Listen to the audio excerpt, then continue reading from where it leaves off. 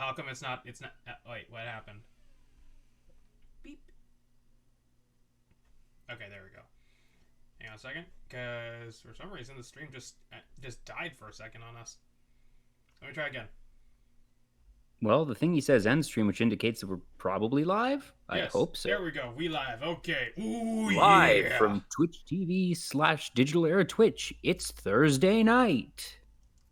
It's the Thursday night on playing. This is RJ and Joel. and we're here continuing on playing Nicole.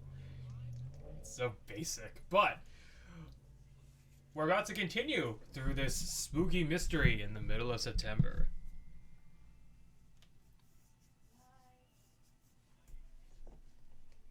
Anyways, sorry, I thought something. Awkward silence. Yes, Sorry. because So, last time on Nicole, we were continuing our run through not Jeff's story. Yes, we actually were doing Jeff's story. It was Jeff's story, yes. Yeah. Jeff's story. Yeah, I was, the smarmy scientist who revealed to us that he's creating what he calls himself an alchemist. He's rather vain, and he's creating what he calls a potion, but it's essentially a love potion. Like, we can't tell. It doesn't seem to be like an aphrodisiac or anything, but it suggested that whatever he is trying to concoct is able to create emotions of affection. And this is all a giant red flag, since we know that there's been random kidnappings and whatnot. And just I still maintain that he is a red herring, because gosh, I hope that it's not so obvious that the person who has been drugging and abducting girls is the obvious boy option, who is the chemist. It feels way too obvious to me. Now, my guess is that there might be someone who could be potentially wanting to misuse whatever he is creating. But I've said from the very start that as soon as I found out, I think it was in episode 1, that he was a chemist and that this was a big part of his character, I was like, he's red herring. Because you will instantly and naturally suspect him, and it shouldn't be that obvious. But let's continue and find out. Yes, and on a side note, when you said "ask for dig," I'm like, wait a second, this ain't a wait. I'm pretty sure this is a family-friendly game, man. Anyways, I was actually trying to load in, but apparently I was using my PlayStation controller by accident. Oh, well, there's your problem. I was like, why isn't the thing moving? Oh, wait, what am I holding? Oh, it's my PlayStation. All right. There's the glitch again. Anyways. What? Anyways, so. Alright, so we're ready to go? Continuing forward. Let's go. Under the sound of my music, I hear a faint buzzing that can't be part of the song I'm on. Is that my phone? I pull an earbud out and check my bed, and see that my screen's lit up with the announcement of an incoming call. Ah, I recognize who it is. After awkwardly tugging out of the other earbud, I place them carefully as I can on my desk before snatching up my phone. I feel like I can answer it in just the nick of time, too. Hello? Oh, we've done this one before, I think. Have we? Didn't we do this scene in Ted's, that it's her father? And I'm pretty sure that this is the updated one, too. No, but remember, there have been certain scenes that were consistent in both Ted and Jeff's storylines. Oh, yeah. Okay. So this is her father being concerned about her safety. Yes. I don't think there was really anything of significance that happened in the scene. Okay. So let's just fast forward through this one. Okay.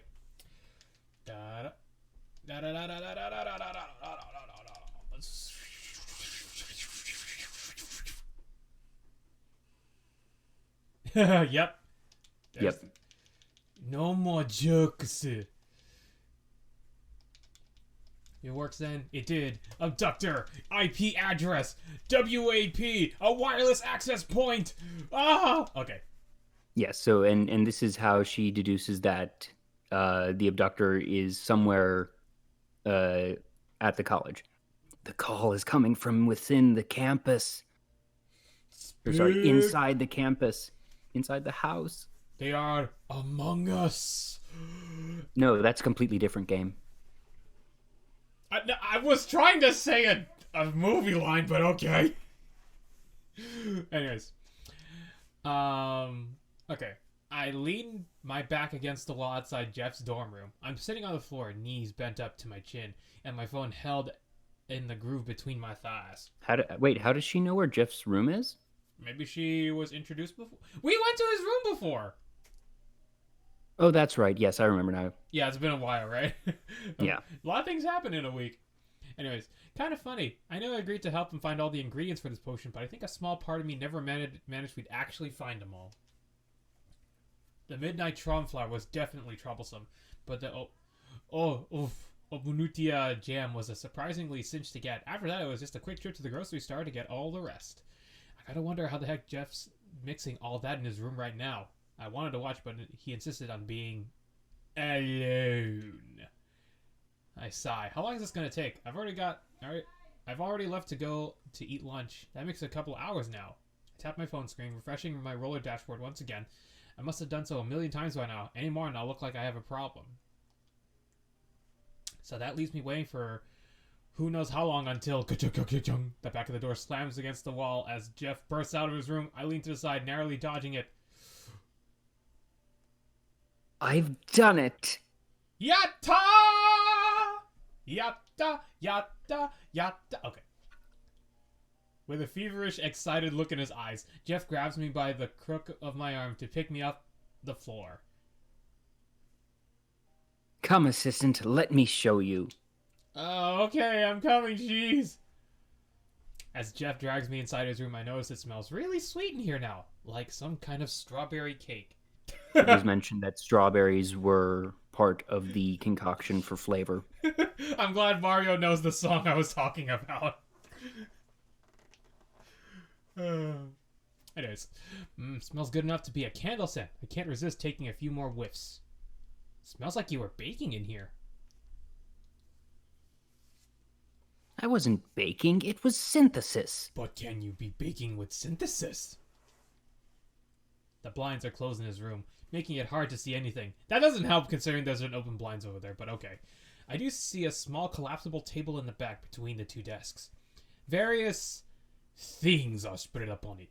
I have no idea what they are, but I do recognize a pot and a few notebooks. I prefer to call it a cauldron, thank you very much. Behold. From behind his back, Jeff pulls out a small glass bottle that's sealed with a cork. Because of course it's a cork, you gotta be that little bit extra. Yeah. It's as big as a perfume bottle, and I can see the inside filled with this rosy pink liquid. Here, smell it. Alright, Jeff, don't fail me, you better freaking not. Uncorks the bottle and offs it towards me. Go. Yeah, just that sound. Tentatively, I lean in and waft the smell towards me. Smells good. Like really good. That's a strawberry cake smell amplified by 5, along with other pleasant smells you'd find at a desert bar or of a buffet. Desert bar. I thought we were playing A desert bar would be entirely unpleasant. Oh. I'm just like, I thought we were playing Nicole, not strawberry vinegar. But okay. I'm gonna tell you right now, for those who are not aware, please, if you have the chance, please try out Strawberry Vinegar, also distributed by Radalakia Games, who has provided us this game as well. If you want your appetite to be filled with, basically, you want to eat anything, play that game, because dear lord, the detail of the food they give and the artwork they show for the food, oh, I get hungry every time. Anyways, continuing forward. That smells amazing! Doesn't it? Jeff's so thrilled that he can barely contain himself. I don't blame him. He's been obsessed with this potion ever since I've met him. I still have to ask, though. So, does it work? That will have to be tested. Jeff carefully corks the bottle back up before he continues. Good thing, too, because he's soon back to gesturing with wide swings of his arm. We'll need to perform an experiment. Uh-oh. One subject should be sufficient enough, at least for a preliminary round. My hand shoots up. Oh, I can be the subject if you want. Nonsense, that won't do. I've decided to judge the results based on how well the subject seems to like me. You've already been exposed to me for far too long. You wouldn't be impartial. There are confounds everywhere. It wouldn't do. The experiment would be a disaster. Well, that does make sense. As he gets lost in his spiel, Jeff starts waving his arms back and forth like we're on a deserted island, and he's signaling an SOS. I hear them crying. Relax, I won't be a subject if you're gonna freak out about it. So is there anyone that doesn't like you? Not saying that they have to hate you, but just someone who's neutral. Jeff hums under his breath and does that thing where he pieces around. He goes back and forth across the room times before. Eureka! Stop I was actually going to say Eureka preemptively because I was like, what is this super extra scientist guy gonna say? And of course it's Eureka. Eureka! I broke my Eureka! Anyways, he stops in place and straightens up like he's been hit with a lightning bolt. There is an aide who works in the library. I see her on occasion, but even when I act in a manner that I deem to be the most effective for her, she doesn't respond. However, if this Jeff shakes the potion bottle by the neck. does what I hypothesize, she should start conversing. That's a good idea. We should test this on her. Why do you have to use yourself anyway? Why not use complete strangers and see if they act like they're friends? That sounds more valid to me. Jeff goes quiet for a second, but goes back to wearing a confident smile soon after. He can't admit that this is a part of just an ego thing for him. I have my reasons for doing so. However, consider this a much more interesting way to proceed with things. He just wants a girlfriend. In other words, it's so he doesn't get bored. Typical. Yeah, okay, that too. Let us head for the library. If we spot her, we can proceed with the experiment. All right. I get caught up in Jeff's excitement and let out a little cheer of my own. But wait, shouldn't experiments be more structured than this? I would normally take care in constructing an experiment for accurate results. However, in this case, a simple, crude experiment, as such. Oh, that's a weird way to phrase it, but of course he would phrase things in that extra manner. However, yes. However, in this case, a simple, crude experiment as such should demonstrate the intended effects. Plus, I cannot wait any longer to bask in my success. Oh, bask in his glory. I giggled to myself. At least he's being honest. I want to see how well it works too. Jeff's been hyping it up for so long that I don't think I can wait either.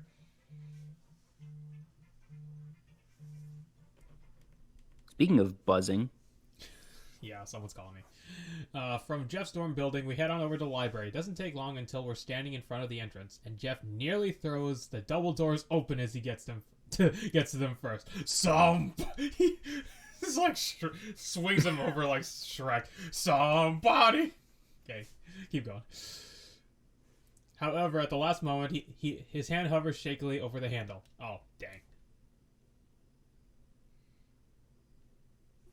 All right, maintain character. He takes a deep breath and inhales, exhales. And his breath is released past his lips. It's like his tense fervor goes along with it. Let's go find her, shall we? He sneers right after he's done using that overly polite tone, ruining the illusion. We walk right on in and we're greeted to the side of the first floor of the library. Immediately, Jeff heads straight to up the flight of stairs in the middle.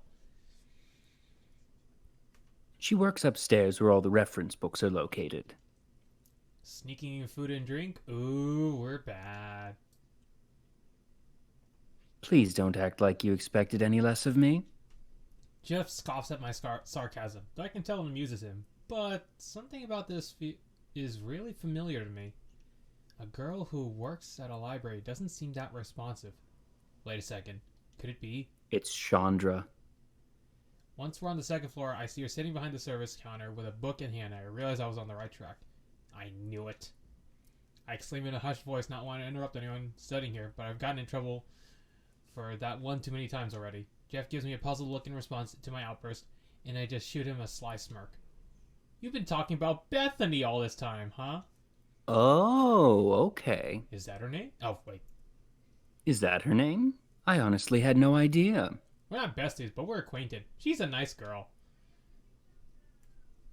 I glance over, sitting behind the counter. Bethany's reading as usual. With a slim finger, she tucks a strand of her blonde hair behind her ear as it falls in front of her face. This was the one that we saw in the bar, right? Maybe.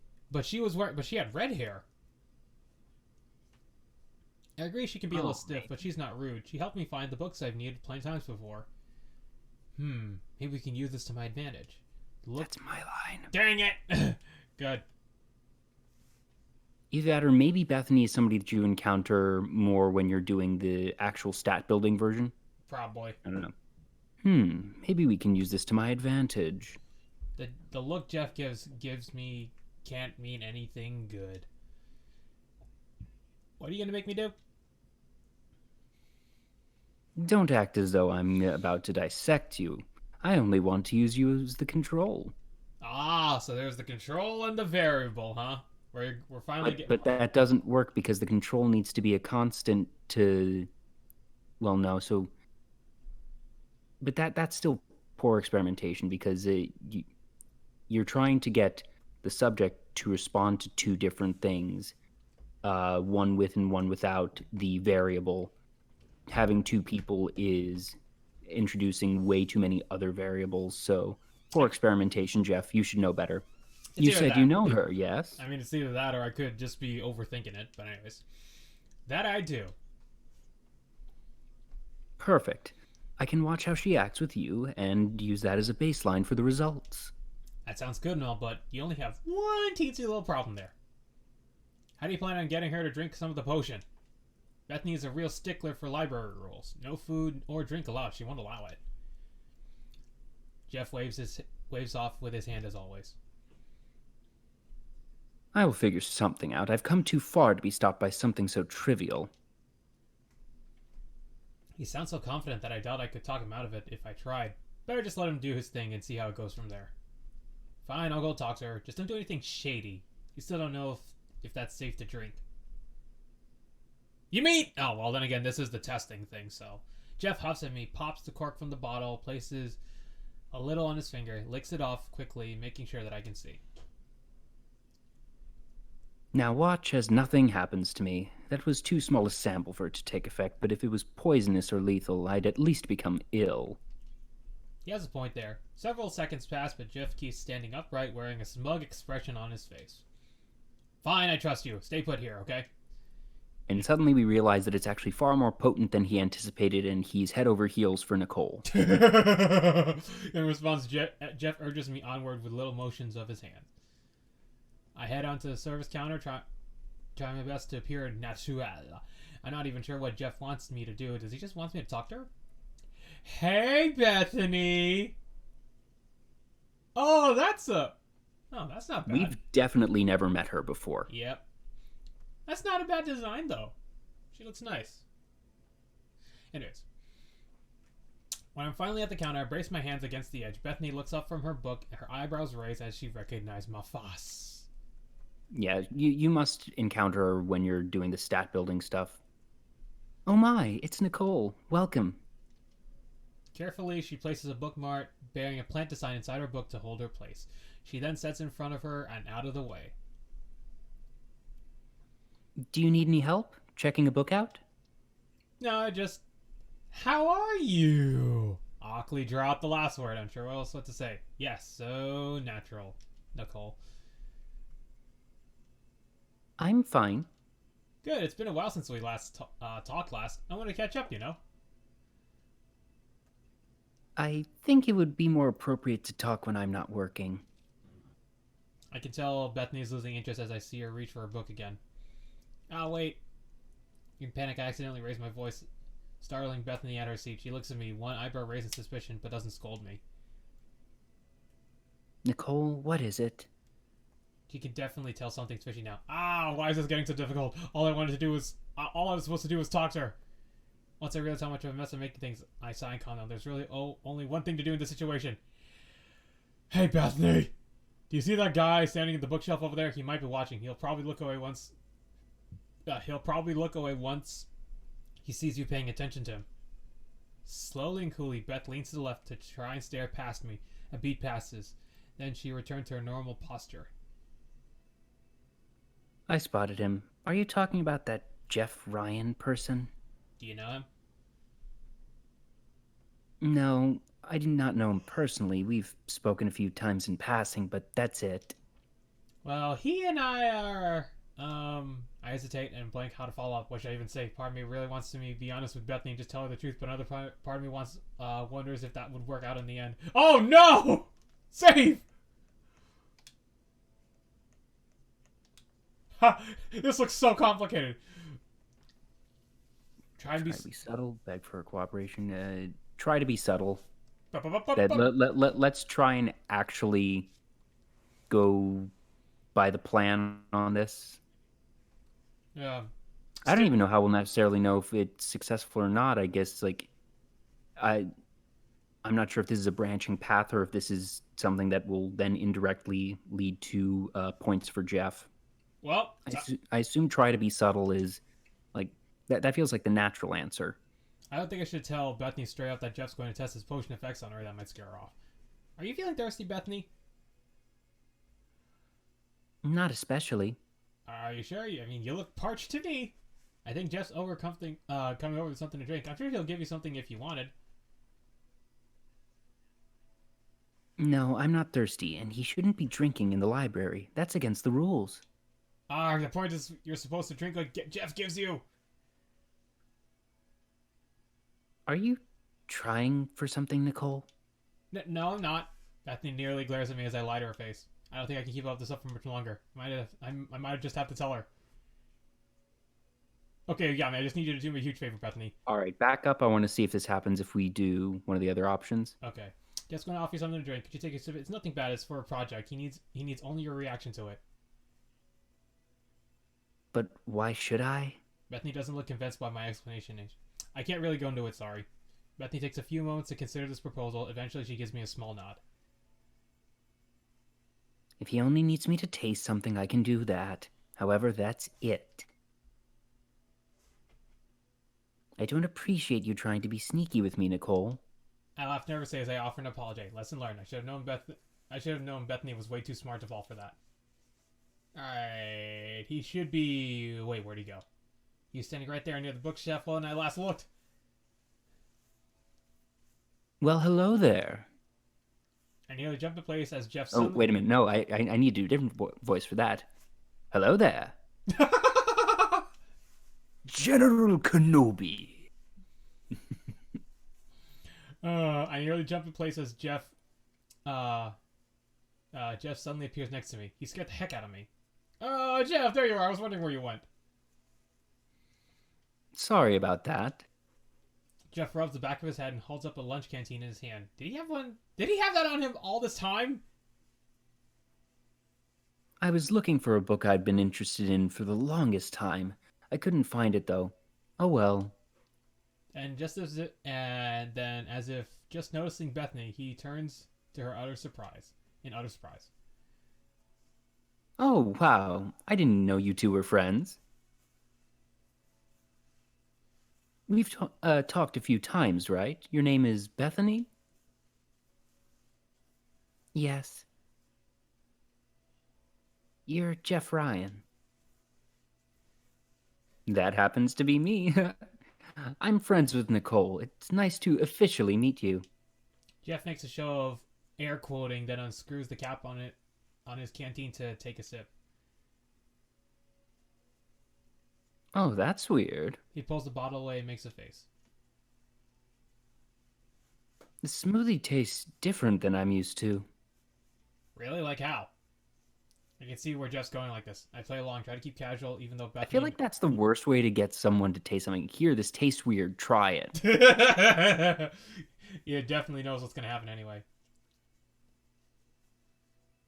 It tastes sweeter. Bethany, can you taste this for me? I'm not going crazy, am I? He offers Bethany his canteen. Oops, I forgot. No drinking allowed in the library. My bad. No, it's fine. I'll taste it. I catch a look from Bethany as she takes off the cap and puts the canteen opening to her lips. Hmm. She pats lips dry and hands Jeff back the bottle. Both Jeff and I wait for her reaction.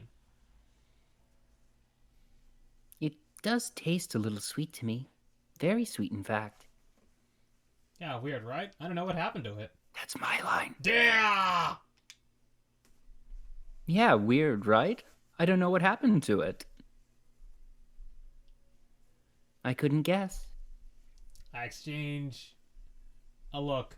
We're both obviously wondering if that potion took effect, but it doesn't look like Bethany's any different. Was that all? Yeah, she's definitely not any different. I can sense Jeff spazzing next to me as much as he's trying to hide it. A hand combs itself through his hair as he tugs through at it with tense fingers. No, I. He thrusts his canteen again. Please, have some more. Really, I insist. I don't want any more. Drink it. Jeff's voice becomes so harsh that it stars both Bethany and me. With a steel expression, Bethany complies and takes another drink of Jeff's. Bethany, don't do that. That's a terrible idea. That's a No, no. Well, first off, like, I take a little bit of issue with the writing. We don't know much about Bethany right now. I don't think that from what we know about her character, even if it's only a bit, that she would go along with that. But whatever. She never changes. Doesn't seem like she likes us either more than she usually does. I shouldn't bother to repeat it, but it's still overly sweet to me. That's it? There should be That's more. Oh. that's Yeah, sorry. That's it? There should be more than that. I widen my eyes as I hear Jeff reverting to his his mean voice. You probably just didn't drink it right, or... Flustered, Jeff sprints off, leaving Bethany and I standing at the service counter. I almost call it his name before I remember that I would completely bust library rules. But Jeff looks completely devastated. I can't let him go by himself. Maybe that's what he needs right now, though. Was he okay? I gave him my reaction like you told me to. Yeah, you did great, Bethany. Thanks. It's not your fault. I take the canteen from her and screw the lid back on. Bethany's definitely no different than she was a few minutes ago. That means this potion Jeff worked so hard on, it's a dud. I'd be lying if I said... Or not. You don't start getting drunk 2 seconds after you take a shot of whiskey or something. That there's usually a delayed effect as it works through your system. This is another thing that I would have expected Jeff to know. Oop, hang on. I was gonna... Oh, thank you. We got a spam message all of a sudden. Okay. However, Jeff's reaction was something I couldn't have possibly predicted. Anyway, so what were you gonna say?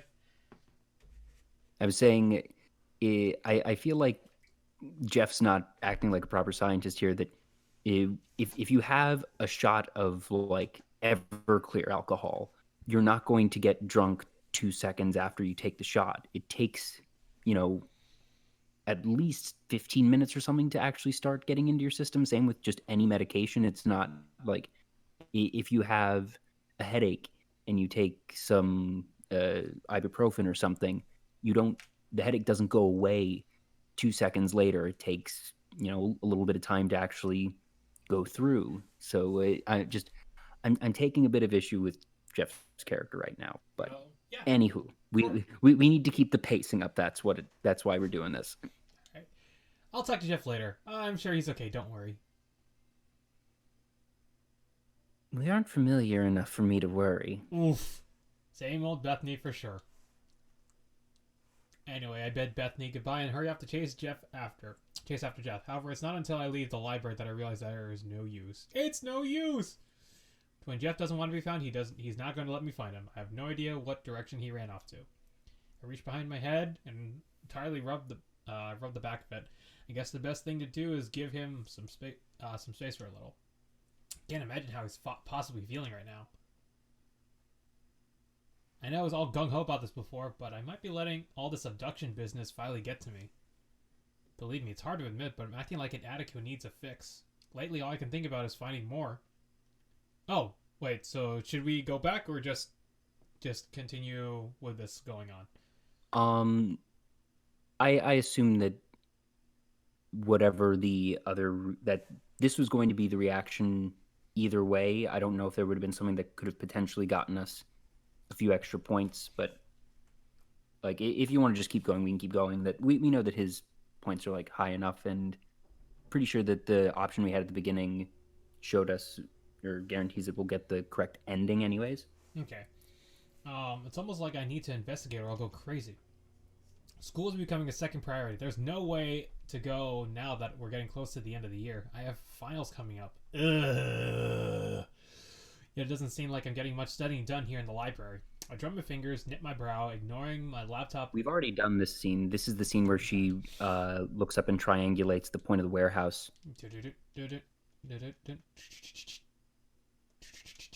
And what this does then is it gets us to the point where we stopped with Ted.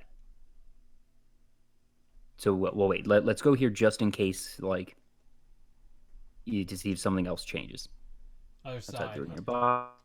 It's just a room. We're back here. Oh no. Well, here we go again.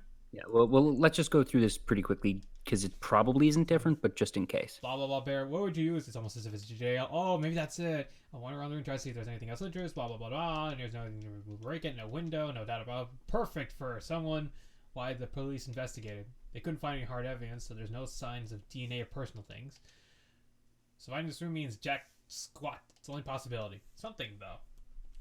This is where the abductor kept the girls. How did he feed him? How did he keep it a secret for a whole 3 days each time? They pauses conversations about them. Wouldn't it be easy for each of them to girl without noticing? Yep. Walk back through. This is where the tension got really hard because we were like, "Oh gosh, please stop monologue and get out of there." What if he actually comes? What if the guy actually comes back and sees you? Yeah. So, now okay. So that went off just exactly as it did with Ted. So we're now at the same point with both Ted and Jeff. Mm-hmm. So we need to decide who do we want to continue with now. And do we want to do one scene with one and then one scene with the other? That way we know we're basically going parallel, I guess. Hang on. Okay, so where did we stop at? We stopped at right here, right? Yes, it would have to be that one. Yeah, so then I'll just move it to right here. And let's do that later. All right, so that means we have a choice. Should we do Ted or should we do Ted or what's his name? Or Jeff. Jeff. Or so like we could do like one scene with one, then one scene with the other to keep them at the same place, or we could just go through with one until the end. I mean, technically, part of me wants to do the parallel thing of just one scene with one scene with the other to keep them at the same place, really. So let's keep going here. Maybe I'm right now. All right, so we'll keep with Jeff's and then move to Ted's. Yeah, deja vu. Blah blah blah blah blah blah. Now, I thought of one other potential thing. Okay, now I can Jeff's save here. Jeff's the kidnapper, but he's not actually a kidnapper. The thing that he created was a sleeping potion, and he willingly he approached these three girls who were all very focused and busy and overworked in their own separate ways, and was like, I'm running an experiment for a sleeping potion.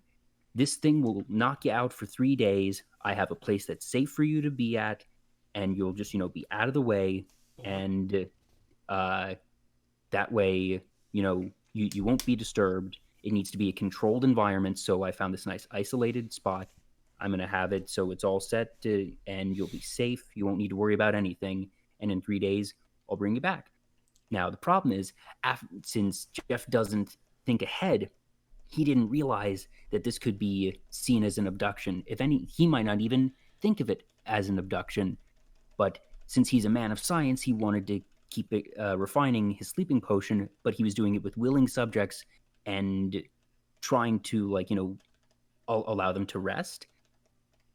So that's my wild and crazy theory of, okay, here's how Jeff might be involved and how it might end with him not being, actually criminal.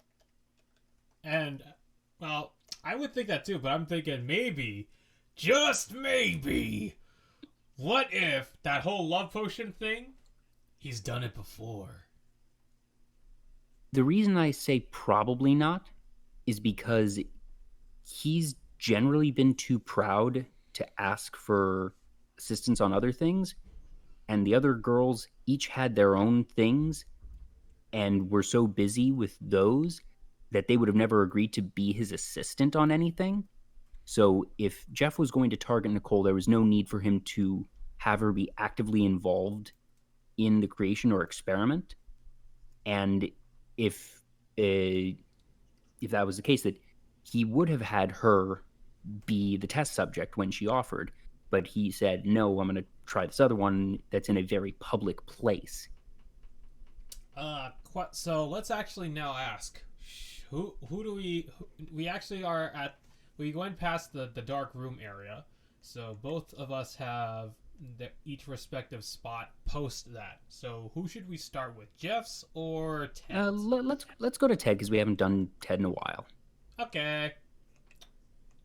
All right, so we both stopped at here, but so we'll go to Ted, and I feel like we could actually reach the end with here, but now let's go. Anyways, let me go to load game. Boom. Every time. Oh, right. So let's actually do a recap on this whole thing with Ted, right? Yeah, so the convenience store that Ted works for is getting ready to go under, and their last-ditch effort to boost sales is to have a booth at a street fair that's coming up in order to, raise awareness and sales for the store. Ah, man. I still want to try out what a fried Twinkie tastes like. Anyways, let's continue. It's funny what liking your boss can do to help your motivation to work. It's like weird. I never hated coming to the convenience store, but I never really enjoyed it either. Now I find myself arriving early. Much to the surprise of Ted, though I doubt he's going to complain anytime soon. I mean, he hasn't yelled at me for kissing him on the cheek that other night, so I figured that's gotta mean something. Then again, it's not like he's acknowledged it ever happened. Our relationship is the same, except Ted is nicer. Yes, imagine that. Ted barely corrects me now. I like to think it's because I make less mistakes. But seriously, that's real. He's totally just letting them slide. I glance at Ted at the register. It's his turn to do it today, which leaves me to clean up the store and do all the boring things he usually does better. Whatever. As long as there's nothing to do, that doesn't stop me from logging into Roller. I look down at my phone and refresh my dashboard before my eyes flicker back up to look at Ted again. He's just finishing up with a customer, and he smiles. She leaves the store with her purchases in hand. Idly, he looks over to me, and he flinches as he sees my eyes already on him. What are you staring at, Baka? Oh, nothing. Just you. That there sure sounds like something. It's nothing, Ted. I see Ted smirk and shake his head before I look back down at my phone. Ooh, the blouse that girl's wearing is cute. Hey, get off your phone when you're working. You know the rules. I know, but there's nothing left for me to do. Everything is in its place. I'm going to lose track of my dash if I don't keep up with it. Are you talking about that waste of time side again? For the last time, roller isn't a waste of time. It's fun, okay?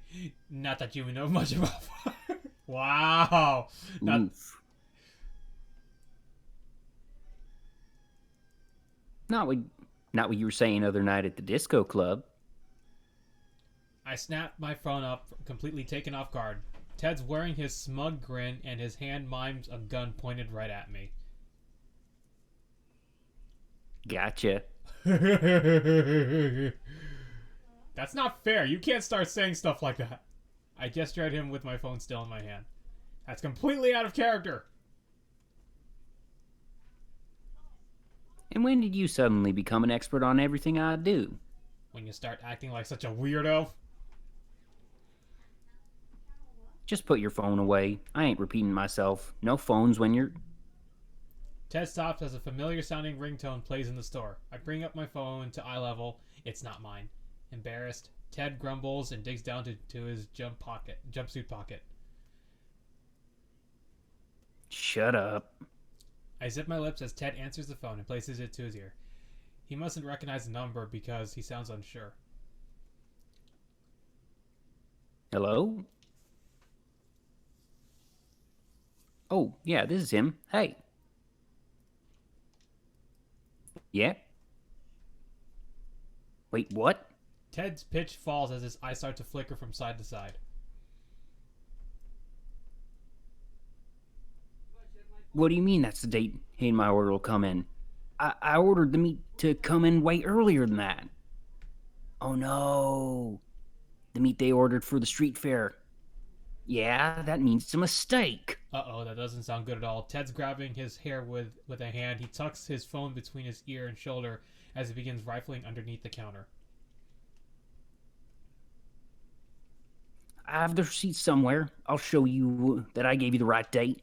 Papers are sent flying behind Ted as he desperately searches for the mentioned receipt.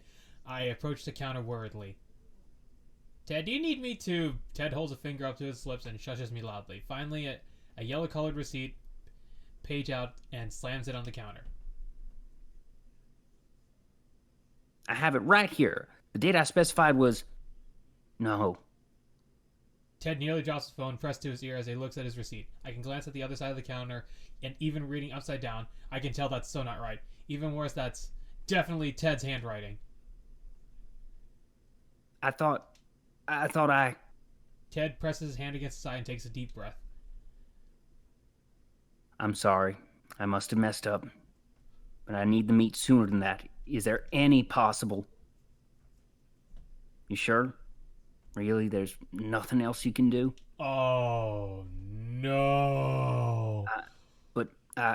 Look, I need that meat for a booth I'm hosting at the block party, so you can't get it from another place?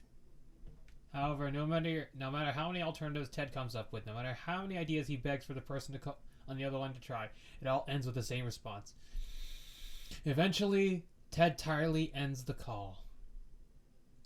Was that the butcher? I figure it's the best. I figure it's best to lay out the obvious before delving even deeper. We don't have any meat for our barbecue anymore. Ted forms a fist and slams the flat of it against the counter hard.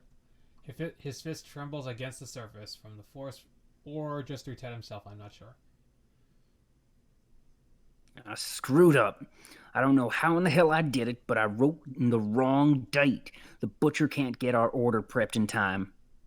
And there's nothing he can really do about it, huh? I scratch my head thoughtfully. This is bad. Our whole booth idea revolved around that meat. Without it, we don't have anything. Okay, this looks totally awful. We'll just have to come up with something else. Don't bother. I freeze as I hear these words. Did Ted really say that? Ted? Of all people? He looks so defeated right now. His shoulders hunched over. He won't even look at me. Quietly, he slips from behind the counter and heads towards the back room. Ted, where are you going? It doesn't matter. I need to be alone right now. Don't bother me. Sorry, hang on. My eyes are kind of. The door of my back room slams hard after him. This is getting worse by the second. I'm worried that Ted in this state. I'm sure I wouldn't be the only one. Figuring I have nothing else to lose, I take out my cell phone and go through my phone book for Ron's number. I tap it once and then carefully cradle my phone close to my ear, moving far from the back room so there's no chance of Ted overhearing me. I never thought I had to call Ron for something like this. Hello? Hey, Mr. Star. I mean, shoot, Ron. I meant Ron. Also, yeah. Everyone in chat is saying, no, Ted, no. And Ted needs a hug, thanks. Yes, Dancer Red Sox, he needs a hug. But he won't accept it. Just be honest like that. I do my force For reference, Ron is Ted's father, yeah, who is on the police force. Yeah. Okay. I do my best to force some cheeriness into my voice. I don't want him to think something's wrong, even though something is wrong. Sorry to bother while you're working, but there's kind of a big problem down here at the store. I start explaining the predicament in a hushed voice while wincing a little as I go over to the part where Ted messed up the order for meat. Ron doesn't act outraged or anything like that. He says he's pretty calm for the most part.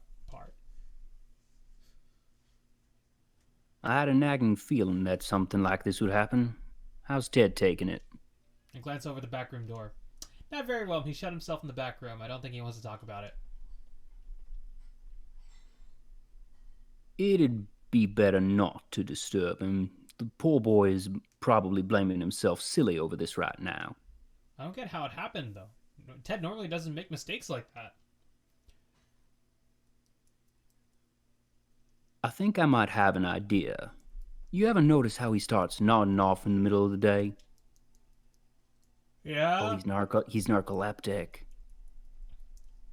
He might... Oh, that might just be something. Ooh, are you saying he might have been tired when he was placing the order? If I know my son, and I've known him for a pretty dang long time, then that must have been what happened. He would never let something like that slip otherwise. So it's because he was overworking himself that Ted messed up. I really feel bad for him. Oh, just overwork. He is really depending on this barbecue booth to save the shop, and now all that's been dashed. Nicole, mind if I get a little close and personal with you? I hesitate to answer. I'm not sure how personal I want to get with Mr. Star, even if he is moderately attractive for his age. Okay, Dream Daddy. Okay. Do you blame Ted for this? I freeze with the phone held in my ear. That's a pretty heavy... Oh, boy. I mean, I don't like it, but I don't think Ron's going to let me sidestep it so easy. Oh, boy. Oh, boy. Save. I do blame him, I don't blame him. I'm just moving the control stick. I want to go with don't blame him, but then I want to see what happens when we do blame him later. Okay. I know he's the one who filled out the form, but I don't blame him for anything. People mess up. It happens. It sucks that it happened now, but pointing fingers won't fix anything. That's our Nicole. Always such a sweetheart. I'm real lucky Ted found a nice gal like you. Oh, we actually made it to 100!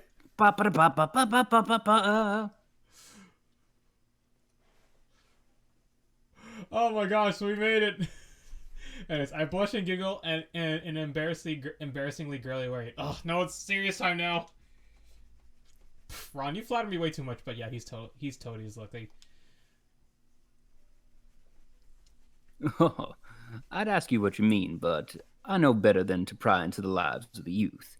Thank you, Nicole. I honestly am glad you didn't blame my son. He's probably blaming himself enough for the two of us. There's a silent, thoughtful pause I hear before Ron takes a tired breath. Nicole, can I trust you with a huge secret? I mean, we made it to 100%. A deep, dark secret. Get it? Deep. Okay, I'm just gonna stop there. Only the deepest and... Oh. Only the deepest and darkest. Ron chuckles a little. You think I'm just saying that, but I haven't even told this to Ted. Whoa, so it is a deep, dark secret. I look around furtively to make sure that no one can overhear us. A second later, I remember that I'm the only one in the store. Womp womp. That's kind of how we wound up in this awkward position in the first place. What is it? I despise that convenience store with every hair on my body. I gasp. That's like the kind of things you hear in soap operas after someone makes a shocking reveal. Man, where's that dramatic music you can get in those soap operas? Dun dun dun. Dun, dun, dun, dun, dun, dun, dun, dun. You do? That must come as something like that must come like something. That must come like something of a shock, huh? Don't get me wrong. I wouldn't hate it for no reason. I hate it because it's Ted's prison. That makes sense. Ted's prison? For a sec, imagine if that store didn't exist.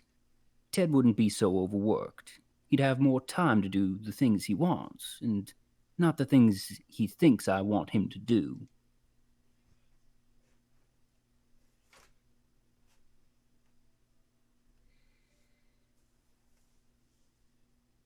You there? Yeah, it's yours. Yeah, no, I did the line. Or did it not come through? Yeah, I did, but oh wait, you did the line. I didn't hear it. I didn't hear anything else. Oh, okay, I must have cut out. For a sec, imagine that the store didn't exist. No, you did, but there's another line now. Look. Oh, 1 second. Maybe it's my video feed that's messed up. 1 sec. Refreshing. Okay, I got it back.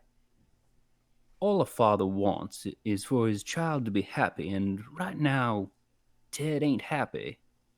He's stuck to that store because he thinks it'll make me proud of him for picking up after his mother. Rest his soul. Well, are you proud of him? Nicole, you ain't even got to ask. I'll always be proud of Ted. I raised him, after all. I just wish I could tell him that myself and say how much I want to get rid of that blasted store. Oh, Ron, it's fine. Ted just has the kind of personality where it's scary to tell him things.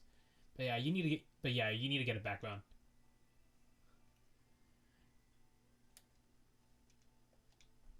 My thing might have frozen again. Why is this happening? No, hang on. Let me. I know. Wait, I figured it happened. 1 second. My Ethernet cable had come out. That's why. Should be better now. Ouch. Ouch, Nicole. You don't hold back. Despite what he says, Ron's voice has a lighter tone than before. I guess letting all that off his chest made him feel better. So the fact that we can't fundraise anymore is a good thing? For me, yes. Oh, yes. Now I can finally sell the place, and Ted can live a normal life. But don't you think he'll just find something to do in its place? Don't you think you're solving the I don't think you're solving the problem this way. I don't know how to solve it either, though. Well, this ain't something we should discuss so openly over the phone, and I'm getting funny looks from the guys, so... Oh, come on, Discord. Why are you doing this to me? Hang on. Let me end this for a second, and then I'll do it again. All right, you ready for me to do? All right, so you yeah, let's try this again. Sorry, folks. Technical difficulties. All right, there we go. All right. And I'm getting funny looks from the guys, so I better skedaddle. Oh, okay. I probably shouldn't bother Ted right now, huh? He probably said to leave him for a little, right? Best do as he asks. Technical difficulties. I really don't want to, but I don't want to make Ted feel worse either. I bid Ron farewell over the phone and hang up and go to the back room to tell the same to Ted. Ted? I knock on the door firmly. I think I'm going to head out. Is that okay? Do what you want. I'm going to take that as a yes. I need my cardigan, though. I left it in the back. The door suddenly opens, cracked. My black cardigan flies out onto the floor. I snatch it off the floor with lowered eyelids. Pop! Quick change. Thanks, Ted. I'll see you later. I make sure my voice is rich with sarcasm before I leave the convenience store. That was probably not the best way to say goodbye, but I doubt Ted would have felt any better if I acted nice. He'd probably think I was coddling him. I rubbed my head as I make my way back to the dorm. I don't know what to do. First I was trying to figure out my feelings for Ted, and now I have to figure out this. A girl can only do so much.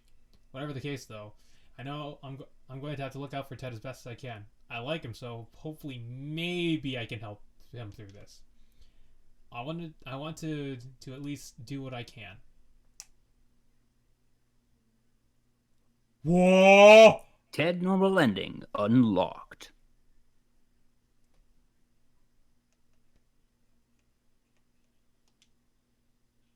I don't think we need to save again. But just just. Well, there's no other choice going on here. But okay.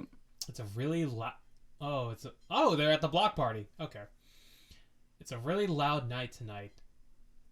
People are crowding the streets, wandering from attraction to attraction. The buildings are lit up with paper lanterns of different colors. Balloons are tied to lampposts. There's streamers, flyers, you name it. The block party is really kicking, and the best part is all the food. There's so many food vendors that they had to put up a map of them all. I only got a stick of cotton candy, though. I have to try and watch my figure at least a little. Excuse me, when you at a block party, eat it. Eat everything you can find. Within reasonable wallet size. Unfortunately, I can't seem to enjoy it at all. It only reminds me that we should have been hosting a booth, too. Just reminds me how bummed Ted must be right now. Honestly, I'm not too upset about the store. It's just Ted I'm worried about. Since we couldn't host a fundraiser, the store is basically doomed to fall into debt. Ron decided that selling it would decide that selling it sooner would be better. Though really, I know the real reason why he's so eager to sell it, to get rid of the store and he gets his son back. It's been a while since that day. Dad seemed to resign the idea of selling the shop. I had hoped that Mr. Starr talked to him after all this time, but I'm pretty sure he hasn't. Or as the stars would say, I bet my biscuits he hasn't. How can I tell? The fact that Ted didn't accept my invitation even to go to this block party. Thanks to him, I'm all by myself. But I know he's super crushed, so it's okay. I was hoping to use this party as a way to cheer him up, but well, so much for that. All alone, so perfect opportunity for the kidnapper to move in. Dun dun dun! Wait, should we switch to Jeff's story now? No, let's keep going for now. Okay. Ted told me to stop coming to work a few days ago. I have no idea what's going on with him, but I'm pretty sure the shop's going to be sold soon. So he must be taking care of that, I guess. This is a party. I'm supposed to be happy, so cheer up, me. I have to take my mind off Ted somehow. I see a street musician rocking out on an acoustic guitar nearby.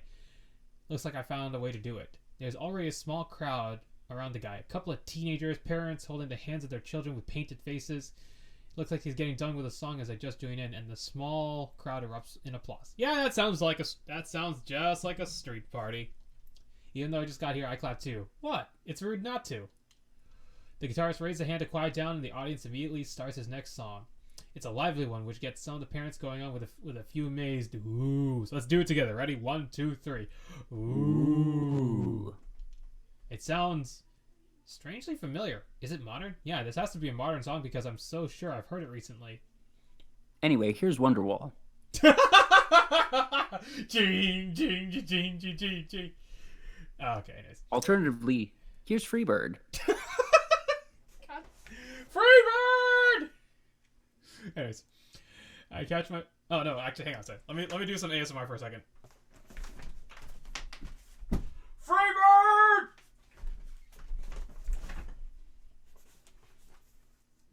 Okay. Yeah, I literally ran all the way to the other side of my room just to yell Freebird from the other side of the room. Because there was just that one guy from like the far end just yelling Freebird. Anyways, I capture myself to the beat, tapping my foot when it hits me, like my muscle memory has just activated. This was the song that Ted and I danced to at that disco club. It all comes swarming back, the way he gripped my hands as he held me in the frame. Uh-oh, she's blushing! Anyways, the sound of his voice as he whispered directions in my ear. I sigh a little, shivering. My body warms like he's standing right next to me. And I reflexively turn. But duh, he's not going to be there. Fine, I get it. I don't care if he's sad or whatever. I'm going to find him tonight, and I'm going to cheer him up, dang it. The guitarist is doing a really good job, but I turned my heel to head out. I should have been watching where I was going, though, because I run smack dab into someone else. The kidnapper? Sorry. I steadily... Uh-oh. I steadily steady myself on my feet to then see, to my horror, that some of my cotton candy has gotten stuck to this guy's dark blue police uniform. Oh, hi, Ron. Police uniform? How'd you know I was thinking of getting something sweet? Playfully, Ron pinches some of the stuff off his shirt and dabs it in his mouth. I always found it funny how it goes and dissolves in your mouth like that. Like you're really eating cotton, but I'm rambling, aren't I?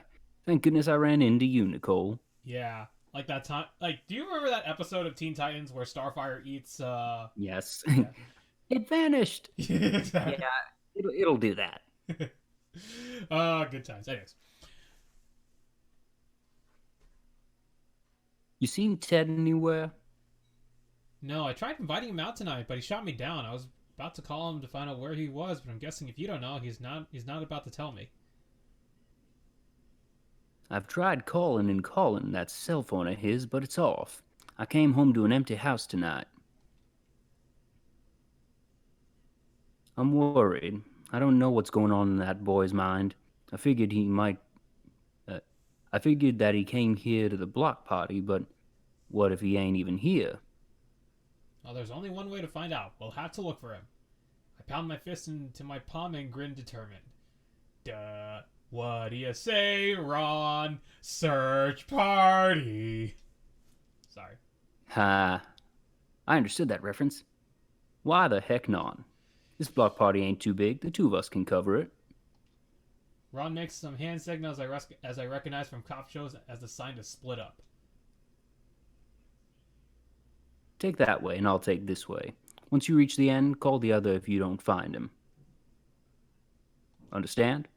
I nod as I do my best impression of a policeman's salute. Roger! Roger, Roger.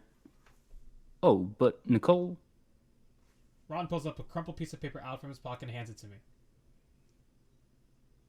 If you do find Ted, can you give this to him? I was planning on finally setting him down tonight, so I wrote my thoughts out to know what to say. I look at the piece of paper nervously. Can I read it? You've heard all about it. I told you over the phone, remember? About how much I hate that dang store. That's all it is.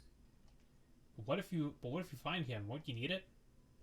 Ron grins and taps the side of his head knowingly. I've got it all stored up here in my trusty old noggin. Don't you worry. I'll remember what to say when it comes down to it. I was gonna say, man, in his own computer. God, Monster was such a weird anime, such an interesting anime. Let's get going. Ted's a grown boy, but I'm still his pa. Knowing he's out here by himself makes me antsy. It's the same for me, so I pocket the paper and head out to go look for Ted. I don't have much luck at the start. I ask around booths, people walking by. No one claims to have seen someone like Ted around. This makes me even more worried. Yeah, it's Ted, so it's like, what's the worst he can do? But you never know. Ted himself was kidnapped. I'm sure he'd find something drastic. I ended up searching for a good half hour and eventually found my way near the tip of the park. It's mostly deserted for obvious reasons. Why go here when there's a party happening nearby? I don't think wallowing in the dark is Ted's style either. No, if he is here, I must have gone too far. I have to go back, but first I have to call Ron and tell him the news. Searching through my phone book when the thought occurs to me. What if Ted went back there? To the store? It's on my side of the block party, so I can't ask Ron if he can go check. Ugh, I hate running though. No way around it, groaning. I pick up the pace, light jog, and head back to the colorful festivities of the block party. Strangely, I feel like I'm heading back to work. I'd walk this path every day to the shop, and when I arrive, Ted would give me this brief nod before going back to work as usual. Please. Please, please, please, please be waiting for me like you always were, Ted. When I reach the store, the doors slide open for me, even though it's still dark inside. That can't be a coincidence. Ted? Oh! I flinch as I hear something to the side, expecting it to be a burglar. Jumpy at night, ain't you? It's Ted, unimpressed with my reaction. He comes slinking from the aisles holding some chains in his hands. How the hell did you find me here? Your dad. I hold up a finger and then bend over to catch my breath. Man, I really had to work out more. Whew. As I was saying, your dad found me at the block party. He was looking for you. When he got back to your apartment, he said you weren't there. Don't know why I'd even care. Ted throws his arms up in the air, rattling the chains. I can't believe him. He just gave up and sold the store like that. I don't want to talk to him when he doesn't even listen. Did you try to talk him out of it? You think I wouldn't? I promised him I'd come up with some other way. Some way to make up for messing up so badly, but he wouldn't listen to me. He told me it was better to sell it, and he didn't even explain. I cautiously take a step closer to Ted. I don't want to scare him off. Ted, Ted, your dad was going to try and talk to you tonight. He told me that earlier. He doesn't need to. I don't know what he's gonna say. I let him down. All this time, I've been doing my best to make him proud, and I let him down like that with some simple, stupid mistake on a form. Can't believe myself either, so I understand. But I have to show Pops that I'm serious about this. He lifts up the chains. It's only then that I notice that they're loosely wrapped around his wrists. I'm going to show him how much this store means to me. I don't care what I have to do, but I'm not going to leave this place without a fight. Oh, he's doing a protest. Are you gonna chain yourself to the store? Kind of like that. Kind of like when people chain themselves down to what do you call it? When they're doing those protest stuff for buildings or trees. Probably. That's probably what he's trying to do. It's a form of peaceful protest, Nicole. Sheesh, I thought you would have known that. In a suit, though? But okay. I figured tonight would be the night. Everyone's at the block party. More people to see me that way. My dad hears about it, comes a-running, and sees how dedicated I am, and then he'll change his mind. He has to. Oh, Ted. I want to pat your head. You're much more optimistic than I took you to be. There's a desperation to Ted's voice that scares me. I know he cared about the store because of his parents, so I hate to do this, but... Ted, no. You can't do that. Ted looks at me, affronted. Who said you were the boss of me? I mean, it literally won't work. There's nothing you can do to make your dad change his mind. And you know this how? Heavily, I reach into my pocket and pull out the piece of paper Ron gave to me earlier. I read it while I was searching for Ted. It's just a bunch of notes and unorganized thoughts, but I think Ted should get it. Here, take this. Your dad wrote all of this for all the talk he was going to have with you. You should get what he was going to say from that. Ted skeptically swipes the paper out of my hand and flicks it open with a finger.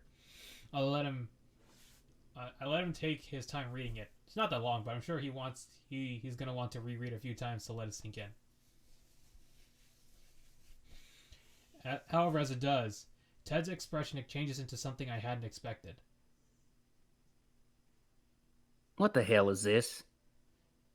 Ted grits his teeth, looking at me. Looks up at me, eyes blazing angrily. Oh no, what did I do? From the start, he never wanted this shop? What the hell was he doing all this time? Was he screwing with me? Oh wow, the music got intense. Ted crumples up the piece of paper into a ball and throws it across the room, bouncing it against the glass wall. What the hell is his problem? I held my hands out to try and calm Ted down, but seriously, I don't think there's anything that can calm him down right now. Why are you so mad? Did you even read what your dad said? Oh, I read it all right. He never wanted this store. He thinks I'm obsessed over it. If he thought that all this time, why didn't he say nothing? Why'd he let me work so hard for something he never cared for? Your dad is just the type of guy who has a hard time talking about stuff like this.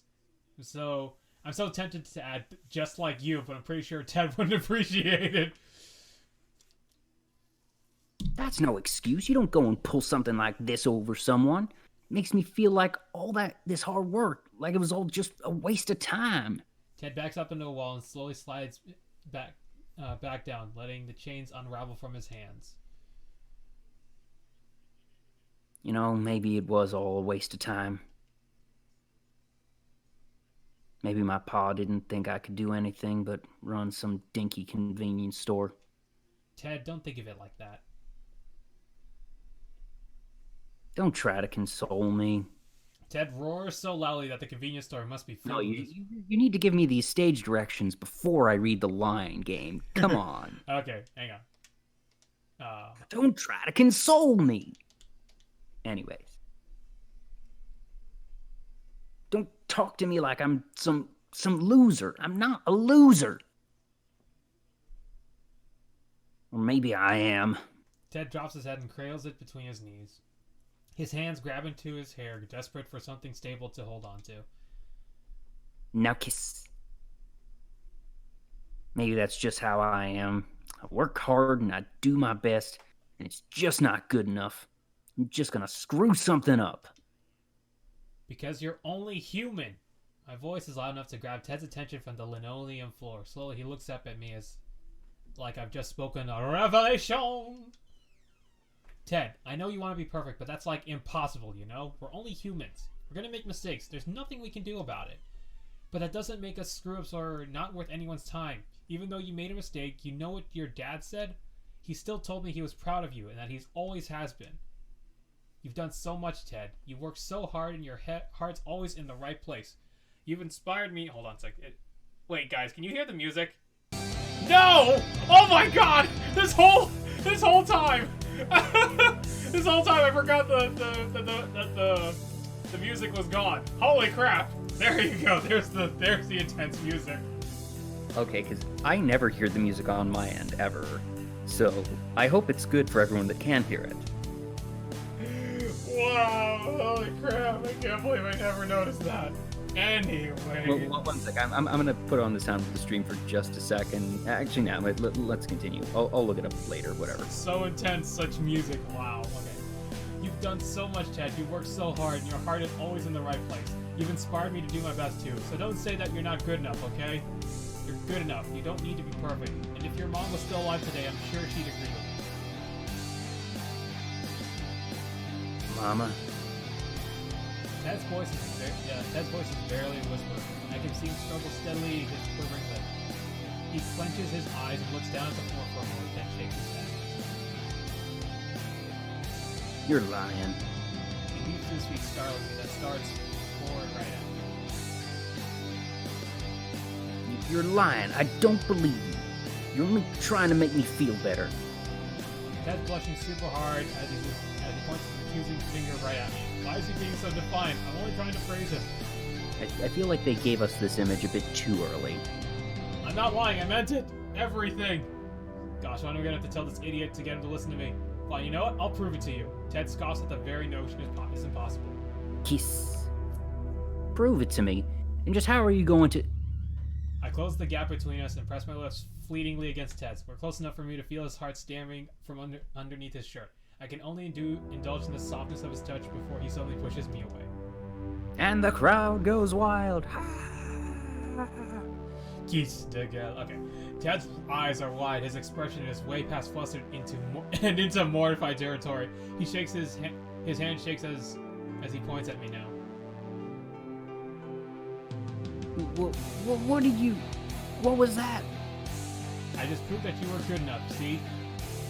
You got me to fall for you, then that has to prove you're something great, right? I blushed a little and started laughing. Yeah, I totally gave us so much confession right there, but my heart must be beating as fast as Ted's right now. Ted's face is the rest I've ever seen as he shyly covers his lips with his hand. You... He keeps talking from behind his finger shield, like words would fail him otherwise. You really like me? I have to really keep saying it? I'm crazy about you, Ted. I mean it.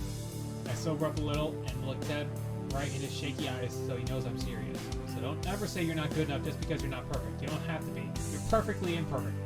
That must be why I like you so much. Ted keeps his hand clamped over his mouth as he easily glances to the side. Finally, he lowers it, and I watch his lips quiver as he struggles to remain. I guess if you want to be my girlfriend, I could do worse. Baka. His words make a warm blossom in my chest. Assuming veiled as they were, I giggle and coyly hold a finger to my left. So, are you saying you like me too? Ted takes a deep breath and nervously clears his throat. I am not going to repeat this, so you better be listening now. I'm very fond of you, Nicole. You can say that. Yes, I'm head over heels for you. Never thought I'd ever be saying this to anyone anytime soon, but being with you gives my life a spark. Ted punches his shoulder and starts speaking from the corner of his mouth in a quick, quiet voice. So, go out with me, please? It's all I needed to hear. I charge Ted and jump into his arms, laughing as he twirls around some. Quickly sets me down on my feet and returns to normal as though remembering himself. Don't think I'm treating you any differently just because we're dating now. It's okay. Anytime I need something, I tap my lips. I'll just do what I did before. Don't talk about it so casually like that. Ted covers my mouth with his own hand, but doesn't drown out the sound of me laughing from behind it. Eventually, Ted joins in quietly. The store fills with the sound of both of our voices. I hear another noise too. I look out through the glass to see fireworks exploding in the sky. Multicolored arrangement reminds me of flowers. Hanabi! Wow, Hanabi! Sorry, I was just remembering that Kaguya scene where Kaguya tries to talk about fireworks when she's sick. Yeah. Fireworks, they're so pretty. The party committee managed to scrounge up this much dough? Ted lets out a low... Fireworks are expensive. Yeah. Ted lets out a low whistle. Impressive. This is really something. And you wanted to ruin it by chaining yourself to the store like a crazy person. Yeah, but at least you were here to stop me, Nicole. I don't know what I'd have done otherwise. Something I would have regretted, no doubt. He warmly gazes at me and I return the sentiment, shrugging my shoulders as if to tell him not to worry about it. That was my first, I hear Ted grumble from under his breath. First kiss? Yes, okay, it was. Go ahead and laugh. I don't. Instead, I lightly nudge his shoulder. Mine too. Don't worry about it so much. I just never found anyone who felt anything. Never mind you. I should really call your dad and tell him it's not you. He's super worried, but no thanks to you. Yeah, I'll call him myself. Don't nag me, but... Ted scratches the side of his head bashfully. I was too surprised when we kissed before, so, it wasn't all there mentally. I look for Ted for a moment before finally getting saying, lower my eyelids and grin at cats. Does someone want to kiss again? Huffing playfully, Ted brings his hand underneath my chin and tips it forward. Just as he lowers his lips to meet mine, a pop of fireworks. Oh my god, this is such a movie ending! But what do you expect, dude? It's a dating sim. Of course it ends this way. Of course it does. What next? Is your foot gonna pop and the fountains are gonna light up? Yes. And I'm here just waiting for one of them to get kidnapped. Because we still, there has to be... This can't be the end. Unless Ted was the kidnapper the whole time, and the whole reason that she didn't get kidnapped is because she won him over. Dun dun dun! But anyways. Lighting up the night sky with color. Shut up. I wonder why I can feel Ted's lips press against my feet until I realize I'm smiling. Ooh! Ted's special ending unlocked. Ooh! All right, so do we want to stop here and go to Jeff's? Because we've done the normal ending, but let's go until we hit Jeff's special ending. Everyone say, finish Ted. Like, the well, no, because we need to keep people coming back for next week. He has a point. We're building the suspense. Plus, we'll probably be able to finish Jeff, or at least his normal ending. Dun dun dun dun dun dun dun. Boom.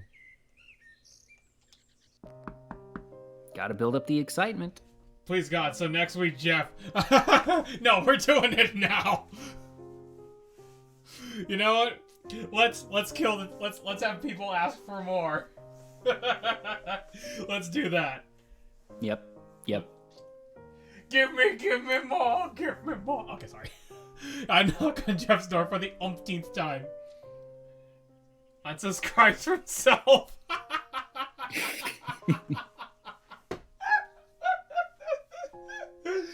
Oh, God. Oh, the power. The absolute power. Anyways. Jeff? A minute passes with no response. I don't know why I expected one. Been the same each time I've tried. Jeff, come on. You can't stay in there forever. I'm kind of wondering, should we actually continue? Should we actually try that spot from the choice thing? The one You mean in the library? Yeah, this part. If you want to take a quick second on it, sure. Let's like see. Just in case, yeah, because I guess if it gets us a couple extra points, we can fast forward through the rest. Because I assume that is so. Okay. Straightforward explanation. Straightforward. Jeff's gonna make a drink. Can you do that? Wait. A best place that Hannah has used. What do you mean by that? He's gonna try and. I need to repeat this. Bethany's on edge. We need to blah blah blah blah. Sorry, I'm not explaining, but Joe was a school project. He needed a drink to see how he reacted. Could you please drink it? I understand why that's what you mean, but I can do that. Alright, drinking it from the library. Where you go? This is all the same. This is all the same. Okay. Yeah, this is all the same as last time. Okay, let me see if So then the last option is just better to do it. Shooting and beat Thompson furniture is to go full groveling. Okay, can you do me a huge favor, Bethany? I helped with Jeff with the product. He's doing something for us. He's gonna drink something. Could you please drink it? It won't kill you. Why should I? Doesn't look like this. I can't really know. Let's do. Yeah, I don't think it actually mattered what the answer was here. Oh, okay. Okay. There we go! Well, okay. Well, let's keep going. I don't think anything changes from here, though. Yeah, don't do anything bad. Nope, I was safe, correct. He's not a bad guy. Deep down, he should be where'd he go?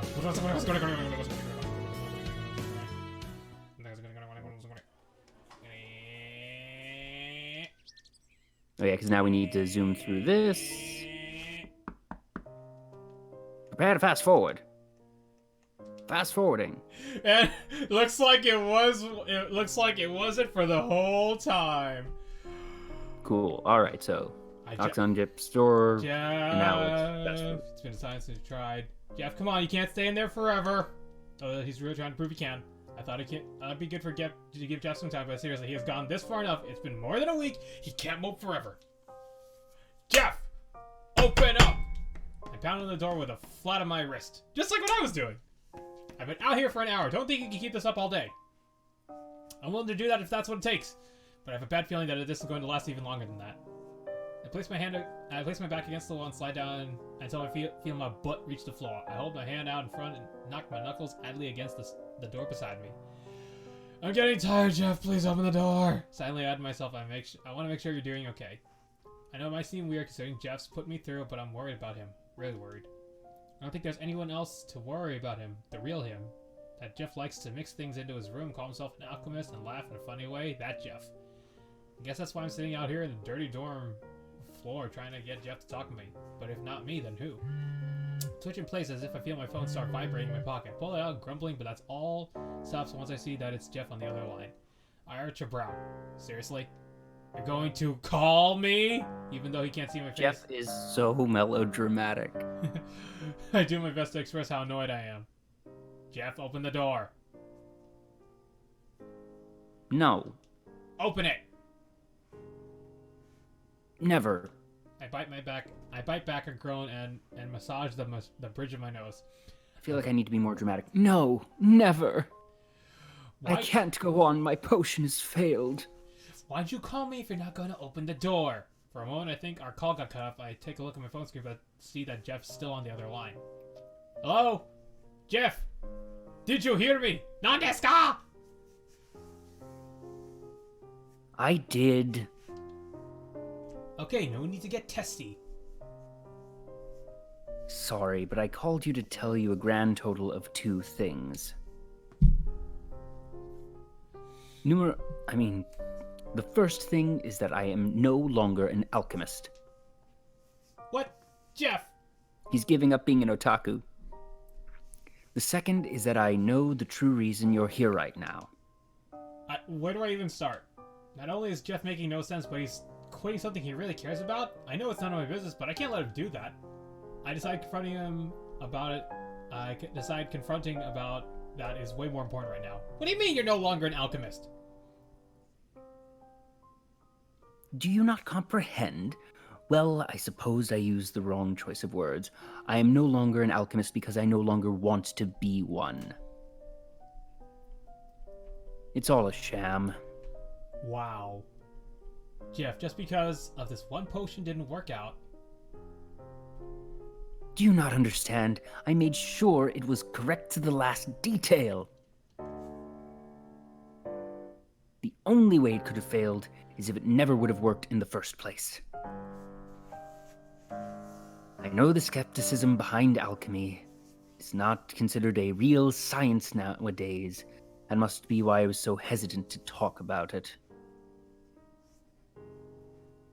To anyone but you, that is. However, I could tell, Nicole, you truly didn't believe in it either. My teeth clenches tight on my lower lip. I don't even have an argument to follow up with that because he's right. I only went along with this alchemy stuff because Jeff was really into it. However, something catches my attention. You said my name. You never say my name. What happened to assistant? Ah, yes, how convenient that you bring that up. That leads us to our second point. You're no longer my assistant. You're done. Go home. Pack up, go home, you're through. How could I make a love potion with you? Okay. Weeks ago, I would have done anything to hear those words, but now those words just hurt to hear. You don't need me to help you anymore? The disappointment in my voice is embarrassingly obvious. Even if Jeff catches it, he makes no sign that he cares. What's the point? I no longer wish to invest myself in some fairy tale science, which means I no longer have any use for you. However, as I said before, I know why you're here, and you have nothing to worry about. Alright, he did say something like that before. What is he talking about? How do I have a true reason for being here when I don't even know what it is myself? As promised, I will still talk to Garver. You will be in his good graces by the end of the month. With that, the A should come easily for you if you continue to meet with him and do the work. Anger builds up in me, boiling like water in a kettle. I shoot up to my feet. But I didn't come here for some dumb grade. The words spill out of my mouth before I can stop myself, but what I say isn't untrue. I came here because I was worried about you. I cradle the phone close to my ear with both hands. Just saying makes me feel so vulnerable. What? I know you might not be used to this, but I wanted to make sure you're alright. I know that having a potion fail hit you pretty hard. But now that I can hear your voice, you sound like you're doing better. That's a relief. The topic switch is sudden, but that's the main reason I came here. I don't want to start any fights if I can help it. So forget about talking to Professor Garver. I'm not here for that. I really want you to open the door so we can talk face to face. I hear a click on the phone right after. I have to look at my phone screen to know that he's hung up. Just as I lower my phone, the door to Jeff's dorm swings open a moment later. Well, that was fast. Hey! Why does that look like a prison outfit?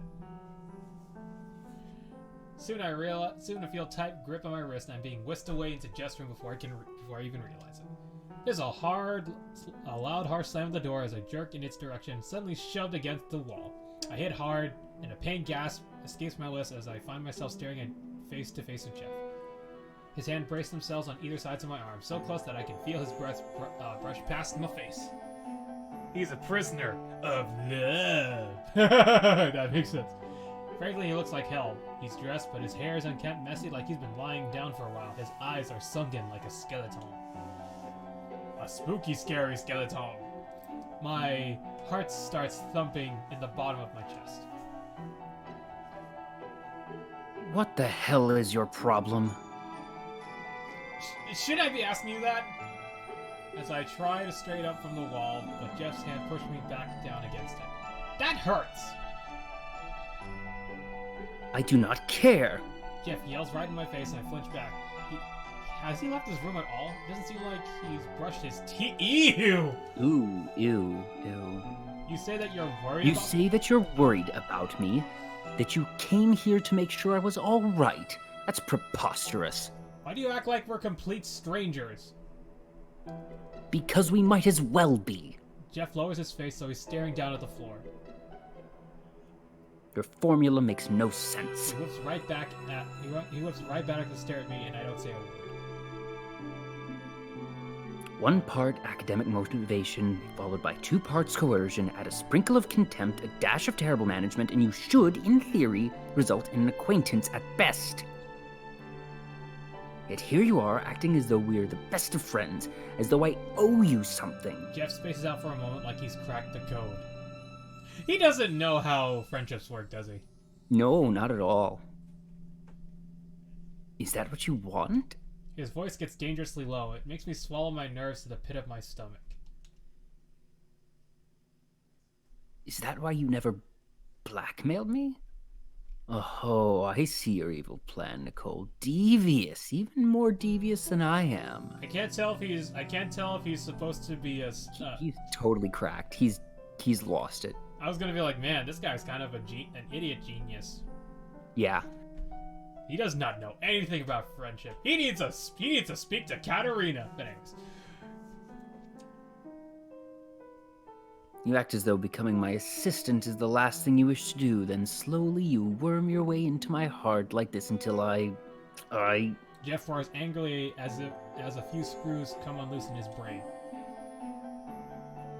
I will not let you win. You want something from me and I will not allow you to take advantage of it. You aren't making any sense, you dingbat! Jeff's not the only one yelling right now. I yell right back in his face. I'm satisfied to see that he's not the only one flinching back. I'm satisfied to see that he's the one flinching back now instead of me.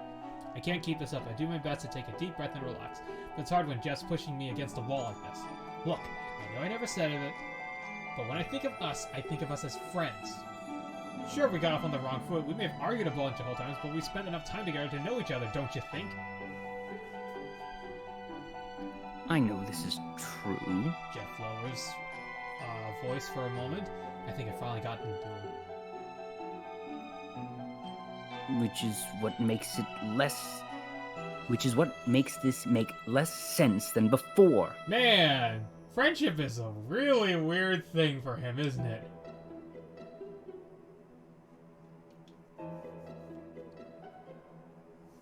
You know how I really act, the man behind the mask, as it were. Yet you still claim to be fond enough to call me your friend? I mean, if you've ever watched an episode of My Little Pony, that's kind of the case. I nod, unsure of how else to make it any clearer. Don't. Do not do that. I do not want this. What don't you want? What are you talking about? Silence! Somebody! Jeff's breaths become heavy and haggard. This can't be good. It's like he's some out-of-control animal right now. Finally, his erratic breathing stops. Jeff goes limp, but he remains hovering over me against the wall. What do I have to do to make you hate me? I nearly jump as Jeff's hands come out of nowhere and land on my shoulders. There's something different to his touch. Something that makes me shiver. To make you detest me! His fingers trace down my arms, their movement almost sensual. My heart freezes on beat. This can't be happening right now. To make you loathe me. And finally, I feel his fingers wrap around my wrists. In a flash, both my hands are slammed over my head, and I can feel my breath hitch as I realize what Jeff is getting at. Oh no! Just read it. Is this what it takes to make you hate someone, Nicole? Do I have to violate you? Must I destroy every last bit of you to make you finally leave? Oh no! Yo, screw this guy. I Jeff's... knew he was scummy, but I knew he was scummy, but he was like, you know, smarmy scum. This is like, no, bad Jeff. Jeff's hands stay tight around my wrist, eyes locked on me with breathing is labored while mine while I do my best to stay calm in the situation. I know I should be struggling, but I should be kicking Jeff in the nuts right now, but since he stupidly left them wide open, but something about this feels so off. It's like Jeff doesn't even want to do this. Ooh! Ooh! Ooh! Ooh! Ooh! You confront him. You absolutely confront him. Save! Immediately save. Confront. It's after studying his eyes I finally realize why. The chat's going kick him in the nuts right now. Oh, I would absolutely do that too if that was an option. I really wish. You're really good at pretending. If I was at least a bit scared, I'm not anymore. This isn't you, Jeff. What you really want, I can tell. You don't look like you're the one into this one bit. I have you pinned to the wall, and that's all you can come up with to say? No desperation, no bargaining? No, I'm not gonna beg you to stop. I'm gonna make you put your money where your mouth is.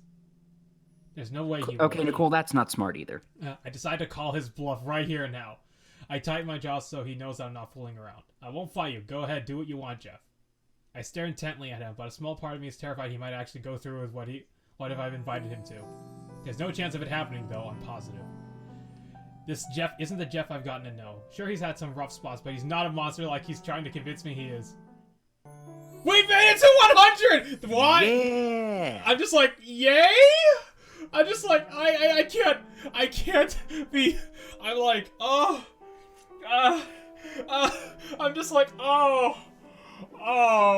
we made it to 100. Oh, yeah, but Jeff, ooh, no, I'm rather disappointed in you, Jeffy boy. I'm just like, really? This is what we do to get to 100? Oh, wow. Hold on, my brain needs to recover for a second. Okay, alright.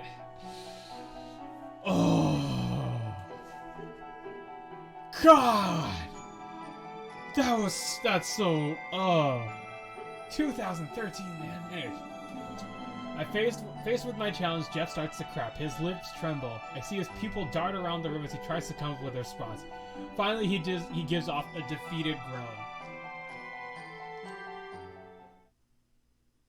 groan. Curse you. He releases my wrist, allowing me to fall back to my sides. I exhale loudly as I tend to them. You grabbed me really hard. I was trying to scare you. That was the point.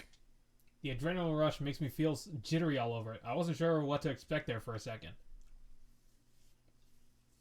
Fine. You want to know how I'm faring? As you can undeniably tell, I am a complete and utter mess right now.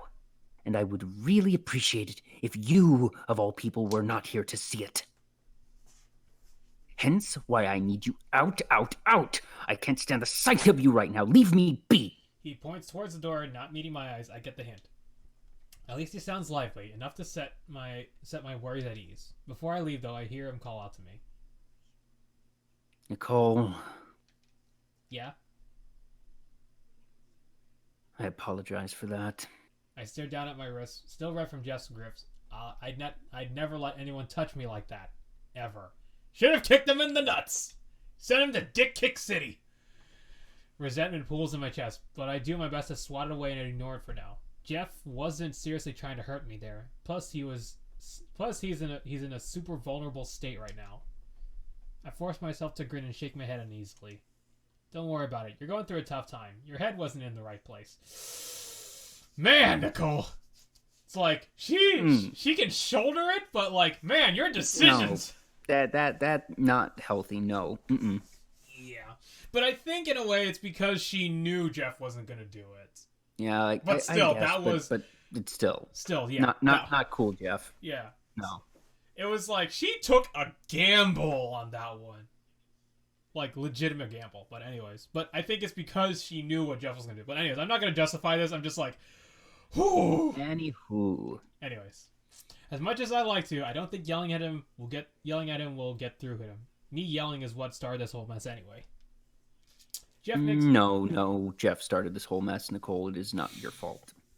Jeff makes a strange face, even for him. His eyebrows raise, his lower jaw hangers, and I think he's blushing? Why? Why blushing? Before I can ask, Jeff catches himself and storms towards me. Get out of my room. He places his hand on my shoulder, steers me out of his room. After that, it's a door slammed to the face. And I'm all alone in the hall now. Can't think straight anymore. Even if Jeff was only pretending, that was still super scary. Yeah! What could have happened to make him wig out like that? Why did Jeff want me to hate him so much? Ow, headache. My mind is moving way too fast right now. That must still be the adrenaline talking. Well, there's the Jeff normal ending, but I'm still not happy with what we just no, that's not the normal ending. This is the normal ending that we're about to have. Yeah, that's what I'm saying. This is the normal ending that we're about to do right now. I'm just saying, man, that was so uncomfortable just watching that. Mm-hmm. I must be. Otherwise, then why am I having such a hard time concentrating? I close my textbook, stare at the library window, resting my chin on the propped head. I've been trying to study for half an hour now, but I can't seem to focus on anything related to cells, life forms, or, God forbid, chemicals. It's all because of him. Jeff. Even thinking that name gets me worked up. I'm still worried. It's not like my last video did anything to put me at ease. I can still remember how he gripped my wrist so tightly that his hands were like shackles. His face has been so close to me. Teeth were grit, but his lips were parted. I stop my train of thought and shake my head. Okay, what? I must be super out of it if I'm thinking about his lips. I run a hand through my hair, soothing my bangs, bounce back into the place after, though more frazzled than before. Studying isn't going to happen right now. I have to call it. I better just pack up my things and leave than stay here taking up space. Maybe I can go back to my room and watch some shows on my laptop. It's totally unproductive, but too bad. It's the only thing I'm in the mood for right now. Start packing up away my book, and my notebook follows after it. Pretty sure I have everything in my shoulder bag when I stand up to leave. Then I make a mistake of glancing out the window, and I see him. Just walking down by the path library, blending in with the other students nearby. I haven't even tried messaging him or calling ever since that day.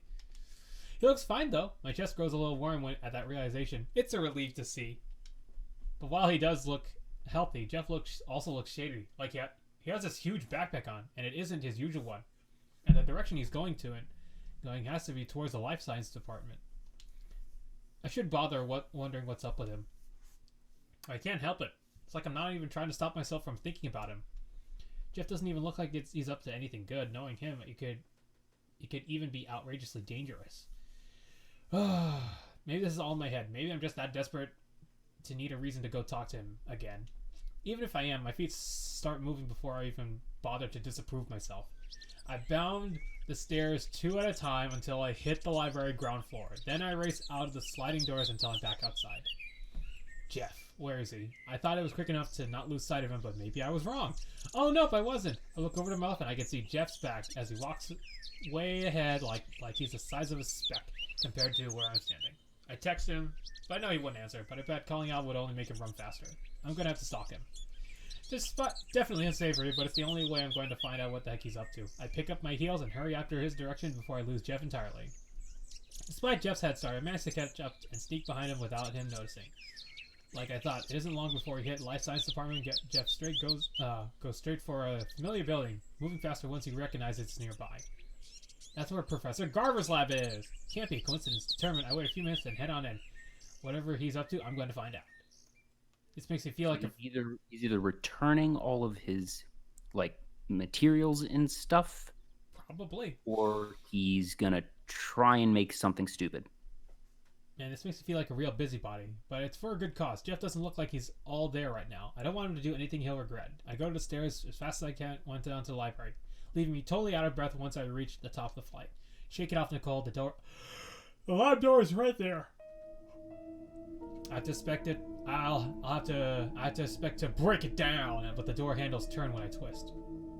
Weird, but no time to dwell on that. I pushed the door open and burst inside. Jeff's in there like I thought, standing over one of the lab counters that's stacked with several books and notebooks. There are a lot. And they're all his. Wait, what's that in his hand? I vaguely recognize it's using in high school chemistry. It isn't a tool used to start fires. Isn't it a tool to use to start fires on Bunsen burners, flint, something? Connected Oh, to... he's okay. He's not doing something stupid. He's just being his overly melodramatic self. He's going to burn all of his books. I connect the dots as I spot several Bunsen burners lined up in front of the stacks. What are you doing? Are you about to create a fire hazard? I hurry closer to Jeff before he has a chance to light anything on fire. Nicole, I had a feeling you would worm your way around in... You would... Yeah. Nicole, I had a feeling you would worm your way into here as usual. Are you crazy? Are you thinking about burning all of these in here? Perhaps. Jeff laughs maniacally as he squeezes the tool in his hand a few times. The tiny sparks fly off for a dramatic effect. It's not as though I have any use for these anymore. What are these books anyway? I don't wait for Jeff's permission before I pick up a book on top of a stack. It's a hardcover, and the cover has an illustration that you expect to see in some fantasy world. This is a book about alchemy? They all are, and the notebooks are filled with the various notes I have accumulated. I pick up one of the notebooks now. I bend the cover behind it to start reading. The line pages are filled with Jeff's handwriting. Pages and pages full of detailed notes. I recognize one of these things. Aloe, ginseng... Aloe. Aloe... Ginseng chocolate? How'd you find out all about this? Hours and hours of experimentation. And now, all that effort will be burnt into ashes as they should be. Jeff takes a huge breath as if to start laughing again, but I go over and punch his shoulder before he has the chance to. Ow! Put that thing down. Step away from the Bunsen burners. You know you can't start fires in here anyway. I know at least that much about working in a laboratory. Rubbing his arm, Jeff concedes with a nod of his head. I suppose it was more of a symbolic gesture, really. Whatever it is, it needs to stop. What are you even thinking? This is stupid. I told you, I'm no longer an alchemist. I no longer need these notes or these books. It would be better to simply erase that part of myself. But isn't this really important to you? It used to be. There's no way I'm going to believe him if he says it like that. But after the potion failed, potion I had dedicated so much time and effort into, I began to wonder if it was right to dedicate so much of myself to alchemy. This secret part of me, this part I cannot show others. I can't have any more trace of it. I need to get rid of it and live as I used to. You mean with a fake personality? That is exactly what I'm saying. I get rid of all this nonsense, stick to how I was before, and everything will go fine. I can focus on other things. The only reason I needed to pretend it was because alchemy was such a huge part of my life in the first place.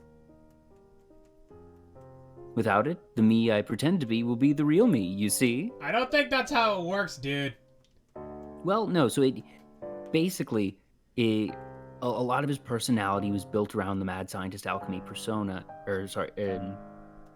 and I guess that since he felt that he had to hide that part of him, that he locked other personality traits that weren't necessarily related behind the same mask. I guess. So it could work, but I'm trying to figure out how he might justify it. I'm not saying that he's correct. Okay. No, I don't see it. I feel my arm shaking from how pissed Jeff is making me. I've been doing my best to stay quiet and listen as Jeff spoke, but I can't take this anymore. Will you get over yourself for once in your life? Jeff reels back like I punched him again, but it has Ooh, she said it. But it has to be done. What he's saying, it's so ridiculous. Does he really think it's that easy to change who he is? Getting rid of anything related to alchemy won't solve your problem. You'll just have to find some other reason to pretend. Well, that's unavoidable, isn't it? Jeff scoffs and rubs the back of his neck furiously. People aren't as accepting as they seem. The world is a cold place, full of judgment, and if you don't fall within the acceptable parameters, you're shunned. I've avoided that my entire life because of who I pretended to be. And you cannot say that there is never a need to pretend. I'm sure you pretend on occasion. I take a deep breath. He has a point there. You're right. There are times where you have to pretend. Like when you don't want to hurt someone's feelings. But that doesn't mean you should compromise who you are. You shouldn't let anything compromise who you are. Be who you are as long as you aren't hurting anyone, and make sure to emphasize that part very well, considering it's Jeff. Then screw whoever has a problem with you. I mean, alright, let's be real. You're a little crazy. Way too excited at times. And sometimes I have to repeat what you say to myself because I don't understand. You're different. We get it. So is everyone else. No one is exactly the same. We all have our quirks. Stop being such a scaredy cat and think that you have to please everyone by pretending to be someone you're not. Just be yourself. The world isn't as cold as you think it is. I promise. I pause and take a deep breath, then look to Jeff in hopes that I've reached him somehow. Ugh, stop. Well, guess not. Jeff muses up his hair and grinds his teeth as he's reached his limit. I can't stand listening to you talk anymore. This is all your fault. I place both my hands to my chest. My fault? How is this my fault? I didn't do anything. Yes, you did. Jeff runs off to the corner in the room like a trapped animal. You, with your kind words and your smile and the way your eyes wrinkle at the corners when you laugh. Ugh. I can't stop thinking about you. My head feels lightheaded whenever I'm near you. I experience the strangest sensations in my chest at the mere sight of you. Jeff braces himself against the wall melodramatically as he points to me like he's about to curse my firstborn son. I have no idea what you did to me, but you must have done something. I would not be like this otherwise. It's official. Jeff's dropped off the deep end. But wait. All those symptoms he's listed off aren't those signs of my heart starts beating faster as I consider the connotations. You really can't stop thinking about me? You're like a curse no priest can exercise. Ouch, a simple yes or no would have been fine, thanks. Still, that was him admitting it, right? I just don't think Jeff has realized what he's admitted to is at all. No, he's an idiot. He is a genius idiot. I better help him along. The thought makes butterflies flutter around my chest, but I go for a head on. You know, there is one possibility. I swallow to calm my jitters down. Sounds like you, if we want to make this as technical as possible, it sounds like you have romantic feelings about me. I blush and angle my gaze away at the last second, making my voice come out as more bashfully and feelings for me. However, Jet takes in my words with thoughtful expression, if somewhat confused. Romantic feelings, you say? In the he tried to make a love potion. What if that one drop of love potion actually did work? No. I'm just saying. It's been... If this was like the same day, then I might be saying, okay, here's the delayed effect, but the fact that it's been over a week means no. But I'm just... okay. That would have been a really fun gag, though, for it to work, but be delayed. He closes his eyes, humps himself. A blush creeps onto his face as he thinks of it more and more. His eyes snap. If he says Eureka, so help me. Very well. In this case, allow me to conduct an experiment. Jeff approaches me from the corner, gaining speed with each stride. What are you doing? I gasp as Jeff braces his hand on my shoulders again, only this time his touch is softer, not hard enough to keep me in my place, but though as he's trying not to break me. I hypothesize that I do indeed have these feelings for you. To test this, I will kiss you. Huh? I freeze. He's going to do what now? I lift my hands from my sides to shove him off, but they stop at the last second just before his chest. If you want me to stop, you better push me away while you have the chance. This is so uncomfortable. His eyes look down. His eyes look down at my hands. I keep looking at his face. At the way his brow creases, he has no idea what he's doing. Okay, that's leaving the tension here now. I think even though I'd seen the real him, this has to be the first time I've seen Jeff unscripted. My body goes funny at the sight of his face, and it's coming closer. Something soft brushes against my lip, and Jeff has finally done the deed. It's not a steamy kiss by any means, but our lips press together for what has to be a few seconds tops. But the feeling sends through my body is electric. My hands fall into his chest to brace myself upright. Before I know it, Jeff pulls away, eyes wide. You were correct, it seems. The sound of his voice sends me out of the dream. I imagine the sound of grass cracking as I pull away, as I wipe my lips with my wrist. I can't believe I just did that! Oh, can you? The tone of his voice is playful, as if... Oh, God! I did tell you to pull away if you wished. It doesn't seem like you were too affronted about the whole matter either. I know, but... Be my assistant again? It's so at an hour that I wonder if I heard Jeff correctly. Be what now? My assistant again. Well, no, not only my assistant. What's the correct word? My girlfriend? You would be helping me, so I suppose assistant is still accurate. Wow, Jeff! You're seriously asking me out? Yes, I am. To put it in a way that cannot be misconstrued, I am asking you, Nicole, if you would like to be my girlfriend and engage in the many romantic gestures that couples are known to do. You know, I'm having this weird feeling that if Jeff actually tries to do those romantic gestures, he's just gonna end up doing it in an overly dramatic manner. Oh, absolutely. Like imagine him doing the princess carry. Just imagine how dramatic he would be just to carry. I don't think he has enough arm strength for that. I guess. Okay, Jeff takes on an excited tone that I've grown to know, and I can't find it in myself to say no. After all, when I think about it, aren't I the same as Jeff? Thinking about him getting all flustered, how close he was kissing me. I like spending time with him. I was super bummed when I couldn't see him. Call it what you want, but I'm pretty sure I like him too. I wouldn't feel like I was falling on air if I wasn't crazy about him. To put it in the most technical way possible, you betcha. Yes? Oh, of course.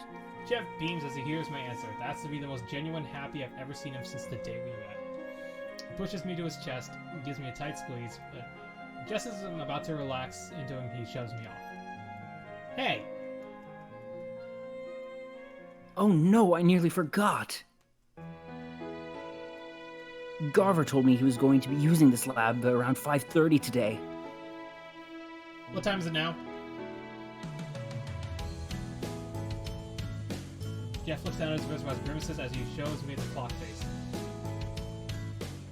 5:15. I look over at the mess of books and buns of burns lined up in one of the lab stations. You're so lucky we are dating right now, or I'd leave. Normally I would try to disagree, but please help me so I don't lose my internship. The whole cleaning session is a blurred mess of trying to stuff things back in Jeff's backpack without breaking anything. It takes forever at first. I didn't think we were going to make it, but just as the door lab opens, Jeff and I are standing pretty in the middle of a clean lab. Ignore the overstuffed backpack, Jeff hides behind his thing. Mr. Ryan? Nicole? Professor Garver, what a coincidence. As Professor Garver enters, Jeff's look gives me a look as if trying to get me to play along. I shoot him one time. Like he really needs to remind me at this point. I remembered that you would be in need of this lab, so I graciously decided to clean it for you. You can thank me later, perchance in the form of your appreciation. Why, thank you, Jeff. It looks great. You did a fine job. You feeling okay, though? You sound different.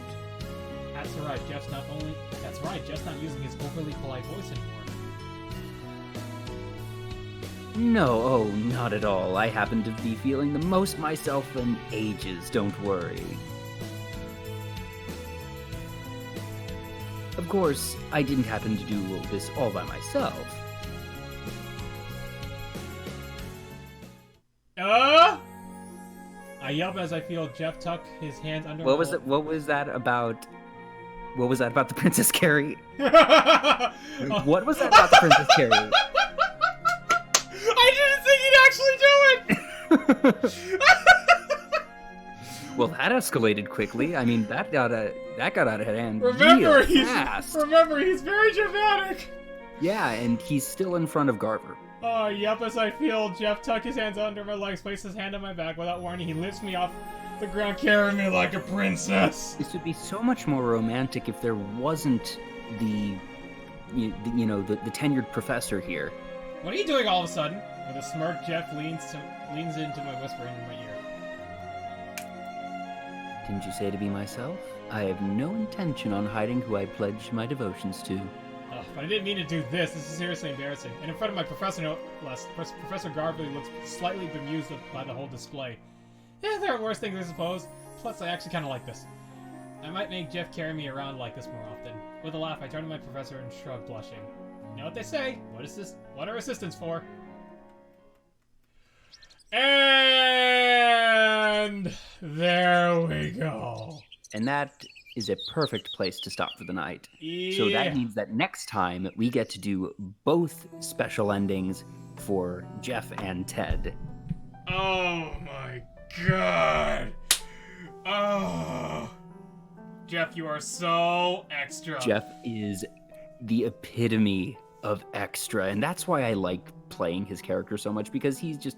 First, it was that he was smarmy, but it didn't really come through until later on just how melodramatic he was. It used to be at first the fact that he just had the best dialogue, that his stuff was quippy, and that his stuff was, sarcastic, and just has fun vocabulary to use. And you can tell that he's just so damn full of himself. And, it's fun to play characters like that. But holy cow, man, this is, you'll appreciate this, Mario, this is WWE levels of extra. This does sound like some wrestling drama. Oh, but then again, if it was a love romance song and they had a wedding, I was gonna be like, man, if this, I'm so glad there wouldn't be a wedding where someone would just burst in and then just choke slam the priest. Oh gosh. Oh gosh. I didn't expect this. Like, we were ending on we thought that with Ted's story we would be ending on a good note. But no, we just ended on a like unexpected, completely overly dramatic note. I like Mario, complete with random attempted heel turn that falls flat because the creative didn't know what the fuck they were doing. Possibly Vince thinking it's good. Because it's such good Yeah. Oh boy. Now here's the thing. Neither of those endings gave us any information on the kidnapper. Yeah, that's the interesting. So I'm curious. Does that mean that there are certain endings where Nicole just, goes through all that searching and stuff but never actually finds out anything? I guess. Oh, wait. Oh, hang on a second. Wait, what just happened? Why am I... No! Get it! Hang on. I was like, what happened here? Something happened. I was like, I was choosing it. The mystery... So, I'm just saying, like, we have still not completed the mystery of this game. I was like... Cause, like, yeah, and it's like, I'm still wondering, because now I'm just... Alright, it couldn't be Jeff. Because everything he's done... Like, if he was this invested in alchemy, that means that if he tried to make something to actually try and kidnap someone, it probably would just fail. Because he'd be using alchemy and not real science, it seems. So, my guess remains that it's Darren. Because I don't think that football Gary Oak could have done it. Oh, okay, that makes sense. I was like, oh, is it not the CGI? No, we just if I select this, I'm just playing the whole scene. So we actually have two endings to finish. We already got the one ending, which is fireworks and my assistant. Now Yeah, well, so hold on. The last two, best work made and waiting for you. Those are the secret endings. Those That's are the- when it said secret ending unlocked. That's what it is. So don't click either of those because that's what we're doing next week. That's what we're finishing the story next week. I thought we were actually gonna be much longer than this. Heck, if you know, we could actually do Kurt's and Darren's at this point. Maybe, who knows? But also, just isn't there like the secret ending, mystery ending? Hold on a second. Twist ending. Nicole is the kidnapper. She just hypnotized herself to forget everything in a very Kojima-esque turn. Okay, I can dig it. I can dig that twist. Oh god, that actually does sound like it. Anyways, woo, we are going hard on this story. Like, wow, a lot of emotions were even thrown in there. Jeez. But man, that is, and we actually. Oh, I just realized we really went on overtime too, didn't we? Well, we're about at 2 hours because we started late since Decor went over as well. Yeah. But anyways, we are going to finish this story now. Next week, we will be reaching the end. What is the answer to this mystery? Who is the kidnapper? Will Nicole have her happily ever after? Find out next time on Digital Era Twitch. Dun, dun, dun. Oh, right. Hang on a second. I can't do that. We'll just also have to say that next week is the... Would we say that next week is the final episode for Nicole with RJ and Joel? I don't want to promise that.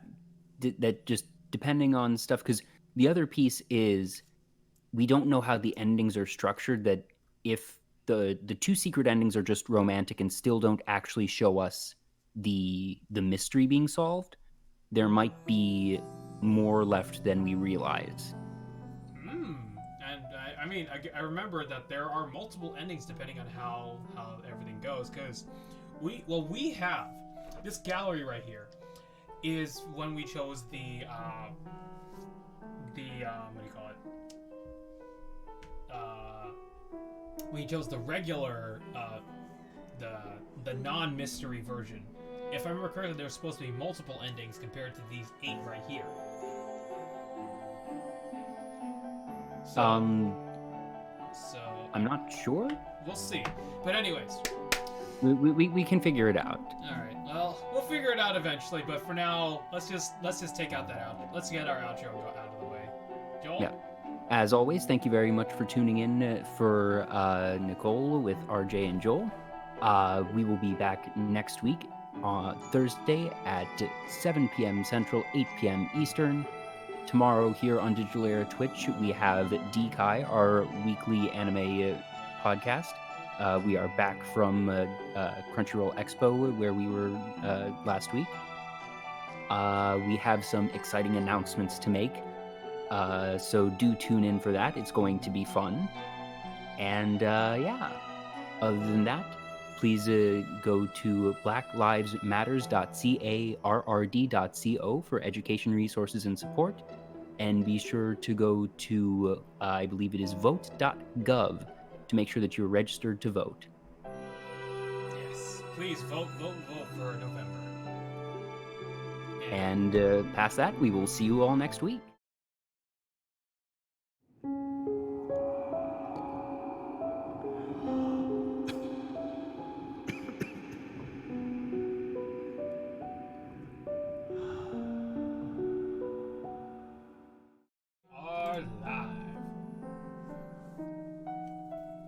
Joel, What is it, RJ? we're live.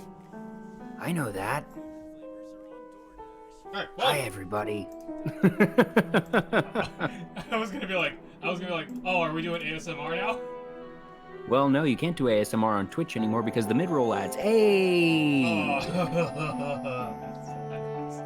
Rip the Twitch ASMR community because they literally were just killed this week. That's unfortunate. By the way, hi everyone. If you get a ad in the middle of the stream, we apologize. We can't do anything about it because Twitch changed things this week and it kind of sucks. And we felt like this was also last minute, considering we have no idea how to get rid of it. Well, no, we just can't, period. So hopefully Twitch is getting feedback to say that this is a terrible idea. Please send them your feedback as well. Actually, 1 second. I am going to... one of the easiest ways to get Twitch feedback is to reach them on their dedicated feedback forum. So what I'm going to do is I'm going to grab the link to the feedback topic that people are posting on. That way you all can send them your feedback as well. Let me just grab that for you. Meanwhile, we're at almost the end of Nicole. Yes, I can't believe we actually reached it. Well, we're gonna be reaching the end of 2 endings of Nicole. We've already got the normal ending where we completely got the romance ending. One that's like more romantic than the last one. Because dear Lord, I'm still kind of disturbed from that last one. Well, that disturbing one was not the ending. That was a couple scenes before the ending. I know, but the method of how we reach the ending. Anyways, so we're gonna continue and hit up of Ted's ending, correct? Yep, I believe so. 1 sec, I've almost got the...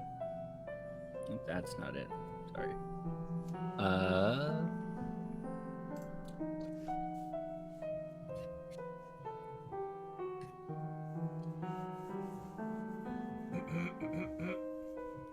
Mario already put the link on the chat. Oh, did he? Yeah, he did. Oh, well, here it is again. Yay! And then later I'll follow you on Twitch. Aha! Anyways, so let's continue forward and hit up on the Ted finale. Alright, we're ready to start? Let's do it. It's amazing how Nicole... If you look closely, the money says $50. Amazing how Nicole is able to handle those in all these months with just $50. Bye. Anyways, I nearly burst... Okay. I nearly burst through the doors of the class building the moment I'm done with my bio final. I'm free! Finally free! I've officially completed my first college semester ever. I'm so giddy that I want to jump in the air, but there are too many people around to do that. I have to pretend I at least have some shame. None of my tests were even that hard. I'm feeling pretty good about this. I can head out for Christmas break without worrying about my dumb grades. If only the rest of us felt like that. Anyways. But I won't be heading back to... It certainly doesn't look like it's about to be Christmas, but... Oh, wait, they're in Florida, though, so that makes sense. Yeah. Like, remember that whole Team Rocket thing? Oh, wait, was it in Florida? Team Rocket in Florida? What? No, no, Rocket Power. Rocket Power. Oh, that makes much more sense. Just like, wait, why did I say... And no, that was in California. Ah, dang it. Oh, well. I thought it was Florida. I could be wrong, because then again, it's been years. Anyways, but I won't be heading back to California for a few days. For now, I'll just kick back, relax the best I can. Yeah, school's over for now, but I haven't forgotten about the creep who claims to be after me. It's really weird. It's been so long since they last tried to contact me. I wonder what's up with them. I shouldn't get too comfortable. If they're the abductor, they might be up to something as I speak. I groan loudly and start walking. Man, I need to chill out. I was just in the middle of saying how I was going to relax, and now I'm thinking about those abductions again. It's only when I see him on a bench that my thoughts drift elsewhere. Ted leans back against the bench, leg folded over the opposite thigh. I see he's reading something in his hands, but he takes his eyes off it every so often to scan the people walking past. Is this why he asked what time my last final was going to be? I'm giddy again, but for a whole other reason. I hurry and skip closer to him. Dad! I wave to catch his attention, and the corner of his lips rise in a small smile.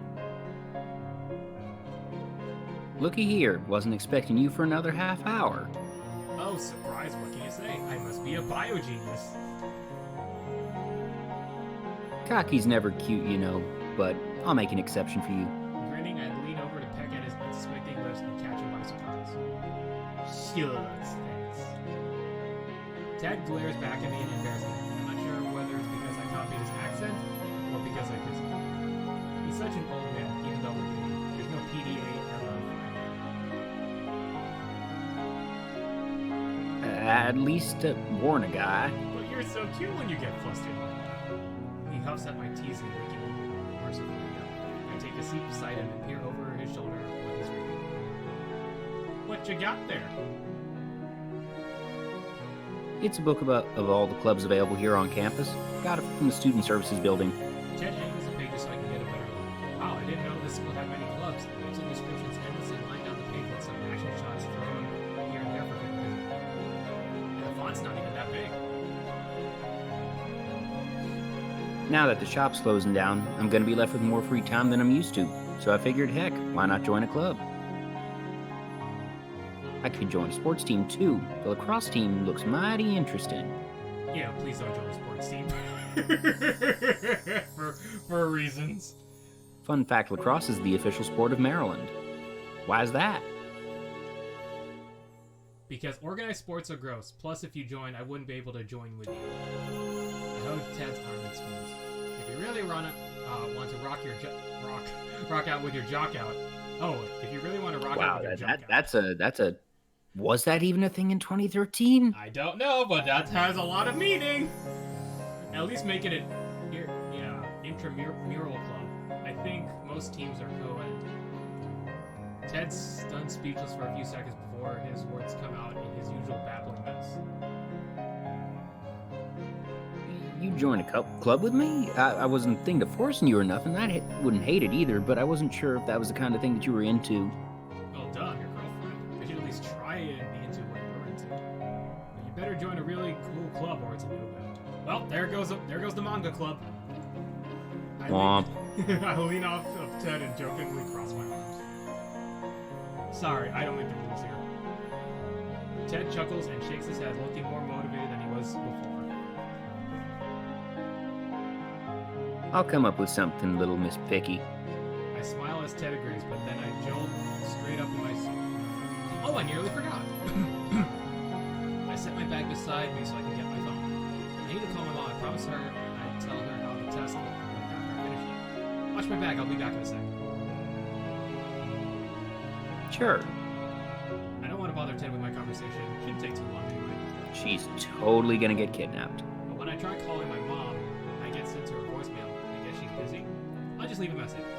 Hey mom, just calling to say the test went great, and I guess that's it. Call me back when you get this. My phone surprises me by a sudden buzzing in my face. I hastily finish the message.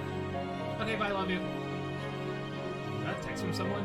Yeah, it was another email. And it's from Roller again. When I see it's a Roller message, my stomach seizes in on itself like a cave-in. I just realized we haven't heard from Wah in a while. But then again, considering we're focusing on something. Well, we haven't heard from Mandry either, or Madry.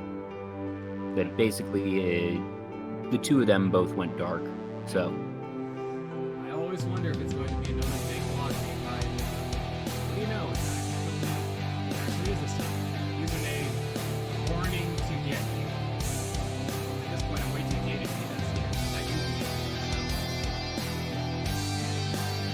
the day has come. Fight for the night. Make the first strike on the abandoned battlefield. Push it on. Do it. The day has come.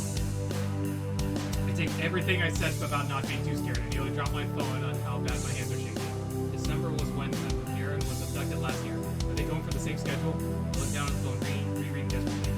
When you make the first strike on the abandoned battlefield, shall I? What do they mean, abandoned battlefield? Do they mean that abandoned building? I swear if you actually go there by yourself. Is this a way to call me out? Are they so confident that they think that you mess with me like this? I swallow the anger rising my throat. Do all I can to control myself. I don't know what's going on in their head, but they made the biggest mistake of their life. I'm not going to let them get the better of you. Oh wait, Ted, wait. Oh please, please, you have to tell us. Ted's pretty strong. Why can't you? But I know I can't. can't get him wrapped in this mess too. Please get him wrapped in this mess. You don't know if you'll ever see him again if you do that. Decision. I have to do the script. Oh, God. Nicole, stop. Oh. How are you feeling about this, Nicole? If they give us the character option, we obviously choose to tell him. The phrasing of that email has me worried that it's Jeff, because that's Jeff's brand of dramatic. Well, we'll find out. It's time. It's the moment of truth. It's gonna be hard to keep my cool in front of him. Ted's pretty perceptive when it comes to this stuff. If I'm just a slice bit off from my normal game, he's gonna pick on it like a snap of my fingers. Hey, look, they have a club for ballroom dancing. Perfect. As he picks up from my return, Ted shows me a page of his brochure and points out a certain section. I'm way too frazzled at this moment to care, but I do my best to continue. I'm sure I'd like it in any other circumstance. Ah, yeah, that's cool, Ted. I grab my bag from the bench and awkwardly stand awkwardly in place. You're gonna have to say it eventually. Oh, keep it smooth. Sorry, but this is super short notice. Something came up and I have to go. I held my breath as Ted responded with a furrow on the brow. Right now? Is it something serious? Yeah, I'll tell you about it later, promise. I just gotta go right now. Ted squints his eyes at me for a moment. I think he's caught on. However, as soon as he goes back to he soon goes back to reading about school clubs. He's gonna sneak behind him. He's gonna sneak behind her, isn't he? I won't hold you then. My chest clears of all that built-up anxiety. As a consolation, I kiss Ted on the cheek before hurrying off through campus, out onto town. I head back into the abandoned building as I am. Bringing a weapon might have been a good idea, but it'd be troublesome if anyone saw me like that. You could have brought it. Or, like, maybe calling the police or something? Or, I don't know. I was gonna say, like, you could have brought a bat, a taser, a switchblade? No, wait, give us. Somehow this doesn't feel real. Am I doing this? For all I know, I'm rushing headfirst towards my death. Yeah, Nicole, for being, like, smart, you sure are dumb. Yeah, I'm like, wow. This is... You viewers at home, don't do this. This is a bad idea. Yes, don't... This is literally like one of those things you see in like those horror movies where the protagonist goes in. Or in an otome game. Huh? Or in an otome game. Yeah. But anyways. But I'm already here, and just think, maybe I can get this guy all on my own. What if it's more than one guy? I can't be afraid. I've come this far. And I figured out so much. Even if I haven't figured out all the pieces just yet, I can't back down. Ooh! A sunny version. You can actually see all the details in here. This is what I tell myself as I walk into the abandoned building. Everyone's saying F in the chat. Please tell Ted. Why are you doing this? Yes, Nicole, why are you doing this? It's as quiet as it always, with no signs of anyone nearby. Even so, I stay on my guard and walk slowly. Anything could pop out when you least expect it. Pop. Okay. Especially how dark it is. Is that really that dark out there? Yeah, there have been a lot of backgrounds that have directly contradicted the lines, the text. But in this case, we know that there actually is a non-sunny background. Yeah. Okay, well, it says, like, not much light gets in. It seems like a lot of light gets in. But anyways. It's still afternoon, but it doesn't look like much light gets in at all. Wait, I can hear something. I turn to look down at a nearby hall, and something moves past the corner into the shadows. I take off as an adrenaline rush comes over me, flooding out the fear that should have taken its place. That had to be the abductor. I can hear the noise more clearly now. It's like footsteps, but of someone running. Yeah, I bet they didn't realize they're leading me right to them. I keep chase, zipping past corners, until I hear something else. There's a girl screaming. Oh my god, did they manage to abduct someone else instead? I don't waste any time. I race towards the door. It's a trap, isn't it? Probably. Sorry, I had to fix something like... I race towards the door. I hear the screams from... Towards the door, I hear the screams from him. Pull it wide open. Stop! Or is it the big misunderstanding that I thought it would be? But there's no one to stop. The room is empty. Hold on, I think I've been here before. Yeah, it's that one room I investigated the last time I came here. Where's that sound And closed from the outside. Where's that sound coming from? I check around. Why would you do that? I check around. Yeah. Why would you check around? You don't see anything. Run. Oh, gosh. And the closer I get to the bed, the louder the screams get. I sleep, a hand under the pillows, and out comes a portable MP3 player. Scowling, I press the stop button and shove the player back in frustration. What the heck is this supposed to be? A trap. It's a trap! A slam of the door behind me is all I need for an answer. It's a trap. It should have been obvious in retrospect. It's a trap! And I fell for it like a big fat idiot. Yes! F in the chat! F in the chat, please, for Nicole. This can't be happening. I grab the knob and try to turn it, but it sticks in place, no matter how much I pull and twist. Somebody help me! I bang on the door with both fists, rattling on the door and its hinge. Get me out of here! Let me out, damn it!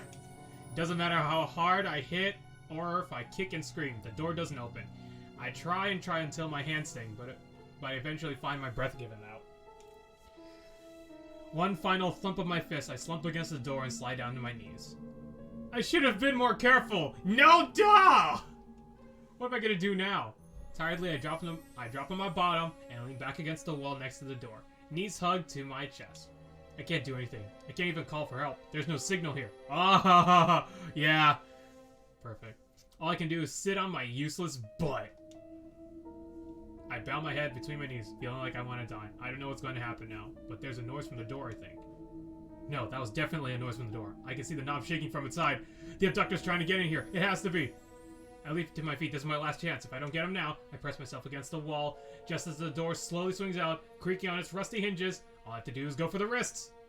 I let out a battle shout and leap blindly at the abductor from the door. Our limbs clash together. I'm sure I got the hold of the wrist, but suddenly their body twists, and in a flash, I'm the one with her wrist held against her back.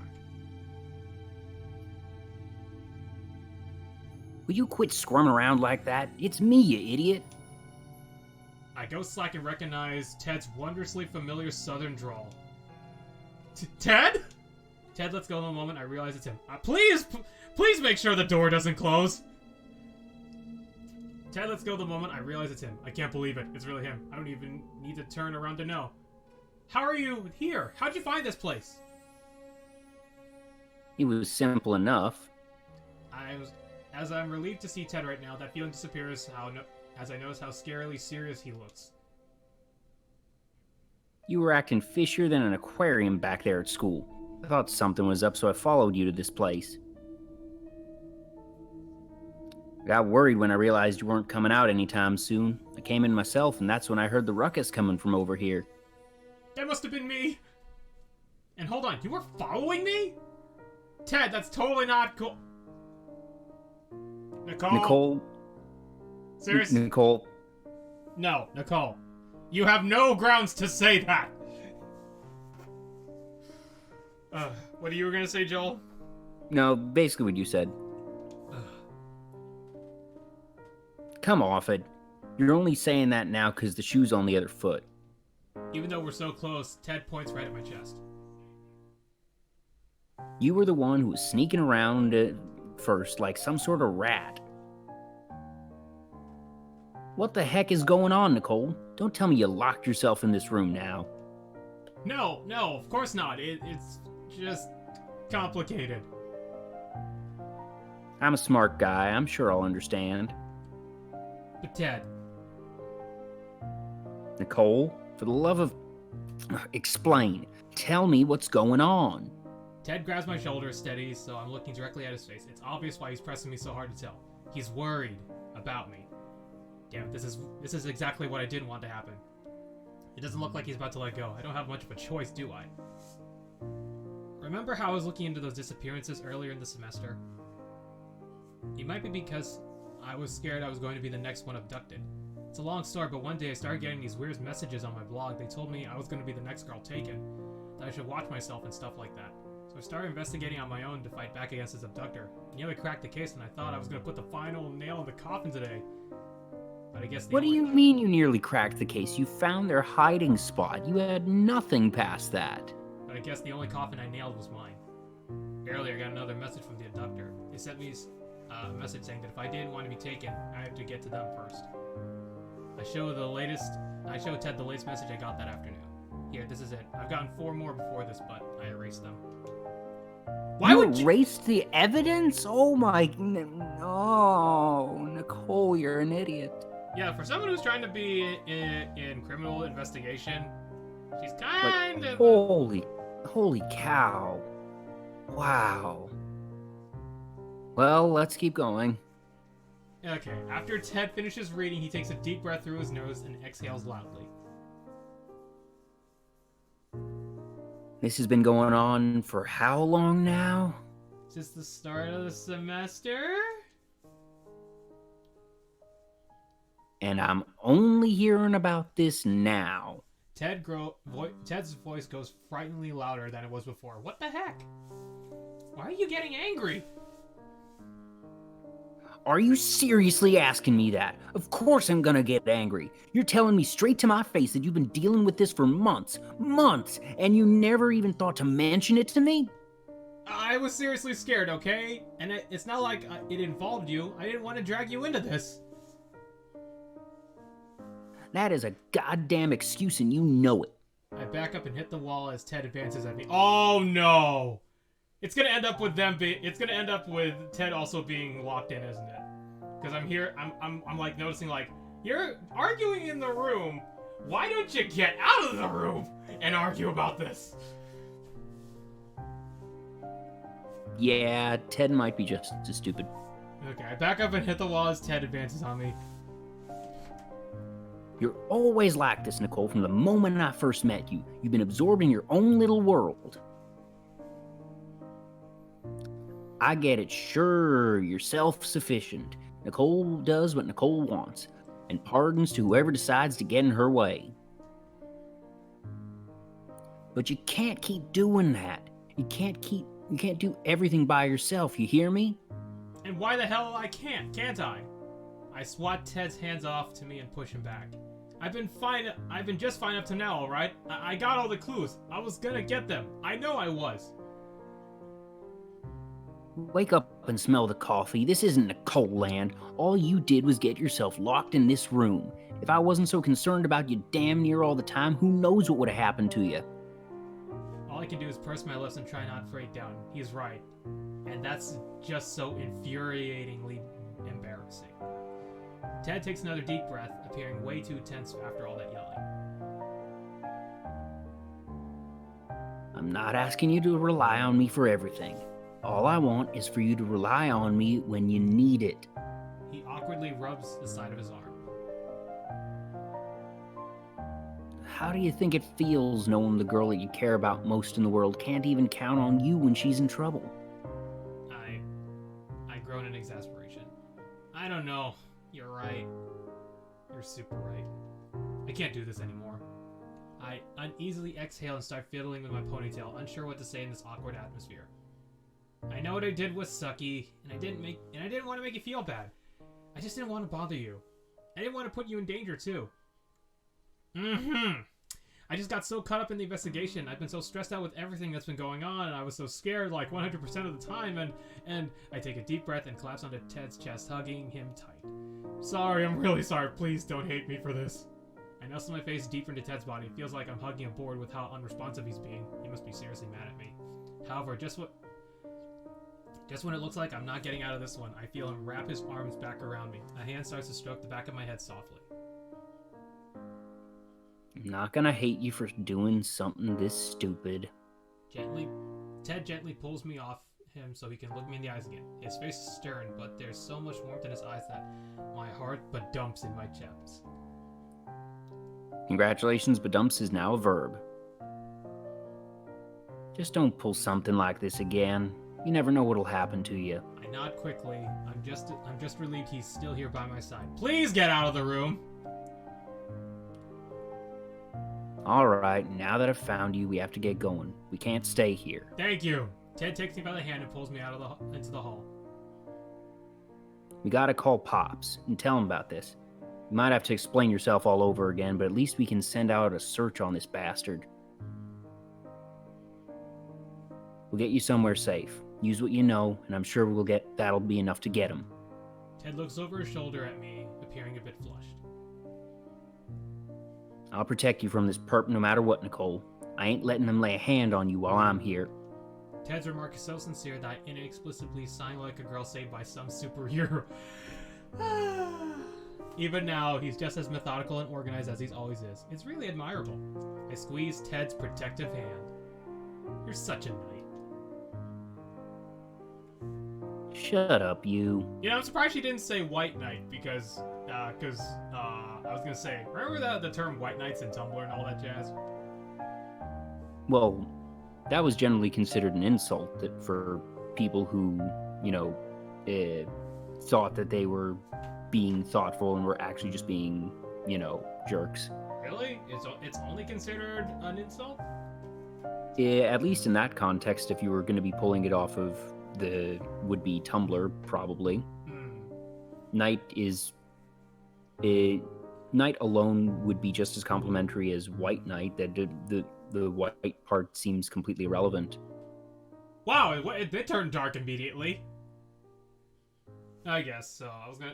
I was thinking, like, if we were gonna get like 2013, I figured, hey, why not just say white knight for some reason? Anyways, let's just go with just the knight sounded a lot better anyways. Despite the situation, I end up giggling at his childish response. I'm cut short, though, by the sound of someone clapping. Oh! Is it Jeff? I think it's Jeff. It's probably Jeff. Oh, here we go. Ted and I come into the wide hall. Wait, hold on, stop. Do you want to cut here and go to Jeff's story? Oh, snap.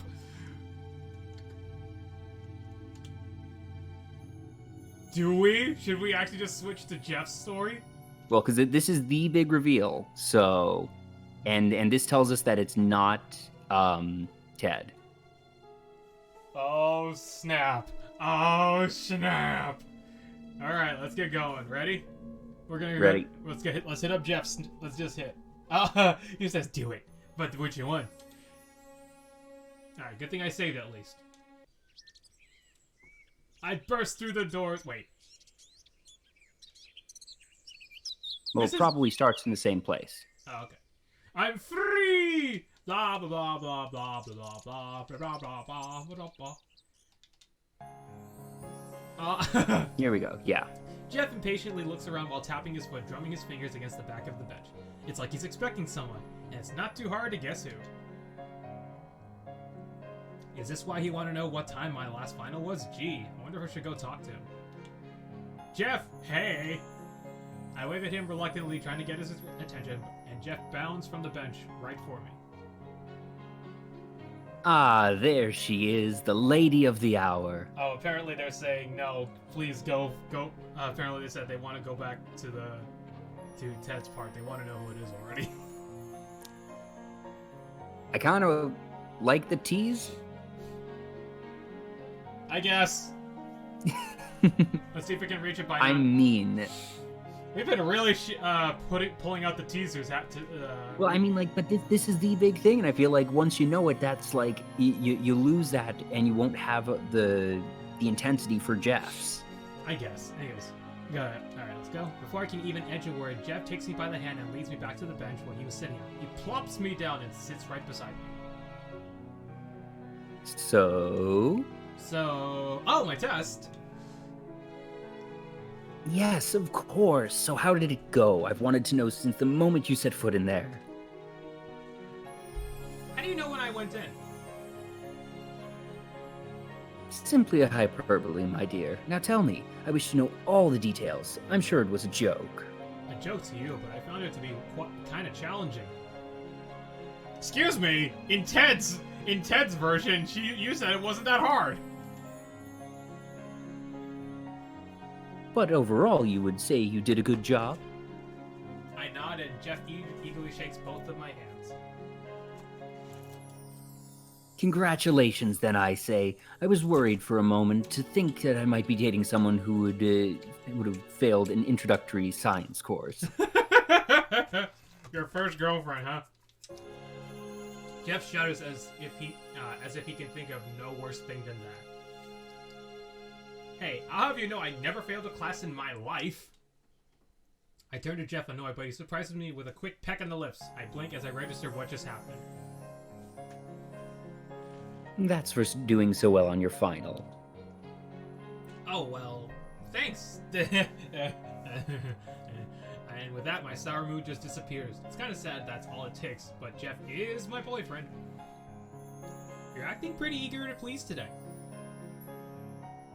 Am I? Jeff shrugs his shoulders, oblivious.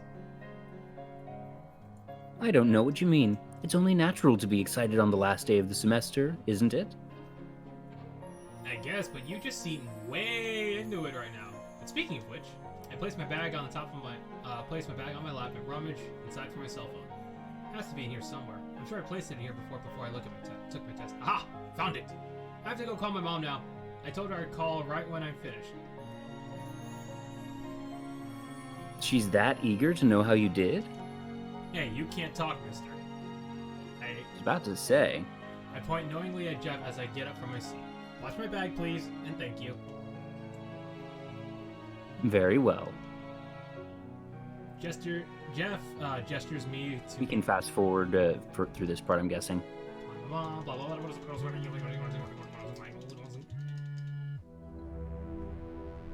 The day has come. Do it.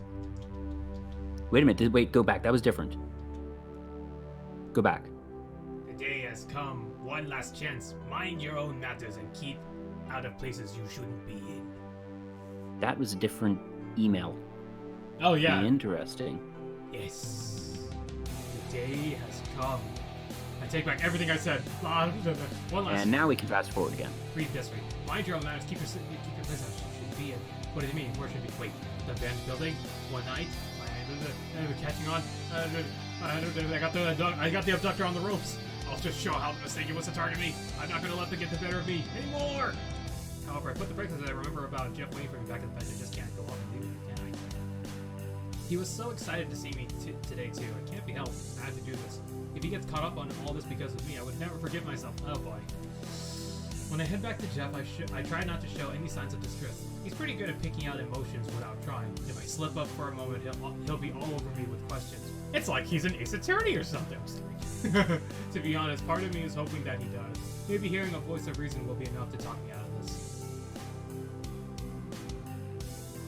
And how was the phone call? Jansen Red Sox is like, that is different. Are we sure the kidnapper is always the same? Okay. That is an interesting concept. That is.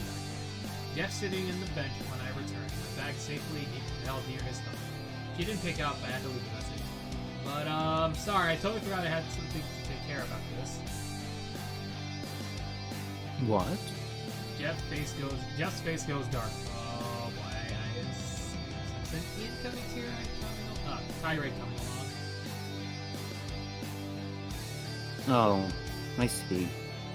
Or not! I thought he was going to let me have it for a second there. Yeah, I have to get going now, but I promise I'll call you later. I'm sure to see you later, Nicole. I lean over to kiss Jeff on the cheek before I get going, but he doesn't even react. Hey, are you okay? Is he more upset about me leaving than he let on? Yes, I'm fine, Nicole. Oh dear. Jeff shakes Oh no, now I'm worried that he's not a red herring after all. Is he really that obvious? Jeff shakes his head a few times and gestures for me to shoo. Go on. You said you had something to take care of. Right, I'm going. Bye. Oh, that was weird. Jeff isn't normally that unreceptive. Ugh, too much going on. One thing at a time. I gotta catch this abductor before. Then I can figure out what's the matter with Jeff. I hurry through the campus and out into town, making my way downtown, back into the abandoned building. I think about bringing a weapon, but that might raise me some weird questions. Yeah, we can fast forward through this. I'm not quite that mean that I'm going to tease the chat and make us read through all this twice. Stop. There's no one to stop. The room is empty. Where's the sound coming from? There's another snap. Snap over. Whoa, this is entirely different.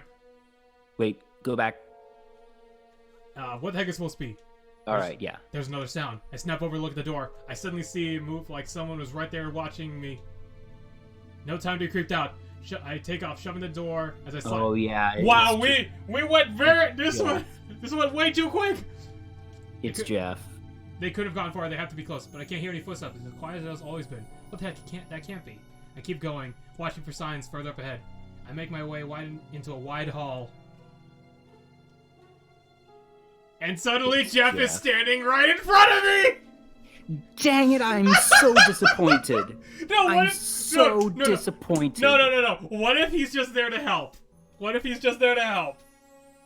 The difference from... Okay, hang on. Okay, fine. Well, let's keep going and then, like, maybe. I squeal and nearly jump in place. Oh my god, Jeff, you scared me for a moment. What are you doing here? How did you find this place? Worried, I take a few steps closer to try and check on him, but he responds by taking a few steps back. Yeah, dang it. Jeff? It's obvious to see, once I'm closer, something's different about Jeff. He's not smiling. His eyes are clouded and dark like a night of a storm. I knew that you would come here. The data spoke for itself. There's no way you wouldn't have come here. Jeff, what are you talking about?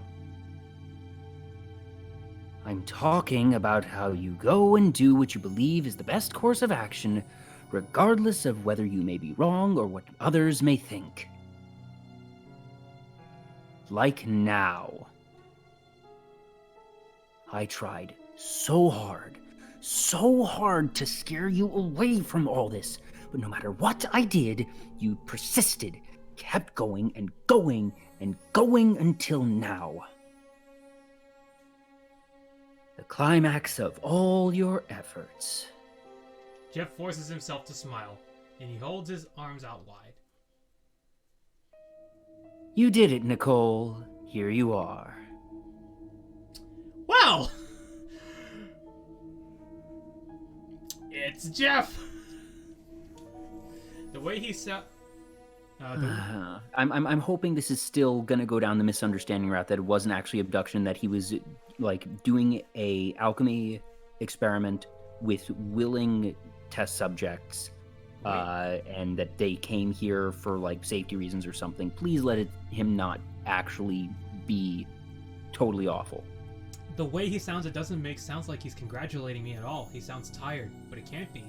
Is he saying what he think is he really saying what he think he is? Jeff, you can't be serious. About what? Being the mastermind behind all this? He laughs and swings himself around one of the decaying beams in the room. But 'tis true. I can prove it even. Test me. Ask me about the messages I sent you on that blog site. About the other blogs I created for that very reason. Jeff knows way too much to be kidding around. It's like I can feel everything I know cracking around me. There's a sound of shattering glass ringing in my ear. Then it was really you? You're the one who's been threatening me all this time? As well as abducted the girls before you, don't forget that. Oh, he laughs as if it's some sort of joke, but it's not funny! Stop it! My shouting is enough to silence him. Why would you do something like that? I thought we liked each other, and then I didn't always like you. Before, when I ran into you that one night alone on campus, I found your phone. I saw the application you were on and thought it would be interesting to play a prank on you. Oh! Remember when she got so scared that she dropped her phone? That she dropped her phone. Yeah. It was him! I thought... Oh, snap. I wrote that message and waited near the lost and found for you to discover it. The next time I saw you, I was in one of the class buildings. You were walking through campus, and I decided to send you some more messages. To me, I consider it a series of humorous jokes. After all, I had no idea who you were. Just a strange freshman girl I encountered one day in the department. But then, chance would have it that I would learn more about you. Even worse, that you would learn about me, and about who I really was.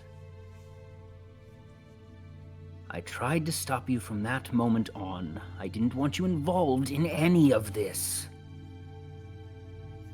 But none of those messages worked. They only seemed to quench your drive for investigation. In hindsight, I suppose that this was one of the reasons I fell for you. However... Jeff stops his clinical way of talking to point right at me. You have that bad habit of doing whatever you please with no consideration for others. I thought this last and final message would be enough to stop you, but I should have known better. How dare you lecture me right now? You don't have any idea how badly you scared me, you jerk off. You did that to yourself. Jeff's voice goes low and serious. You're the one who decided to not tell anyone. You're the one who decided to take on this task all on your own. I never made you isolate your efforts. That was all your conscious decisions. So what? Did you want me to go crying to my mom and dad? Ha! Better yet, you? Would that have given you would that given you some kind of kick? At the very least, it would have convinced me to stop. Jeff holds his hand in front of him like he can't recognize them. I never intended it for it to come to this point. The more time I spent with you, the harder it became just to say it, and then it all became too late. I was wrong. I was wrong. Foolishly wrong. I had thought that you would turn out the same as the others, and you did.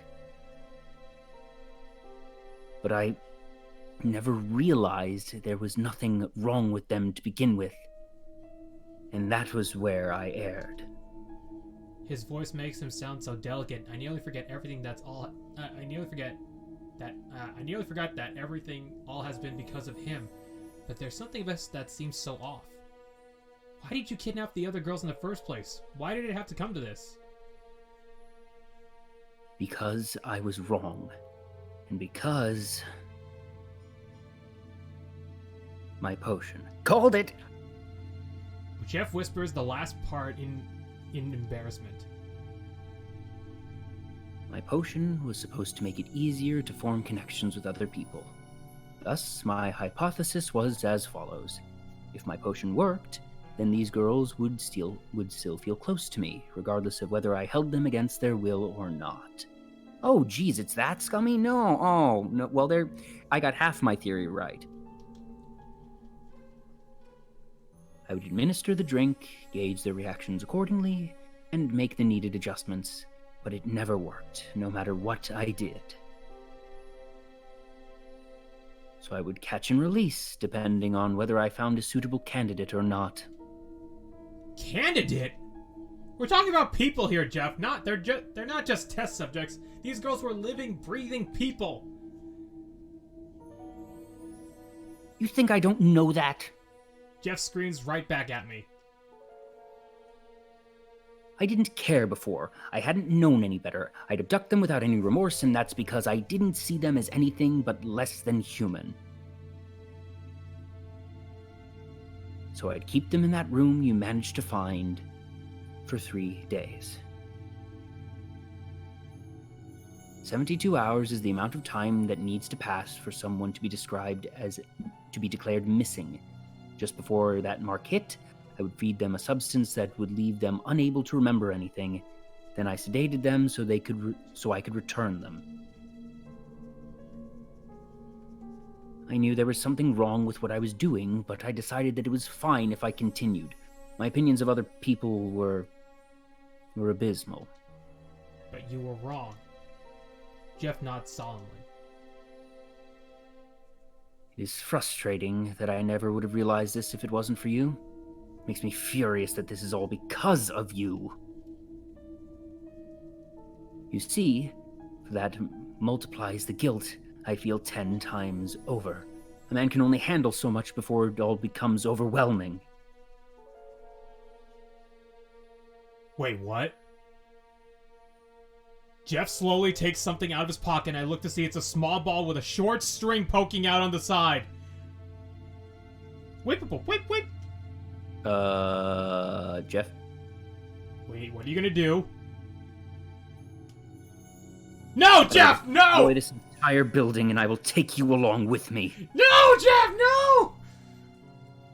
Jeff raises his hand above his head as if he's ready to throw the ball down in his hand. Is what you might be expecting from a mad scientist, correct? Oh. Jeff chuckles ruefully and throws the ball a few times in his hand. No, I am leaving this town, and perhaps this world entirely. I'm not sure yet. It depends on how much farther I choose to sink into this already deep abyss. Ooh, typo. That 2 should only have 1 O. This is to ensure you don't follow me. Oh no, I think Nicole. this is 2. Oh yeah, never mind. Or it could be a swap words of this too is to ensure you don't follow me. Yeah. But anyways, this is to ensure you don't follow me, Nicole. It wouldn't do to wrap you up in any further in a mad... Yeah, maybe I can't speak. This is to ensure you don't follow me, Nicole. It wouldn't do to wrap you up any further in a madman's ploys. However, before I go... Jeff takes out a lighter and stares fondly at the flame, almost nostalgically.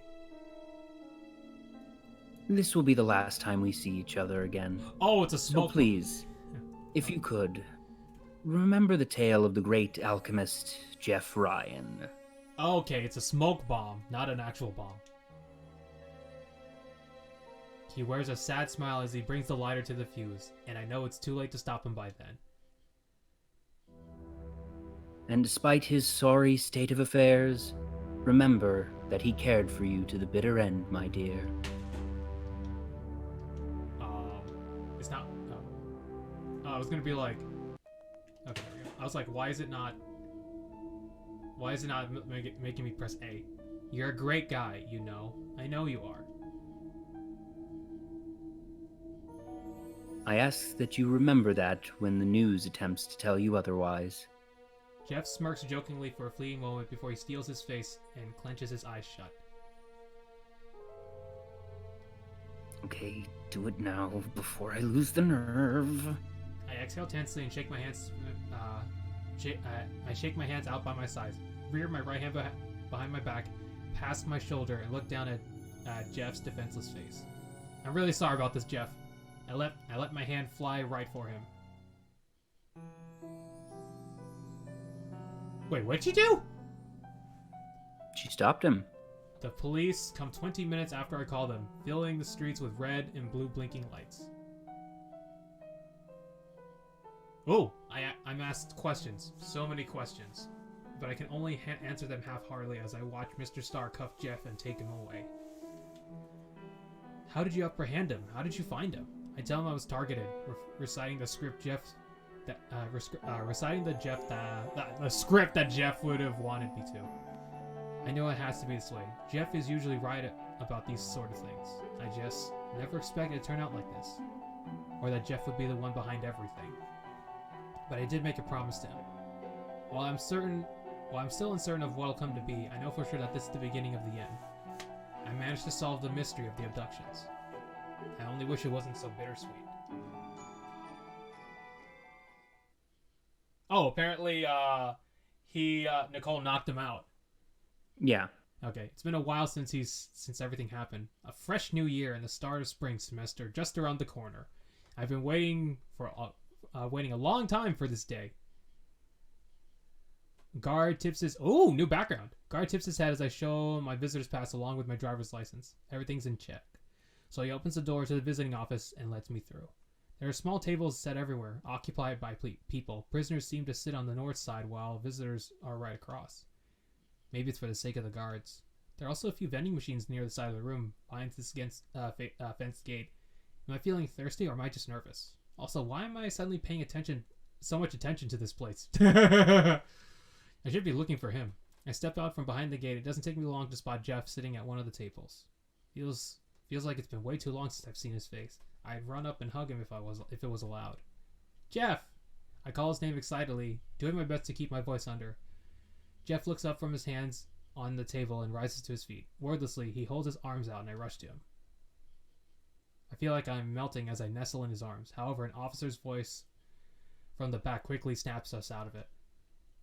Right, no excessive physical contact. I've read the rules. I can do this.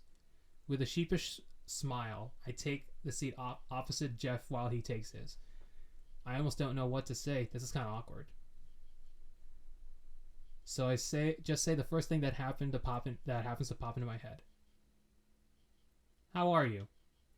Jeff hesitates. Are we gonna get to see him in stripes? Probably. Why does Dancing Red Sox saying? Why does she still like him? Ew. I don't know. Like I have thoughts, but I'm waiting until it's all over. Why is he still dressed so nicely? I mean, he's got the stripes on under a jacket. I guess. Forgive me. I'm still. That's my line. Thank you very much. Sorry. Forgive me. I'm still in the middle of basking in your presence. I still cannot believe you came all the way to visit me here. Please, my dad's place is like 20 minutes away. It's not out of my way. It was a real hassle trying to convince him to let me come here, though. What did he say? You probably don't want to know. Make that double for my mom. But I convinced them. Somehow. They probably think I'll grow out of it, but that's totally not happening. I mean, come on. Who else can say their boyfriend is a convicted felon? We're not going to answer that question. Jeff stares blankly at me, and all I can do is chuckle awkwardly. That was supposed to be a joke. Oh. Not funny in the least. I grade it a 3 out of 10. Mind you, that was me being generous. I frown at him, but hey, at least he still has that weird sense of humor. That's a good sign. He never answered my question, remember? Ah, right. About my state of affairs. I'm growing accustomed to it. Life in prison is less scary than the television had made it seem. I do have to keep on my toes, but it's manageable. As long as you end up as someone else's wife, I'm happy. I get it. Don't kiss anyone either. Jeff makes a face as if utterly disturbed by the notion. You don't have to worry when it comes to that. You're the only one I have any affections for. His usual tone of voice returns with that proclamation, and I smile as I see the life return to him. What's that for? What? That smile. It's different than what I remember. It does feel a bit different now that he brings it up. I think it's just... I don't really know how to explain it. I guess I haven't been this happy in a long while. I laugh in embarrassment. I can't believe I actually said that. Geez, what'll he think now? But Jeff doesn't look disgusted or annoyed. He glances from side to side as if checking on the guards, then his hands slowly slide across the tabletop towards me. Jeff, is this allowed? As long as we keep our hands in sight, I'm sure it's acceptable. He eyes me in a way that he eyes me in a way I can tell he's totally lying. But this is an opportunity I'm about to pass up. This is oddly cute, but oddly weird.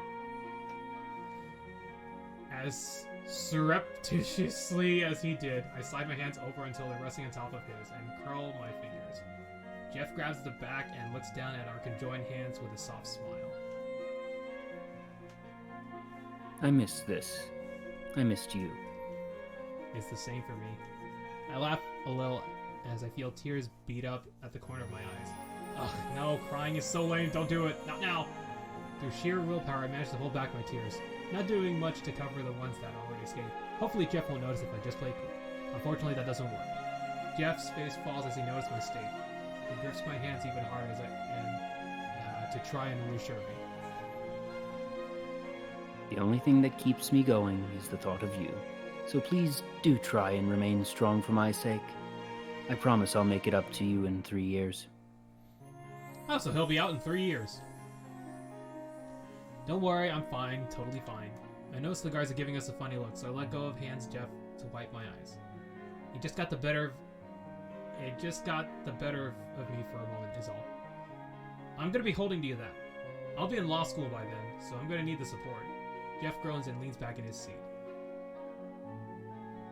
Please don't remind me. I'm still getting accustomed to the idea that you'll be further ahead of me academic-wise. Serves you right. I waggle my eyebrows at him and cross my arms to my sleeve.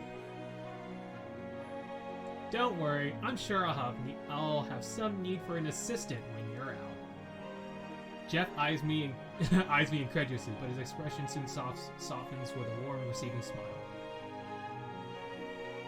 Save me the spot, or you may regret it. Well, it's like you said. There's nothing to worry about when it comes to that. I look at him right in the eyes as I start speaking unabashedly. After all, you're the only one I love. Ah, there's the end! Well! I'm thoroughly disappointed that it was Jeff after all. It was so obvious. I was so sure he was the red herring. Music by Matthew Myers. Because one of Matthew Myers, lead music. Yeah. Probably. Yeah, it just from the beginning, one of the very first things they said was that they were knocked out with the chemical, and it was just one of our suitors is highly involved in the chemistry department. That seems rather obvious.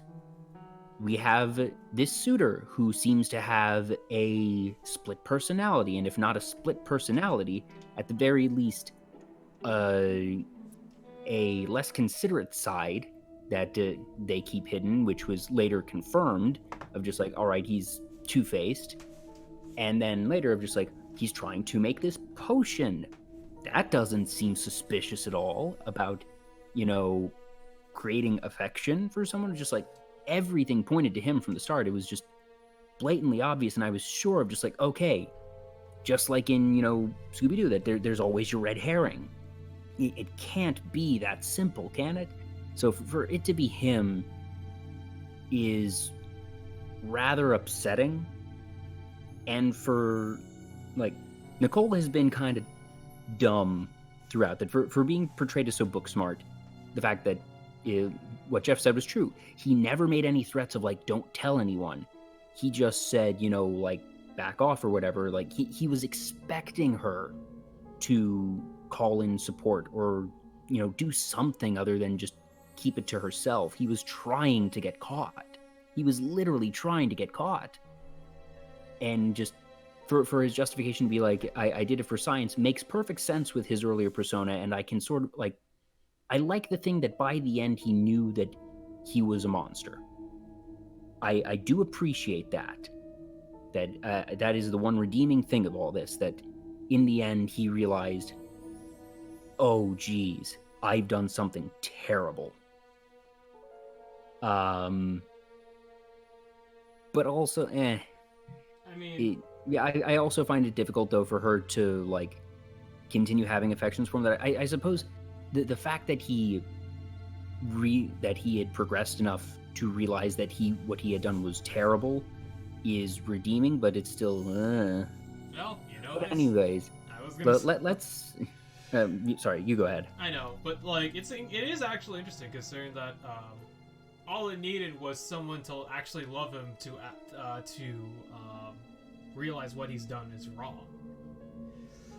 And I didn't even think it was that. I think it was just I don't know. Literally, he was trying to make a love potion, but basically all he needed was someone. Well, but the thing is, he wasn't trying to make the love potion to get someone to love him. That was never the impetus.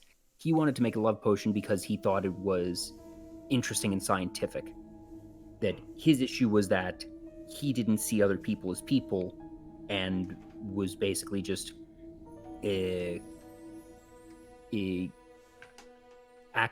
he was acting inhuman because he didn't see others as human, and that was his flaw. That it wasn't out of desperation to get affection. That even when he was talking to Nicole about it, he was never talking about it for himself. He was saying like, this will be such a great thing for humanity, like it'll be such a breakthrough. He was always thinking from a very clinical, scientific approach, that it wasn't, oh, I'm this loner who's misunderstood and I need someone to love me. That I'm glad it wasn't that. I can at least appreciate the character writing of, all right, this guy is so just hyper focused on his academic and, I don't want to call it quite career goals, but just that the idea of a mad scientist so blinded by science that they don't realize that, have you seen She-Ra and the Princesses of Power? Not yet. I've only seen I was only finished the first season. Okay, well... Wasn't the first season? I only seen the first 5 episodes of the first season. Oh, in that case, yeah, because it's 5 seasons. If you've seen all of the first season, you've met a character who describes this perfectly. Now that I think about it, now just saying it aloud, I just like, there is a very, very significant parallel to this. Could be. But yeah. Anyways, Mario's saying the love potion was actual love all along. You know what they say? Drink is the power of love. Okay, let's not go back to the future there for a second. All right, so we're now at the Ted section, and since we know who it is, let's see how this is going to be handled. Without the power of love. Well, the power of Ted and Nicole's love. Y'all ready? Yeah, let me drink some soda from all the sourness that I had to endure. Yeah, that if you...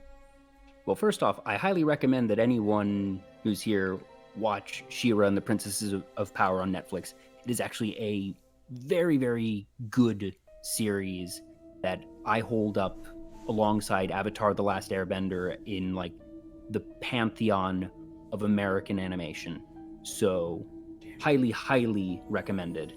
And when you meet Princess Entrapta, know that you have met Jeff Ryan. Oh, great! I can't wait to see about this one. I'm glad I don't have Netflix to pay for it, but I have someone who will let me use their Netflix. So cool. All right. Anyways, ready? Yep. Ted and I come out to a wide hall. Cracked windows on the side are still able to stream in light. Standing in the middle of the hallway of all the rubble and moss is. Oh, it's you. Jeff, what are you doing here? There's no mistaking it. It's Jeff clapping his hands slowly. He stops the moment he sees we recognize him. He wears a smile like he couldn't care less. You've done it, Nicole. Congratulations are in order. A proper escape, and now comes time for the final confrontation with the villain, no? Jeff brings his hand up to his chest and slowly lowers them as if he's setting himself on display. Ugh, seriously, there's no time for this. Jeff, stop joking around. Gotta get going. Don't know how you got here, but... Hold on. It dawns on me. How would Jeff know about this place on his own? She asked you a question before. Why don't you answer it?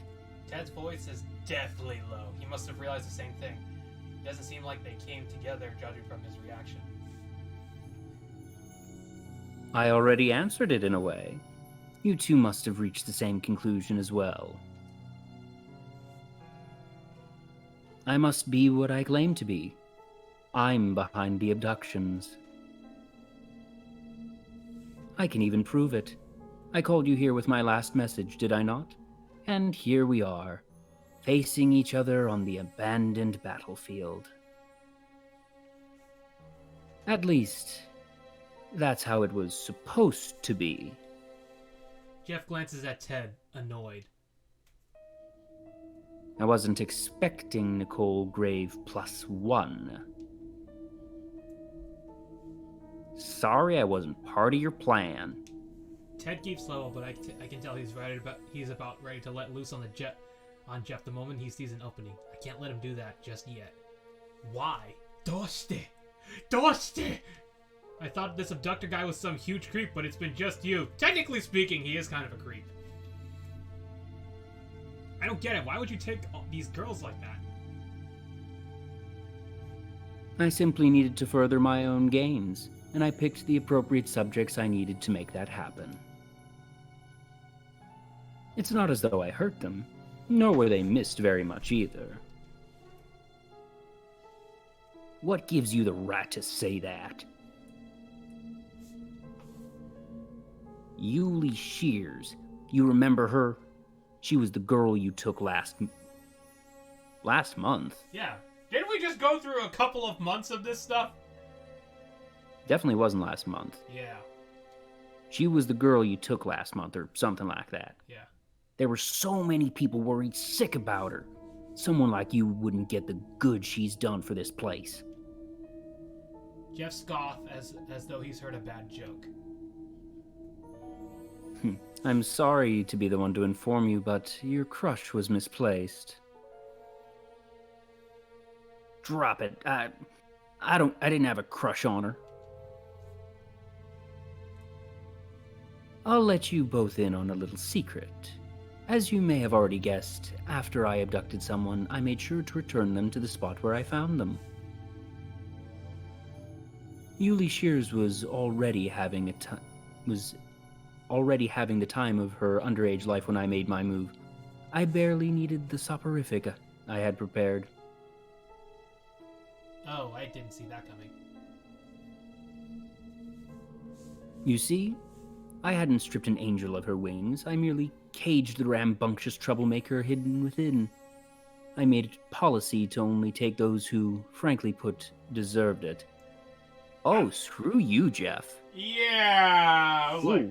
Ooh, wow, we're ratcheting up the scum here. I suppose this is, the loveless Jeff. This is him, had he not had Nicole to, bring him down to earth. So he's still in his, holier-than-thou stratosphere. Yes, the monster. A kind, generous girl who turns out to have an excessive love for the party life. She was someone who was better off in confinement than the outside world. Hypocritical of me to say, surely, but you must agree. Yep, everyone's saying creep on the chat. No, I don't agree with that at all. At all. All, not all. Southern dialects, yeah. I can't say for sure if you're lying, so I won't waste my breath on trying to defend her. But even if what you say is true, that don't mean Yuli was a bad person. People ain't perfect. I've come to realize that now. Bad things she did shouldn't outweigh the good she accomplished. Also, are you actually saying that this girl who is super charitable is a bad person because she liked to party on the weekends? Jeez. Well, people, how people are sometimes. There are people who actually see nothing but the study life and shuns other people who don't study. But also, I is he actually trying to suggest that partying on the weekends is an inherent character flaw and, undermines charity work? So she liked to let loose in her spare time. Jeez, man. Can't be good 100. Can't be good all the time. It's not like she was, committing crimes or whatever. Anyways. Ted and Jeff were so judgy, says Mario. You had no right to judge her on your own terms like that. What you did wasn't deserved by anyone. Jeff reels back like Ted's words are blows to the face. He's really got him on the ropes like that. Yeah, this is definitely some Ace Attorney. Dun dun dun dun dun dun dun dun dun dun dun dun dun dun dun dun dun. Okay. Okay.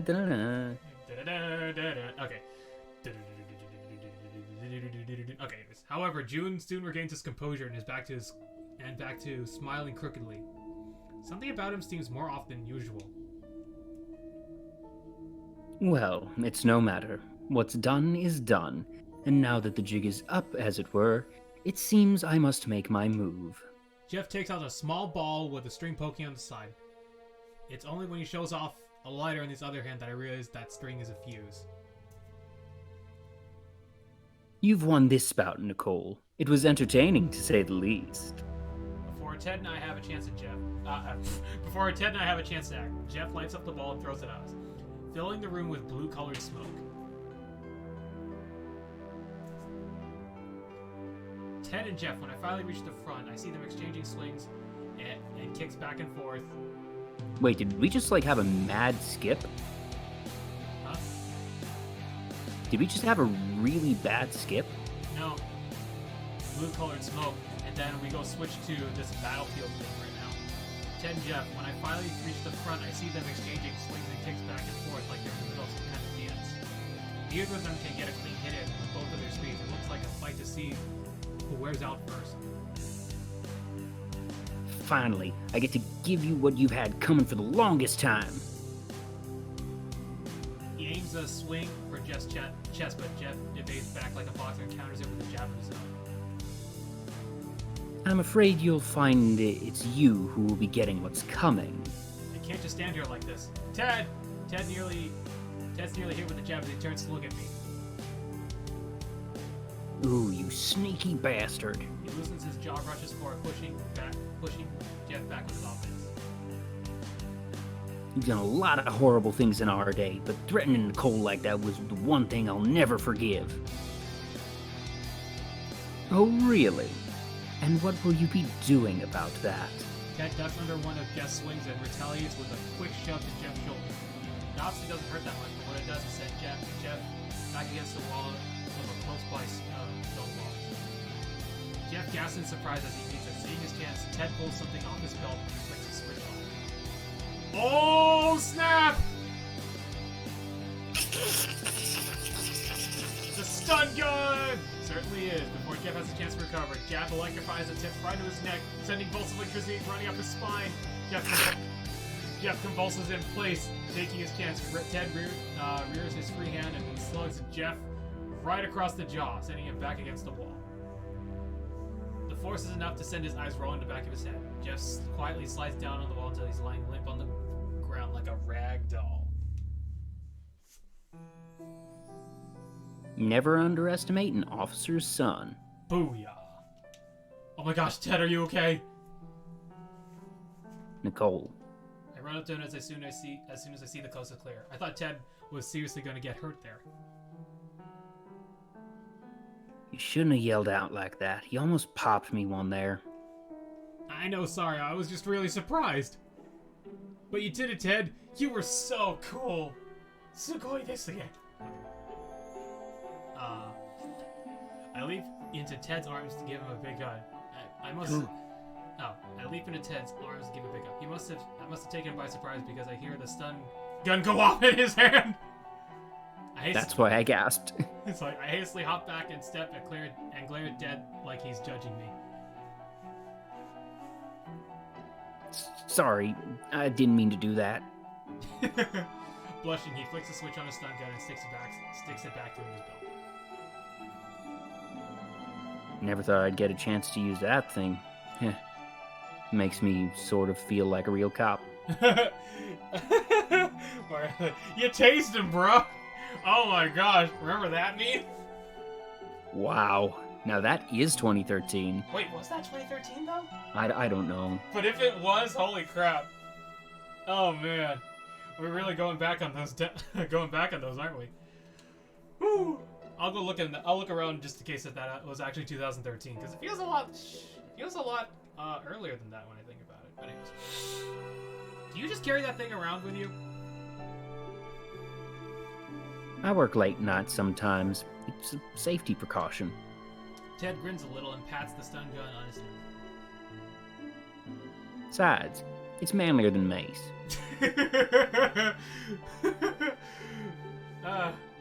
It's also actually in several ways safer, ironically. Sometimes depending on how it's used in the wattage of the stun gun. I guess. Anyways, after making sure that Jeff was both not dead and out cold, Ted called his dad to report the situation. What are you saying just happened? Ted flinches back on his phone. Ouch, even I heard that. And Ted didn't even put Ron on speaker. Needless to say, Ted's dad wasn't very happy to hear that we went out and put ourselves in danger like that. But on the plus side, he said it was impressive that we've caught Jeff all on our own. We kept watch over Jeff for about 20 minutes before we saw the first cop car to pull up the abandoned building. Soon there were even more cars. The whole street was eventually blinking with red and blue. And there we go. When Ron got there, he pulled us to the side and gave us an earful on his own. It's kind of funny. Both he and Ted had these weird expressions on their face. Ted looked totally tight-lipped and mortified while Ron just babbled on, unsure what to say. He must have really not have to lecture Ted that often if they were both so unused to it like that. In the end, though, they both hugged each other and they pulled me in to make it a group deal. What a couple of sweethearts.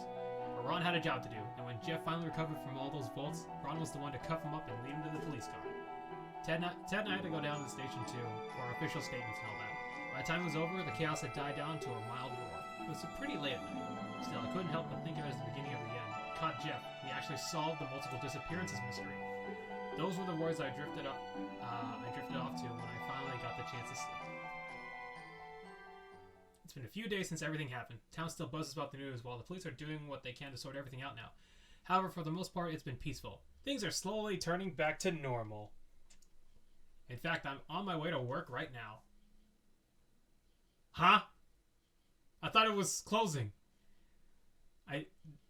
There's that little ding. I stepped into the convenience store. Whoa, I'm surprised that everything's still up. I thought, speaking. Hello, anyone else here? There's no one behind the counter right now, and I doubt Ted would leave the store empty to sit in the back room. Nicole? Right behind me, I turn around, and there's Ted with an empty box in his arms. What did you do? Oh. What are you doing here? I thought you were headed back home. And missed the store's last day? Couldn't do that. There's been a change of plans. I need to rock this hot uniform one last time before I left. I gestured myself in the gray jumpsuit. I don't even have it rolled up like I usually do.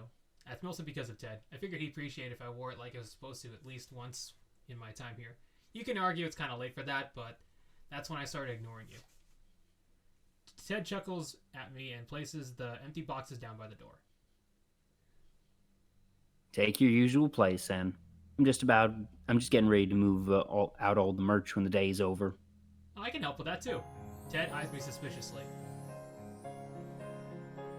Looking for more excuses to avoid your family? Whoa, you're sharp. You should have figured you'd catch on eventually. I saunter on over behind the counter so I can rest my elbows on top of it. My mom and dad are totally pissed at me for not saying anything sooner. I can relate. I lower my eyelids at him from across the counter. Not helping, so yeah, I kinda don't want to deal with that right now. They're not that mad. They said they'd ground me if I hadn't brought Jeff to justice. They're just being so smothering and annoying. Yeah, I can relate to that too. Pop seems to be watching me more carefully now than he used to, but I think we'll be fine eventually. Stop it. Stop what? I can't explain it. Whenever you talk about your dad, you always have this annoying look on your face. You are way too close. I hate you guys. Don't be jealous. I'm so jealous. I wish I was that close to my dad. You should start by not avoiding him. Okay, we're done talking about parents now. I hastily end the subject by rubbing my hands over the countertop, trying to commit every last inch to tactile memory. I'm gonna miss everything, believe it or not. I spent a lot of time here. Playfully, I open the cash register and giggle at the noise it makes. Like, who knows when I'll be able to hear that again. Well, all you have to do is find a new cashier job. Problem solved. But it won't be this register, that's the thing. I just have a ton of memories to this place, and even if nearly all of them are working together with you, that might be the one thing I'll miss the most. My voice goes a little quiet as I wait to see how Ted reacts. Was that too much to say? Should I have kept quiet? I'll miss all that too. Ted lets out a haggard chuckle as he rubs the back of his head. If I'm being honest, I've been trying my hardest not to think about it. This store was the most important thing to me. So now that it's closing down, I was worried it'd take apart with me. That's how I feel when I leave. That's how I felt when I leave my old jobs. But it's better this way. I've let all that go, and now I can focus on other things in my life. Now I can focus on other important things in my life, like school, finding a new job, taking care of my paw, and you, Nicole. Heh.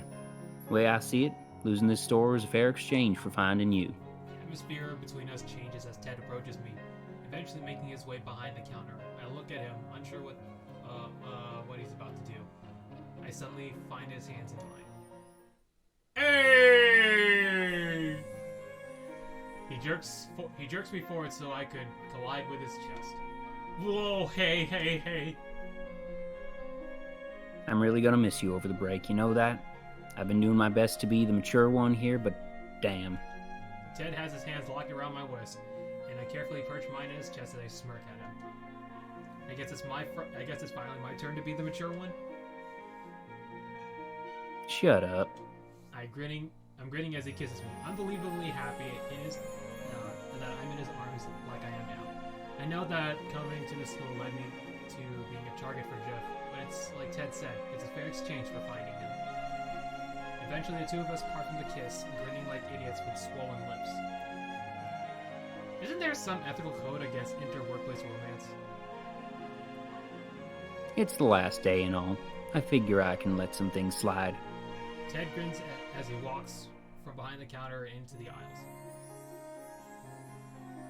But still, no slacking. You gotta do it right from start to finish. Yes, boss. I smile as I straighten out my uniform, trying to take from Ted's example. Doing things right from start to finish. Yeah, I think I've done a good job so far. You see, that actually feels like, a healthy ending, should we say. Yes. That like, Jeff was very concerned for her, angry at her, as he rightfully should have been, and, they can continue their relationship after break. It had a nice romantic ending, and not the awkwardness of, I'm still head over heels for this serial kidnapper. Interesting. I wonder where that volleyball background is for. My guess is that if you do the stat building, that you probably have to go to the gym at some point for one of your stats, and it's used there. Yeah. Do you want to fast forward on the rest of these two? Nah, because it's 8:30 now, Well, so there's no way we'd get through them in enough time. I mean, I just do the complete skip button, and then just go to whatever choices, and then we just go back if any of them were the right ones. So, which one, Darren or Kurt? Chat chooses. Yeah, chat, choose. Do you want Darren or Kurt? Do you want football Gary Oak, or do you want Persona 5's Joker/L? Yes, this was a very wholesome ending. I'm just gonna fast forward everything so we can get get at least one more ending before the end of Mighty Number 9. So we got one vote for Kurt. Darren. And that's one vote for Darren. Uh-oh. Oh, snap. Oh, no. Dang it. All right, let's do Darren. We're do Darren? All right. All the way to 75. Wait, skip. Yeah, because we just have to skip through a bunch of stuff real fast. It's not letting me skip. Okay.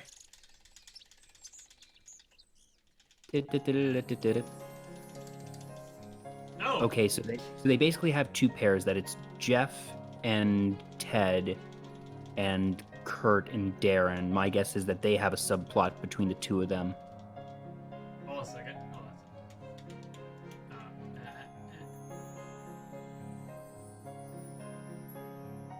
Wait a second.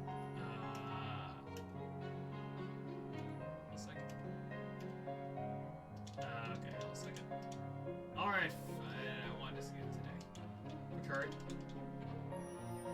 You were tested poorly in this class, that's won't help you pass. Relax, it's just one class, you're losing it on me. So these guys actually kind of have a buddy-buddy relationship, being the jock and the nerd. Okay, I can see that. pressing A as fast as I can. Prepare to fast forward. Oh, hang on a second. Oh, no. No. Darren's chocolate cake, mint ice cream, or caramel? Caramel. Oh. Or whatever. Let's see. Oh, we just... Ding. We got for Kurt instead. Hang on. Oh, wait, what? No, go back. Okay. Chocolate or mint now? Mint.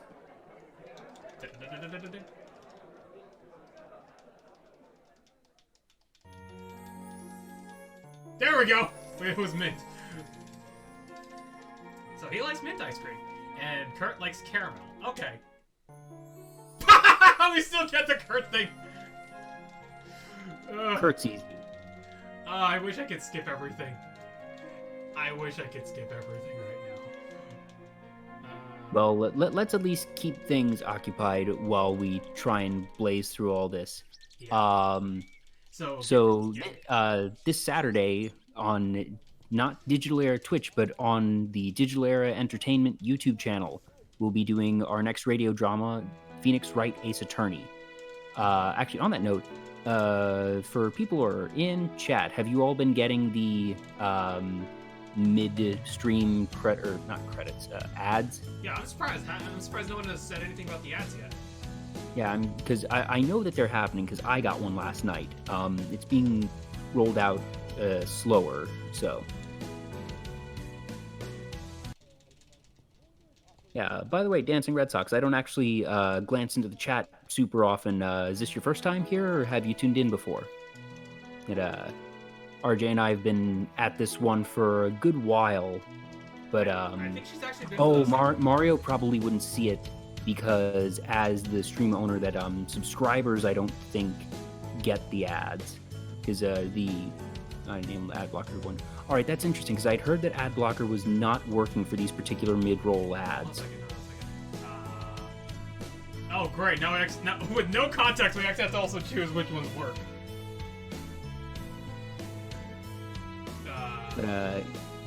Yeah, so I know that they are happening, but it is sort of interesting to see if they're happening here or not. But just to be safe, we've moved our stream to YouTube for this weekend, and it's going to be a lot of fun. Mario is going to be playing the role of Phoenix Wright. I'm going to be Manfred von Karma, the antagonistic prosecutor. I can't wait to hear you voice that. Oh, you have no idea. Mario and I workshopped it the other day, and I'm excited for it. It's going to be good. The script is a combination of the 2012 live-action film and dialogue and scenes from the American release of the game. So I basically sort of done a best of both worlds mashup, since the film took some things out that were in the game that I think were important, but the film also added things that didn't exist in the game, which I really liked. So by taking the film's narrative arc as the basis, and then doing basically some swaps in a couple of scenes, I was able to keep the overall narrative arc at the same length of the film, but pick and choose certain things, and I think it came out pretty well. It's going to be at 4 p.m. Eastern Time, 3 p.m. Central Time on Saturday. This is going to be our 6th radio drama, because started in May with Pokemon Live. We then did the double feature of the first and second Pokemon movies. Then this is our 5th performance, because the 3rd was the double feature of Clue and Monty Python and the Holy Grail. One after that was Shakespeare's Star Wars The Empire Striketh Back, and this will be our 5th performance. It's definitely a project that has spun into something larger than I initially anticipated, but have definitely enjoyed, and something that I hope to keep going for a while. Yet it's now sort of at the point where we have it being pretty much once a month, and I think that puts it at a good place for both myself and the cast, just making sure that it's something that we get to look forward to on a regular basis without any of us actually burning out. And Uh, it's been pretty good. What is that? Look at Darren's face. What is that? It's a blindfold. I can only think of it as a blindfold because he's saying, "Can you please tell me where we're going?" The way it's pointed there, it almost looks like Underwear. No, I was going to say one of the Persona 5 masks from Crow, Akechi's mask. Yeah. Wow, It's like, no, you're Joker, not Akechi. Yeah. There we go. Show me your true form. Anyways, I'm gonna keep going. Anyways, can you please continue with your discussion because I cannot wait to see what's gonna be happening for Saturday. Oh, hello. Oh, who are you? Yes, hang on. Underneath. That's a cool design. She's not lean, but she's got some muscle. Ah, yeah. Hold on, is this someone related to Darren considering the black hair? I was going to say black hair. Is that his sister? Okay, hold on a sec. Let's see. The party has arrived. Kate. Oh, this is Kate. Okay, so this is a friend of, Nicole's then. Nicole. They're busy getting this guy. Alright, so we keep meeting these people and it's like they expect us to know who they are? Huh? Still, that's pretty cool. Oh, okay, and then it's like, I'm Darren, so my username is Roller on Vlog. Wait, you mean the Vlog? The famous one on Roller? Yeah, that happens to be me. Holy crap, we were meeting someone like you in the flesh? Oh, stop, type of thing. Okay, so make up a voice for Kate. Just for this line. Oh gosh, there's so many different... Huh, ain't he modest? I'm getting a very Faye Valentine vibe from her. So it'd be a lower register for a girl, slightly higher register for me, but things if I try and go higher register, going to sound wrong for what I envision. Now I'm just curious, what's the next girl? Please, like I'd give someone special treatment without them earning it. Man, I'm kind of like not quite the snarky, smarmy of Jeff, but very self-assured and just confident. Oh, I unintentionally went with the right choice. Nice. Okay, hang on. I gotta say that, but holy crap, Kate looks fine. I'm gonna tell you right now. Out of all the girls that we've seen, Kate probably looks the best, at least to me. What would you say? Yeah, I don't know. I think the designs are all good. I like that they're all very distinct. Yes, indeed. What? We just did it twice? Ah, forget it. Wait, hold on a second. I need to go back just to make sure.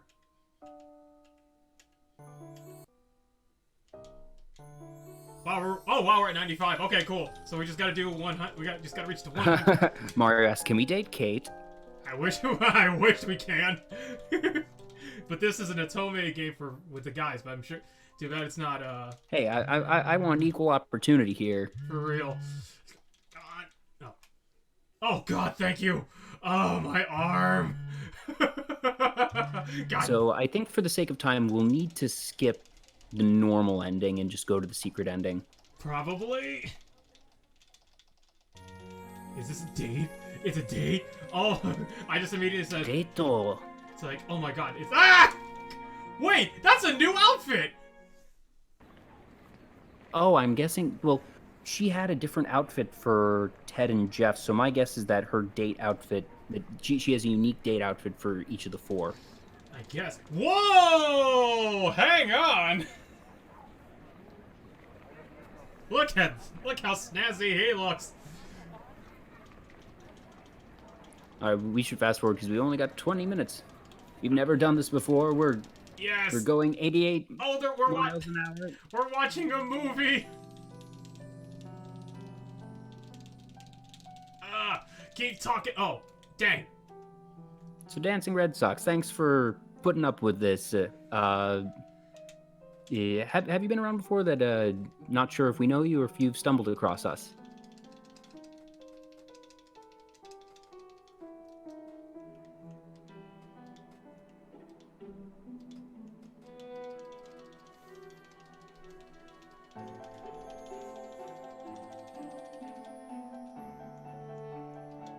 I'm trying to find the right choice so we can actually make it to 100 already. Wait, that's it! And there we go. Okay, everything is now smooth sailing. Nice, yeah. We've been at this probably for about 2.5 months now, is my guess. Because we started in we started in late July. Heck, I actually have the. It wasn't like July. Oh no, well we started at July 30th. Okay, so just at the end of July, beginning of August. So Yep. about 2 months, yeah. Yes. Yeah, it's been an interesting one that our friend Leap Music did the audio for the game, so we decided to give it a shot. That we'd been doing Animal Crossing and sort of reached the end of our rope there, and we're just like, let's see what we get here, and just started enjoying doing the voices of it. So we're probably going to be picking up another visual novel game starting next week. Question: Why is she? Probably. I was like, Well, why is she investigating with the dress? that's a good question. I guess it's still the night of the date? I don't know, but we'll see. Yeah, so our next game is probably going to be Roommates, which is done by the same company. And I'm blanking on the name of the company again. Mario can probably tell me.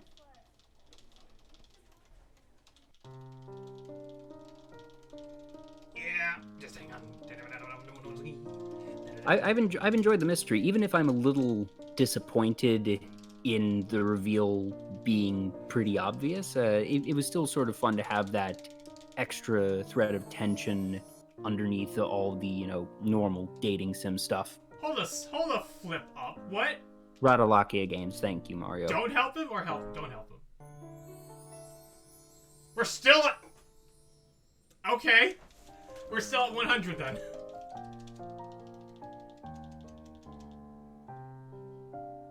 Whatever. Guess whose number's getting deleted?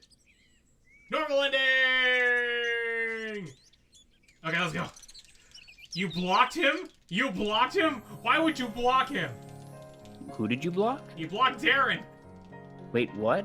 Oh, Yeah. my guess is something came up and that he was like, block me, I don't want us to see each other again, or something melodramatic like that. Yeah. Hold a second. Oh, that's fancy. You're running So away. is he Sebastian now? From Black Butler? And opposite. And say that I true. Say this.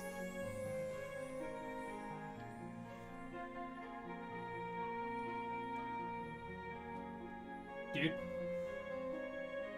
Also, does anyone actually wear that type of neck ribbon on a fancy shirt? Like, that's not even a regular thing for a tux. Also, I said, I wanted you to say this.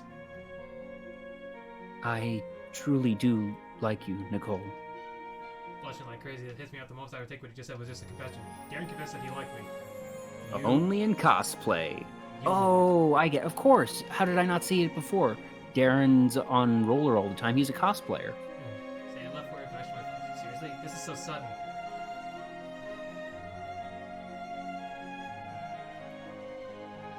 Let's actually finish these. Let's just actually do the dialogue for these endings when we reach the end, kind of thing, right? Sure, and I guess we'll be able to fast forward pretty quickly through the The other ending. the secret ending. That what we can do is we can just fast forward through everything until the confrontation with Jeff. That we don't need to go through the schoolyard thing of her, Yeah. making up an excuse and having to call her parents and whatnot. Okay. That's why I had to tell you to stay away. His words blow me away with any feeling of euphoria. Why? We totally skipped over that part, so we have no idea what's going on here. Oh, it looks like she doesn't understand either, so we're about to get explanations.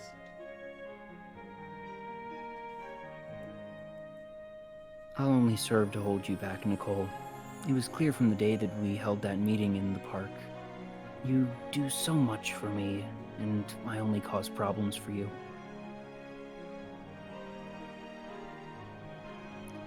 I cannot communicate too well, and I'm so quiet, for someone who burns as brightly as you.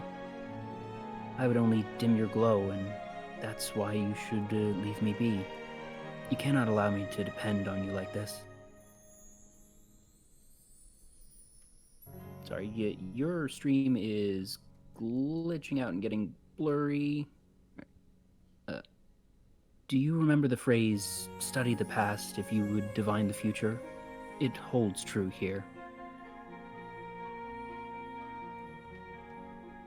The meeting, the movie theater, all the trouble you had with me before, they only prove how burdensome I can be to you. Yes. I don't want that. I don't want to trouble you any longer. Ah, okay. So basically, all the encounters he's had with them, he seemed to be there was some sort of mishap that happened would cause him to think that he is a bother to Nicole. All it takes is a moment to sink in. Just by looking at Darren, his hands balled up, all his curving lips, I can tell he's being sincere. So is this what he really thinks? All this time he would only bring me down, and that's why he's avoided me? Well, I have my own stuff to say to him. I'll make my own damn future, thank you very much. I'm angry. All this time he believed he was being a bother. Well, it couldn't be any bother. Do you ever come to think that the only reason I did any of that was because I like you too? Nani? Nani? You do? Yes, I really do like you. That's why I won't even be with you, even if I'm stuck with who you are. Darren or Voix, they're the one the same to me. I like both of them. That's not going to change anytime soon. You're sure? What I'm going to do to fully convince him, I hold my hand to the chest and nod my head in earnest. More than anything, even if the past says this is a bad idea, I'm not letting it bring me down. I'm going to make my own future. Grab it with my own hand. I feel like there's an anime line in here that I'm forgetting. Yes. Basically, she's going to believe in him. Like, believe in the me that believes in you. Basically. And you have to make your own future too. You can't run from who you are. You can't run from me forever, you know? Don't let the past scare you. You never know what's waiting up ahead if you don't run to meet it. At least that's what I think. Make my own future. Okay. Darren repeats the word quietly under his breath.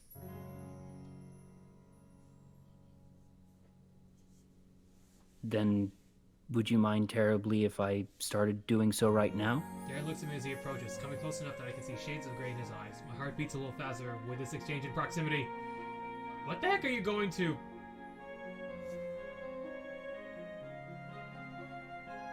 Please, allow me this. Quietly, Darren leans in. I don't do anything to stop him. My eyes go as wide as he plants his lips on mine. The kiss doesn't last long for me to close my eyes. It's brief and chest, but my heart still flutters as Darren steals my breath away. When we part, I meet Darren's face to see him grinning shyly. I'm sure I'm doing the same. That was... wow.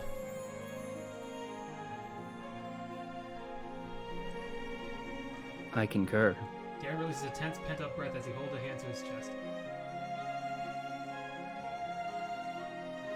I was so nervous. It felt as though my heart was about to burst from my chest. He's the one to talk. My face feels so warm. I reach up to feel for myself. Seeing this, Darren takes my hand on his own. I feel our fingers laced together as we stand so close. So, if you like me and I like you... It simply means we'll have to do something about that. Now kiss. Like, date? I couldn't have said it better myself. Then it's official. Yes, I do believe it is. Darren is adorable. Yes, he is. Dancing socks. The extra ellipsis in front of all of his lines is really annoying. Jeez, more. Finally, Darren starts laughing at my little outburst. Sway in place, suddenly acting girly. I feel like we should move or something. Honestly, I don't want to let go of Darren's hand. It feels so nice to be holding it, especially in a place like this. Away from the chatter and the bustle of the other people. It's just Darren and me and the small, pretty copes of the whatever. Copes? I know a lot of words. I don't know that word for some reason. Why copes? Yeah, and it's perfect.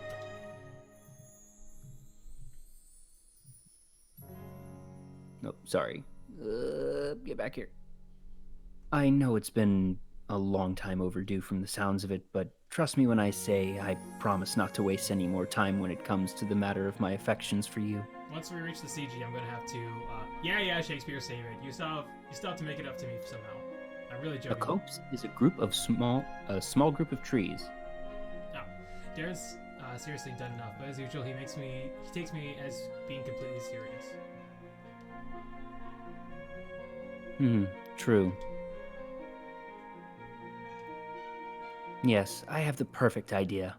Reluctantly, Darren lets go of my hand to reach into his pocket and pulls out his phone. He holds it up shyly. Unblock the number. Oh, shall we take a picture together for my blog? A picture? But I thought you said...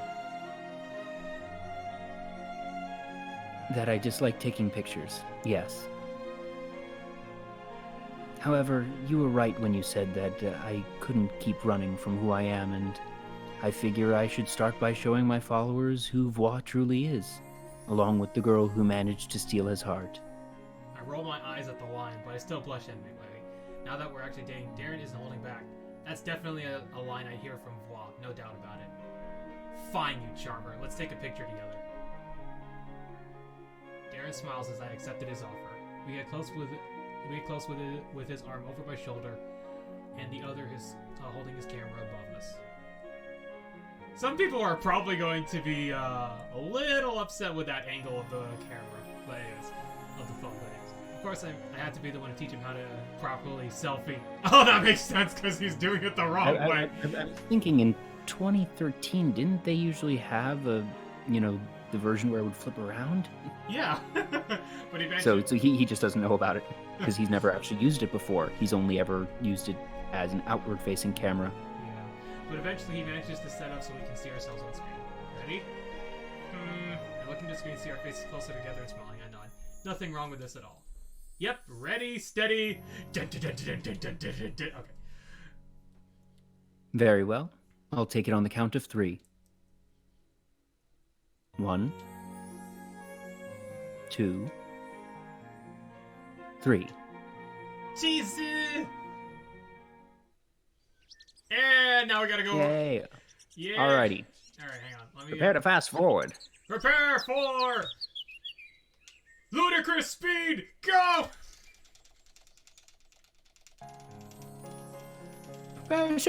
Prepare ship for ludicrous speed. Fasten all seatbelts. Close all shops in the mall. Cancel the free-range circus.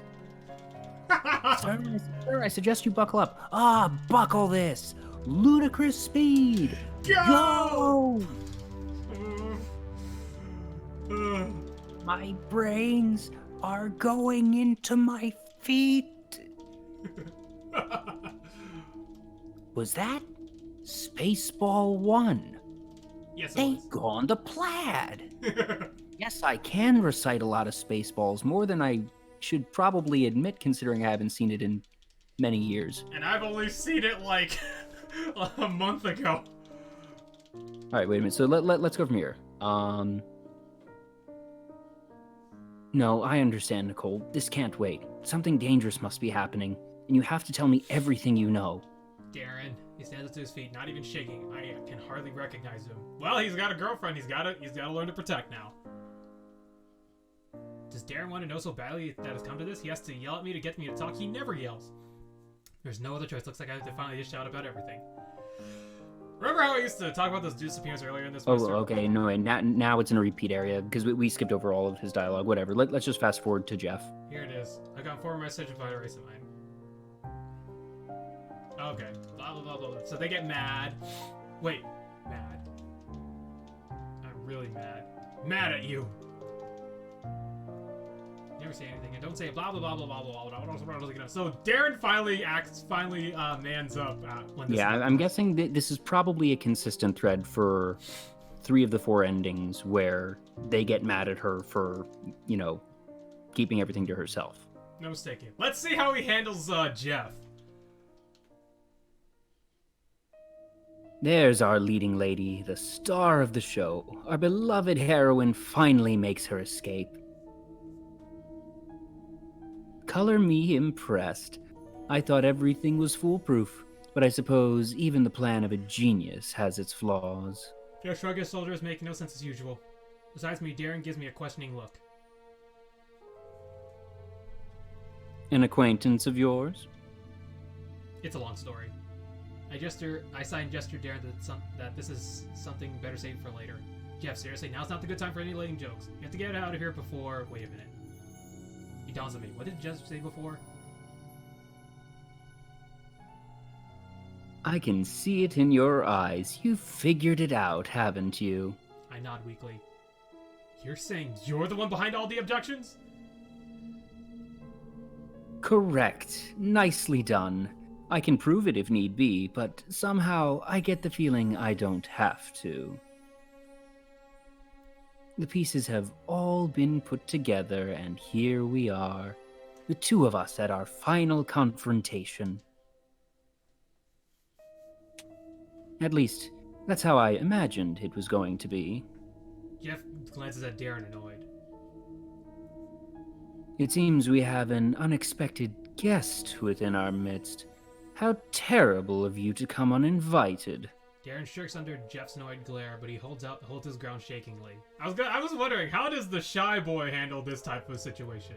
I would never leave Nicole on her own, especially not with the likes of you. How can you stand there and claim to be the abductor so easily? You speak like you have no conscience. Darren's right, it doesn't make sense. All this time I thought the abductor guy was some huge creep, blah blah blah blah blah. Blah blah blah blah. Oh, it's rather simple, really. I needed subjects, and there so happened to be 3 perfect candidates right there. Oh, Mara's saying, take him to Dick Kick City. I didn't hurt them, of course. I'm a man of science, not a monster. Besides, it's not as though they were very missed. You monster! But that cannot be true. Darren speaks up timidly. At first he speaks softly that I can barely hear him, but his voice steadily increases in volume. I was never involved with the disappearances, but I heard the stories. Alicia Hendrick was your second victim, correct? She was very well liked among everyone. I heard many aspired to be just like her. Oh, okay, interesting.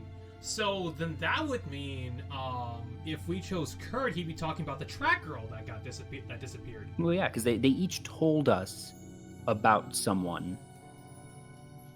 How can you say someone like her would not be missed? Because nobody wanted her around. Darren and I freeze in place. Hold on, you're the one who told me that she was super involved and super important. Why would people were jealous of her? It hits me right away that I almost feel super for not realizing. Of course, without someone successful, someone's bound to not like it. Correct again. You see, those traits are indeed remarkable, but they are ironically the reason no one would care to find her. I never mentioned this earlier, Nicole, but poor Alicia didn't have many friends. How sad it must have been to be treated so pettily. You'd think such a genius would be more popular, but apparently not. I mean, someone who considers himself a genius would know how it feels. And what did Alicia do? She drowned herself in the work to fill the void. A tad cliché, but understandable. No one liked her, so what else to do but to give in to her weakness? I suppose you can say that this abduction was one of mercy. At least when she was alone, she didn't have to contend with others constantly jeering at her. But that cannot be right. I don't like him saying cannot instead of can't. It feels so weird. Darren suddenly speaks up, emboldened. I mean, pardon, I'm not saying that you're incorrect. I'm only saying that what you did was incorrect. What you did may have been out of mercy, but all you did was worsen Alicia's state. You allowed her a way to hide from something she should have faced. I know how it feels to give in to your weakness, and That is not how one should live their life.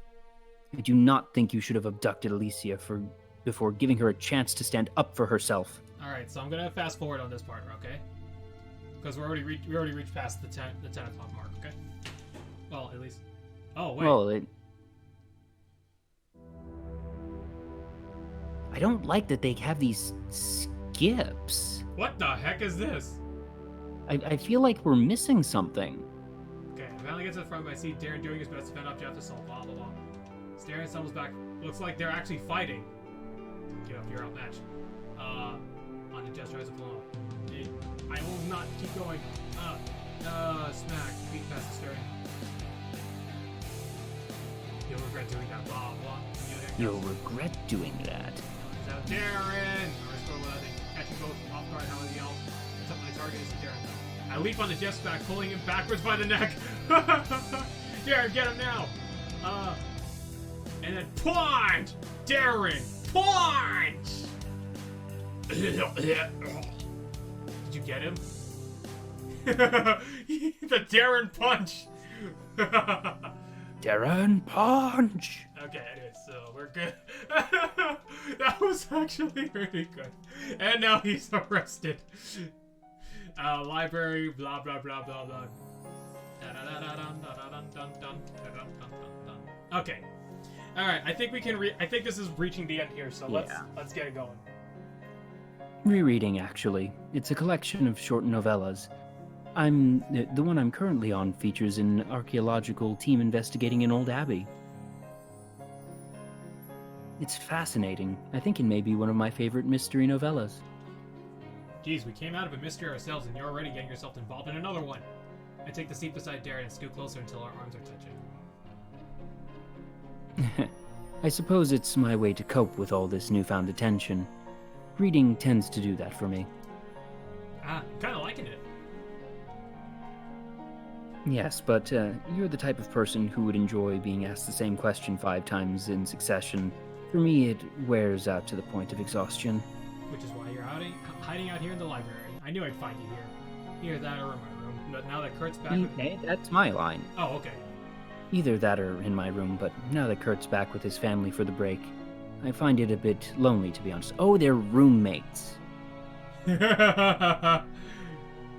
though I'm still here? I puffed my cheeks and pouted Darren as he responds with an apologetic glance. I lean my face closer until I'm eventually close enough to pop my breath in his face. Giggling, I pull back as Darren jolts in place. Kidding! Yes, always with the jokes with you. I brush his hair back in place, frowning slightly. However, this soon makes a way to a smile. Also, I said a bit lonely, remember? You're perhaps the reason I'm not completely lonely. Smooth talker, eh? And that's true for the semester in general. It's thanks to you that I've managed to meet so many nice people I can now call my friends. I don't even need to be voix in order to keep them. Darren clenches eyes tightly as I give him a fixed look. Yes, sorry, he is me. It's a hard habit to break after referring to him as a different entity for so long. Wow! This literally is Persona! I am thou! Thou art I! Oh, gee. Oh, no. Wait a minute, so does that mean that Atlas just straight up... Atlas stole Joker from Radalakia Games? You heard it here first on Digital Era Entertainment. Dun dun dun! Because this game predates Persona 5. Whoa.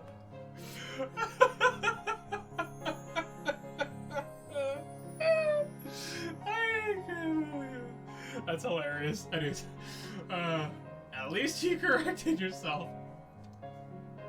And I reach over my place. And no, wait, no. I'm just gonna reach. I'm not gonna go further with the more Persona connections. Anyways, I reach over my place atop of Darren's resting on the page. But I'm glad to hear it, Darren. Even if you don't owe me jack. You're the one who did everything yourself. You came all this far on your own, even if there were a few bumps in the road. I just gave you a teensy push. More like a kick on the road. Consider it more of a shove. Oh, yeah. Oh, wait, I consider it more of a shove. Fine. A shove of love. off a metaphorical cliff into the shark-infested waters of socialization. This smooth talker. Now you're really losing me. We share a laugh after our little verbal tete-a-tete. Never. Like usual, I don't know. I used to be so good at this kind of wordplay before, but hanging out with Darren forced me to get with it if I wanted to keep up with him. I don't mind it at least, though. Hey, wait, if you're so much better at socializing, why did you come to the library to hide that? I said I was better at socializing, certainly, but having so many people speak to me all at once is much more than I can handle. I simply do not know how I managed to do it with Voix. There's this weird tone to his voice that I've never heard before. When I take one look at Darren's face, his nose slightly upturned, it hits me. The boy is bragging! Wow, way to rub it in, Mr. Popular. I know my blog isn't nearly as great as yours. You're catching up with followers, though. You may only need a mere 1,000,000 to go before we match a number. Oh, you suck. I held up a hand to smack his elbow, but Darren catches it and squeezes it tightly. Gently, he places it back down in the middle of his book and then leans in, closing the distance between us. He kisses me sweetly, lightly dabbing my lips with his tongue before he receives entrance. Lost in his warmth for a moment. Oh my. Oh! Yeah, I'm just like, this is a very passionate kiss compared to the rest. That is by far the most descriptive. Yes, I get lost in the warmth between us for a moment. Oh my! Before remembering myself and pulling back. You're getting better at this! Am I? That's a relief to hear. Mara says, receives entrance. Receive entrance. Oh my. Yeah, at least you don't keep your lips shut anymore. I get... Oh, there was probably, like, awkwardness that relates to this with their initial kiss. Yeah, I giggle and tap my own playful as I remind him of those past days. Man, I even kissed anyone before Darren, and I still knew that. But I don't revel too long in Darren's embarrassment, though. So, where are we now? I look down at the book waiting for Darren to catch the hint. He follows my gaze with his eyes. If you say, and they lived happily ever after, so help me, I will punch you. Ah, I see. He drapes over my arm and shoulder, pulling me in as he underlines a section with his finger. I haven't read very far, so we're right here, near the beginning. Ah. Okay. Okay, I like that much better. That feels much more thoughtful and sweet. Because it's the beginning of their new lives. Anyways. Oh, that was cute. Yes. But I'm glad we didn't go with Darren. Just like his characterization is really boring. It's just he is shy, awkward, soft-spoken guy who has like just the only thing I could ever do for his voice is just make him sound soft and thoughtful and kind of sweet, but it was not like anywhere near as fun as going with, you know, uppity, angry southern drawl or super smarmy mad genius. So I'm glad we didn't go with his full path. Yeah. So now the only one that we didn't do is Kurt, but I don't think we'll be doing that. Nah, I think we're done. We've gotten all of it done, and we can say that even though we didn't get all the endings, we can officially say that we have completely finished Nicole, and we've enjoyed the story that it's given us. Most of it. Dancing Red Sox says, I recall another Otome game had an achievement called It's Always the Quiet Ones. Yeah. Whew. But anyways, did you thoroughly enjoy this? I have mixed feelings about Jeff's ending. I'm still kind of angry that it was him all along because of how obvious it was. It was me, Nicole. Like I said, I'm happy that they at least in his ending made him realize what he had done was wrong. And it therefore makes sense in all the other endings why he was such a jackass. I guess I would have wanted a little bit more depth, but hey, it just you get I guess Otome games aren't necessarily meant to be super deep, so maybe I was overthinking. yeah, maybe I was overthinking and just sort of expecting more than is, Then you what know, meets the eye? than what is necessary for a game like this.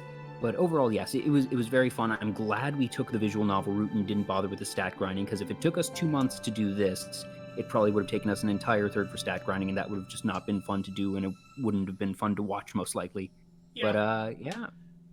yeah, Dancing Red Sox. If you remember what the name of the Otome game was, and if it was a good one, recommend it to us, because while we will probably end up doing roommates next, that it's the type of thing that if in the coming week someone suggests like a really good one, I'd be open to discussing it with the RJ and like figuring out if there's something particularly good out there. Yes. But yeah, We'll but keep I've looking. definitely enjoyed this, and I feel like we found something fun for our Thursday nights of just doing this sort of silly voiceover that and Ultimate games allow it to be that type of extra that we're not trying to be professionals here, but the strong personalities, which is to say the exaggerated personalities that you get from a dating sim, I think definitely lend themselves to this type of performance, as it were. Yeah. I was actually gonna suggest this game that I recently got that was on sale. It was like literally $1. It's called The One Person Story. Well, if it's one person, then it's no good to us because we're two people. I know, but from the trailer, it looked like it had very insightful things to say. Well, might need to check that out some other time then. Yes, we shall. But for now, we shall bid our farewells. Please remember to like, share, and subscribe, and follow us across social media for updates. Thanks for watching!